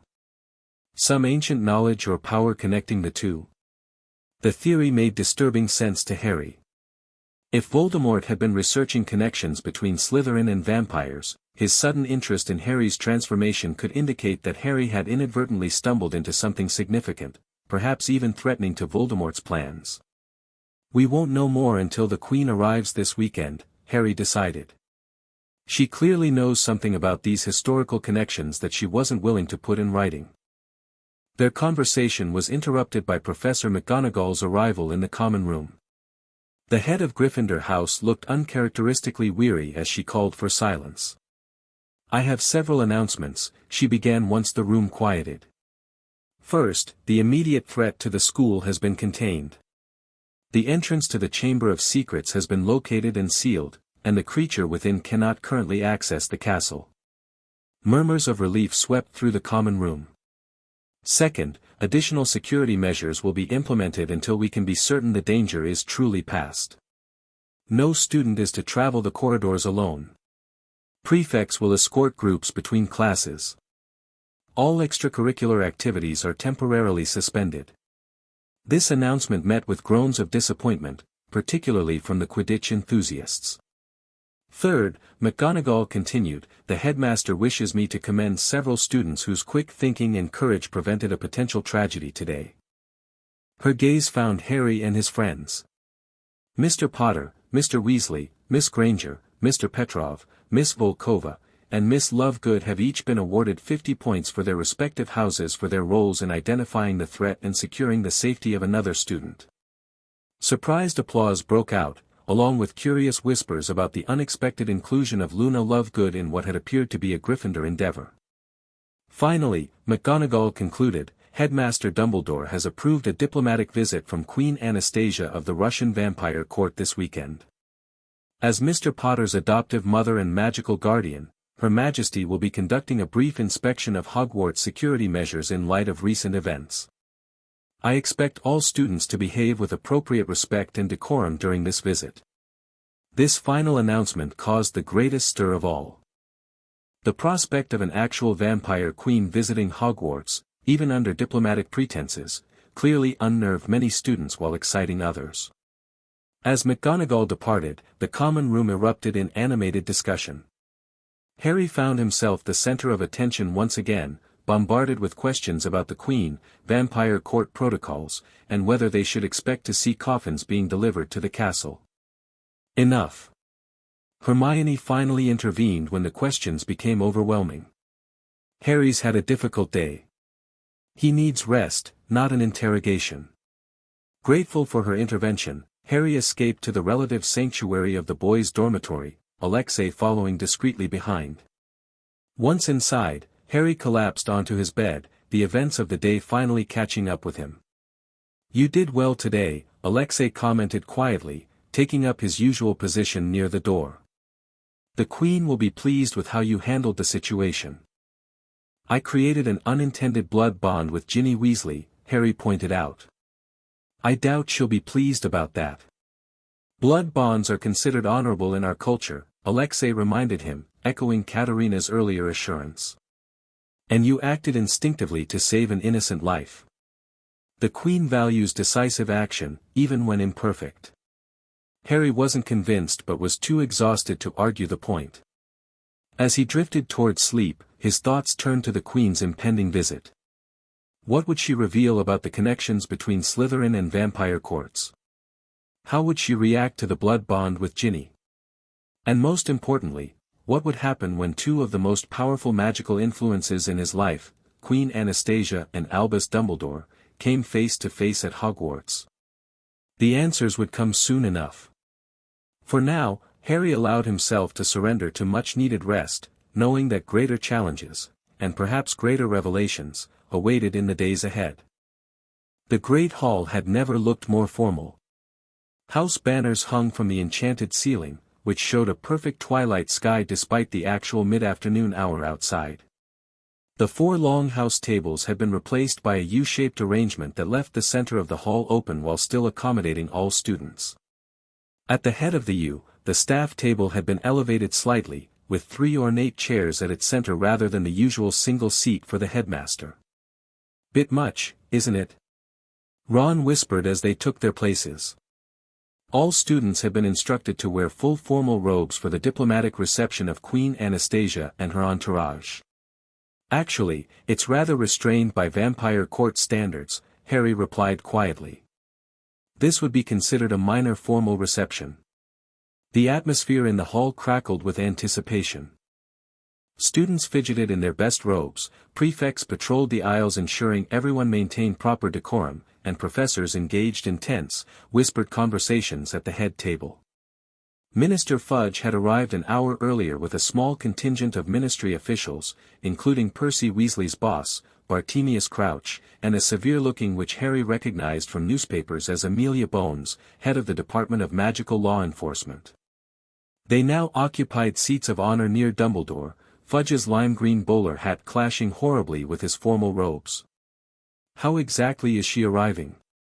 Hermione asked, smoothing her robes nervously. "Flu. Portkey." "Neither," Harry answered. Traditional vampire diplomatic protocol calls for arrival through the Shadow Roads, a specialized form of magical transportation unique to ancient vampire houses. As if on cue, Dumbledore rose from his seat, raising his hands for silence. The murmur of conversation died immediately. "Students and staff of Hogwarts, distinguished guests from the Ministry of Magic," the headmaster began, his voice carrying effortlessly through the hall. "Today we have the honor of receiving a diplomatic visit from Her Imperial Majesty, Queen Anastasia of House Volkova, sovereign of the Russian Vampire Court and magical guardian to our own Harry Potter." At the mention of his name, hundreds of eyes flicked momentarily to Harry before returning to Dumbledore. This visit marks a historic moment in relations between Hogwarts and the Vampire Courts, the first official diplomatic exchange in over 3 centuries. "I expect every student to demonstrate the courtesy and respect befitting such an occasion." Dumbledore's gaze swept the hall, lingering briefly on the Slytherin section where Malfoy and his cronies sat looking distinctly unhappy about the proceedings. "The diplomatic party will arrive momentarily," Dumbledore continued. "Upon their entry, please remain seated until formal introductions have been completed." As he resumed his seat, the great doors of the hall swung closed of their own accord. The floating candles that normally illuminated the hall dimmed to half their usual brightness, creating an atmosphere of mysterious twilight that matched the enchanted ceiling. Harry felt a familiar magical pressure building, the sensation that preceded travel via the Shadow Roads. Beside him, Katerina and Alexei straightened perceptibly, their postures becoming formally attentive. The temperature in the hall dropped noticeably, causing students to shiver and their breath to fog in the suddenly chilled air. Along the walls, shadows deepened and began to move, flowing like liquid darkness toward the center of the hall where they pooled into a swirling vortex of midnight black energy. From this vortex, figures began to emerge one by one, tall, elegant vampires in formal court attire of midnight blue and silver. They arranged themselves in 2 perfect lines, creating an honor guard that extended from the shadow portal to the head table. When 12 royal guards had taken position, a herald emerged, Vladimir, the Queen's seneschal whom Harry recognized from his first meeting with Queen Anastasia. The silver-bearded vampire strode to the center of the hall, his voice resonating with supernatural clarity as he announced, Her Imperial Majesty, Queen Anastasia Volkova, Sovereign of the Russian Vampire Court, Duchess of the Northern Territories, Protector of the Ancient Bloodlines, and Guardian of the Crimson Crown. The shadow portal pulsed with renewed energy, and Queen Anastasia emerged in a swirl of darkness that clung to her for a moment before dissipating like smoke. She wore a gown of deep crimson velvet embroidered with gold symbols that seemed to shift and move in the candlelight. Her hair, the color of fresh blood, was arranged in an intricate series of braids woven with gold and rubies. Upon her head sat a delicate crown fashioned from what appeared to be crystallized blood, the legendary crimson crown that gave her reign its name. The Queen paused, surveying the great hall with regal composure, her otherworldly purple eyes taking in every detail. Then, with measured grace, she proceeded down the aisle formed by her honor guard, her gown making no sound as she moved. Behind her came 4 additional figures, Irina, whom Harry recognized as the emissary who had first brought him to the vampire court, Lord Konstantin Vronsky, the Queen's political rival who had opposed Harry's adoption, and 2 older vampires Harry didn't immediately recognize, a woman with silver-streaked black hair and a man whose features reminded Harry vaguely of Professor Snape. As the Queen approached the head table, Dumbledore descended to meet her, bowing with perfect formal courtesy, neither too deep, which would suggest subservience, nor too shallow, which would imply disrespect. Your Majesty, he greeted her, his voice warm despite the formality. Hogwarts welcomes you and your esteemed entourage. It has been too long since our institutions enjoyed direct diplomatic relations. Headmaster Dumbledore, Queen Anastasia replied, her musical voice carrying throughout the silent hall. I thank you for your hospitality. Indeed, the renewal of ancient alliances between our peoples is long overdue. They ascended to the head table together, where Dumbledore gallantly assisted the Queen into the central chair, taking the seat to her right while Minister Fudge occupied the chair to her left. The rest of the vampire delegation arranged themselves along the table, intermingling with Hogwarts professors and ministry officials in a carefully choreographed seating arrangement that Harry suspected had been negotiated in advance. Once all were seated, Dumbledore rose again. I invite Her Majesty to address the assembled students and staff of Hogwarts. Queen Anastasia stood with fluid grace, her purple gaze sweeping the hall once more before settling on Harry with a brief, warm glance that few would have noticed. Students of Hogwarts, she began, her accent adding an exotic lilt to her perfect English. I stand before you representing a magical tradition that has often been misunderstood by the wizarding world. Vampires and wizards have a complex shared history, sometimes allies, sometimes adversaries, but always connected by the deeper currents of magic that flow through both our kinds. She paused, allowing her words to resonate through the silent hall. My presence here today serves multiple purposes. First, as the adoptive mother and magical guardian of Harry James Potter Volkova, I come to ensure his well-being following recent concerning events at this school. Her gaze sharpened slightly as she glanced at Dumbledore. Second, as sovereign of the Russian Vampire Court, I seek to re-establish diplomatic channels between our magical communities that have lain dormant for too long. Minister Fudge shifted uncomfortably in his seat, clearly unhappy with the implication that wizard-vampire relations needed improvement. And third, the Queen continued, her voice taking on a more serious tone, I come to share historical knowledge regarding Hogwarts itself, specifically, the Chamber of Secrets and its connection to ancient pacts between Salazar Slytherin and the Vampire Courts. A wave of whispers swept through the hall at this revelation, only to be silenced by a subtle gesture from the Queen's pale hand. The events of this past week, the opening of the chamber, the release of the basilisk, the possession of a student through a dark artifact, these are not isolated incidents but symptoms of a deeper disturbance in ancient magic. Magic that concerns both our peoples equally. She turned slightly toward Dumbledore. With the headmaster's permission, I propose a formal conclave tomorrow morning to discuss these historical connections and their implications for the current situation. Representatives from Hogwarts staff, the Ministry of Magic, and my court would participate in this exchange of knowledge.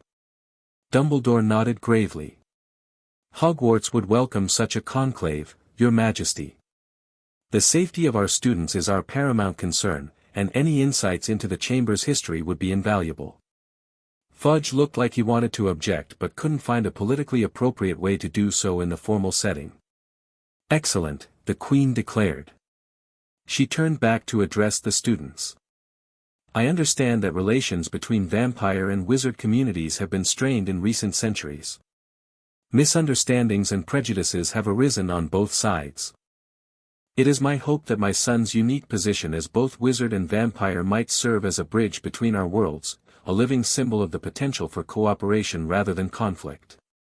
Her gaze found Harry again, this time more openly. Prince Harry, would you join me? A hush fell over the hall as Harry rose from his seat, acutely aware of every eye following his progress as he approached the head table. He moved with the fluid grace his transformation had given him, his back straight and head high as court training had ingrained in him. When he reached the Queen, he bowed formally, the precise depth appropriate for an heir addressing his sovereign in public. Your Majesty, he greeted her, the formal address feeling strange after months of calling her mother in private. Queen Anastasia extended her hand, which Harry took as he straightened. To the surprise of the watching students and staff, she drew him into a brief but genuine embrace before turning to face the hall with her hands on his shoulders. This child of two worlds represents our shared future, she declared. Neither fully wizard nor fully vampire, but a harmonious blend of both traditions. It is my deepest hope that his acceptance at Hogwarts signals a new era of understanding between our peoples. The political message was unmistakable. Harry was being positioned as a diplomatic symbol, a bridge between communities. Yet the genuine affection in the Queen's embrace had been equally clear. She was balancing her roles as sovereign and mother, just as Harry balanced being both student and prince. Thank you, Your Majesty, Dumbledore said, rising once more as Harry returned to his seat. And now, let us enjoy a feast prepared in honor of our distinguished guests. With a wave of the headmaster's hand, the tables filled with an elaborate spread that combined traditional Hogwarts fare with dishes Harry recognized from the Vampire Court, rare roast meats, crystal goblets of deep red liquid, blood wine for the vampires, cranberry juice for the students, and delicacies specifically prepared to appeal to vampire palates. As formal dining commenced, conversation gradually resumed throughout the hall, though more subdued and polite than usual. At the Gryffindor table, Harry found himself the center of attention once again. Your mum's bloody terrifying, Ron whispered, glancing nervously toward the head table. In a good way, he added hastily. She's magnificent, Hermione corrected, clearly impressed. The way she handled Fudge without directly challenging him, pure diplomatic brilliance. Harry smiled slightly. She's had centuries to perfect her political skills. And she's actually being quite restrained today. This is restrained? Neville asked incredulously from across the table.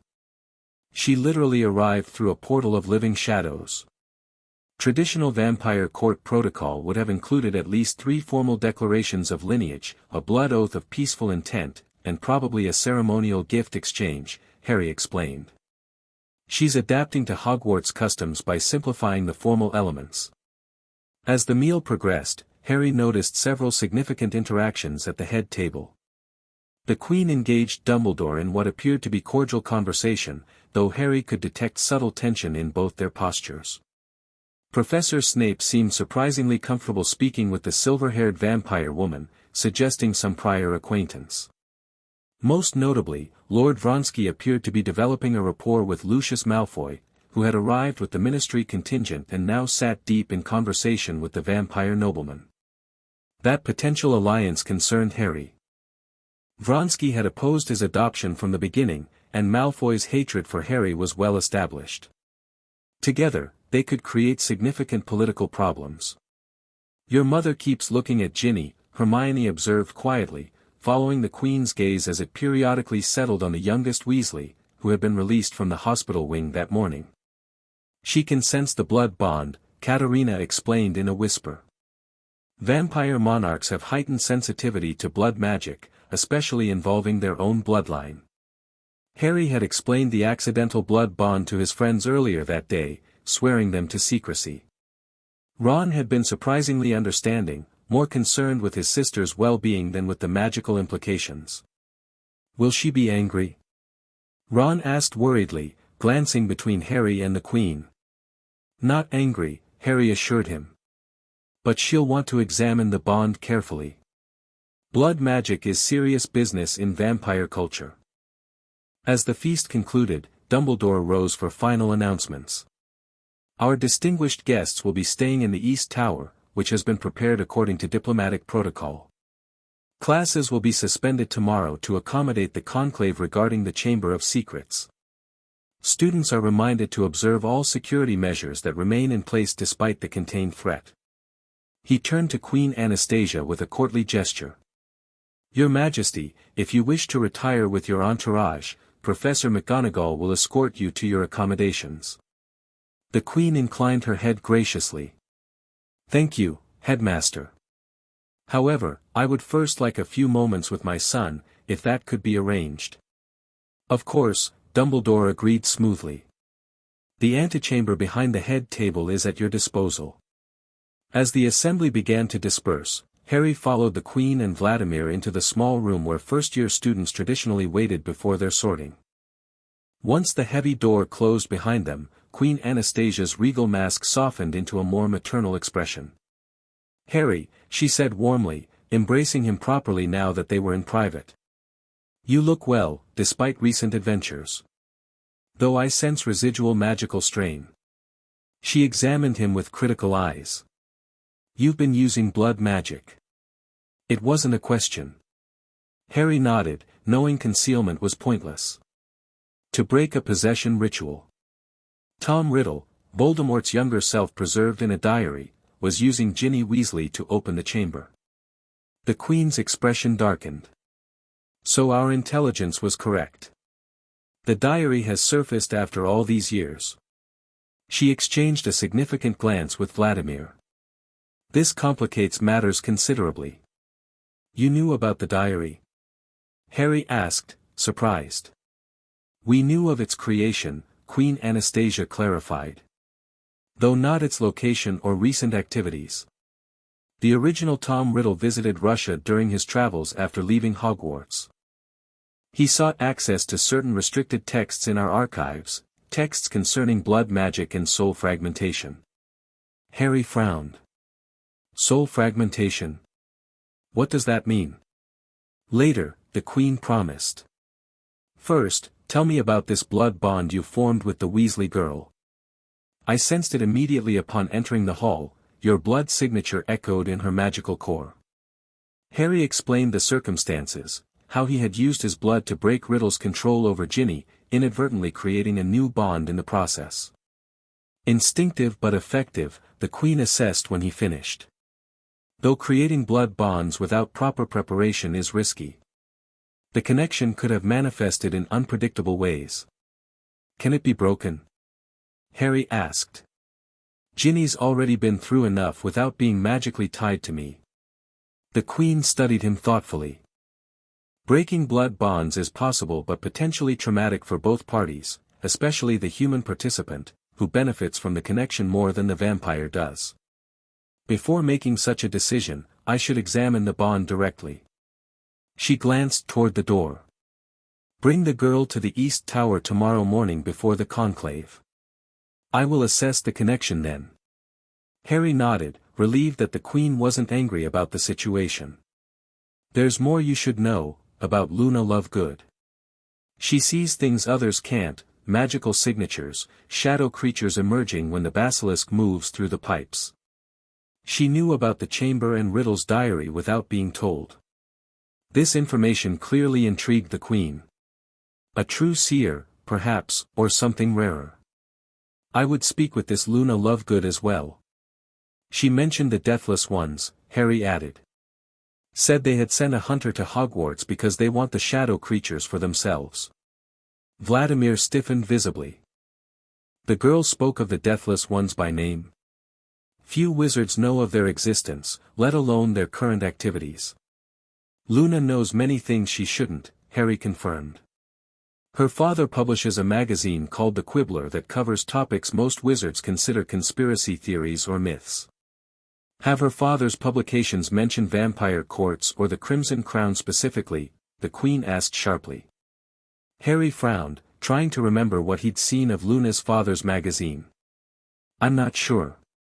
I could ask her. Do so, the Queen instructed. If her father has published information about our court, I would know the source of his knowledge. Their conversation was interrupted by a soft knock at the door.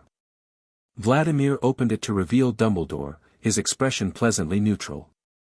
Forgive the interruption, Your Majesty, the headmaster said with a polite bow. But Minister Fudge is most anxious to discuss certain diplomatic protocols before retiring for the evening. He seems particularly concerned about tomorrow's conclave. Queen Anastasia's public mask slipped back into place. Of course, headmaster.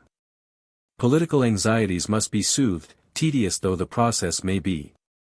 She turned back to Harry. We will continue our conversation tomorrow, my son. In the meantime, remember your training and maintain appropriate vigilance.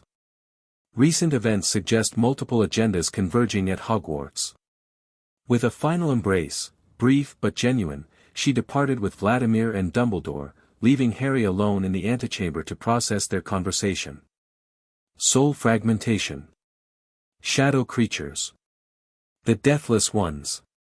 Each revelation seemed to add layers of complexity to what had initially appeared to be, merely, the opening of Slytherin's Chamber of Secrets. Whatever historical connections existed between Slytherin and the vampire courts, they clearly touched on magic darker and more ancient than standard Hogwarts curriculum ever addressed. As Harry rejoined his friends and made his way back to Gryffindor Tower, he couldn't shake the feeling that tomorrow's conclave would reveal truths that would forever change his understanding of both his wizard heritage and his newly acquired vampire identity. He was heir to two houses now, Potter and Volkova, but the legacy of each seemed increasingly entangled with forces he was only beginning to comprehend. The end. Thank you for watching this video. Please be sure to subscribe to our channel and like this video.